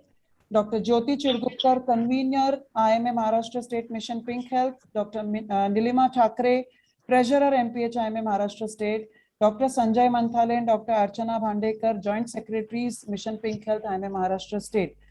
I thank the regional teams, Mumbai and Konkan, the regional coordinator, Dr. Meena Pruthi, and the executive members of Mumbai and Konkan region, Dr. Suneet Upasni, Dr. Ujjwala Bardapurkar, Dr. Megha Ghate, Dr. Rakhi Agarwal, Dr. Vijaya Lakshmi Shinde, Team Western Maharashtra Mission Pink Health, the regional coordinators, Dr. Rajashri Patil, Dr. R.P. Nimkar, Dr. Varsha Kane, and the executive members from the Western Maharashtra region, Dr. Sushma Dugar, Dr. Sangeeta Loda, Dr. Ananda Kamath, Dr. Nitin Ghorpade. The Marathwada region, ably handled by the regional coordinator, Dr. Surekha Kale, and the executive committee members from Marathwada region, Dr. Jyoti Sool, Dr. Deepa More, Dr. Meena Jinturkar, Dr. Smita Shahpurkar, Dr. Megha Shri Deshmukh, and sincere thanks to the members of the Vidarbha region, that is the regional coordinator, Dr. Archana Kothari, and the executive members of the Vidarbha region, Dr. Preeti Chavan, Dr. Rataf Khan, Dr. Manjusha Giri, and Dr. Kiran Gupta. And with this, we come to the end of this marathon session. And thank you again, each and every one of you, for joining us for this wonderful session. And we look forward to having you again for the personality development workshop tomorrow. So thank you for now, and bye, good evening, good night. Thank you very much, Dr. Archana. I would like to take the opportunity to thank the MPH chairperson, Dr. Archana Pate ma'am, for arranging this so beautifully for, this such a unique idea. So on behalf of everybody, I wish everyone that everybody please. Yes, all of us. Thank you, Dr. Archana Pate ma'am. As a chairperson, you've done a great job at coordinating and having those sessions for moderators and chairpersons.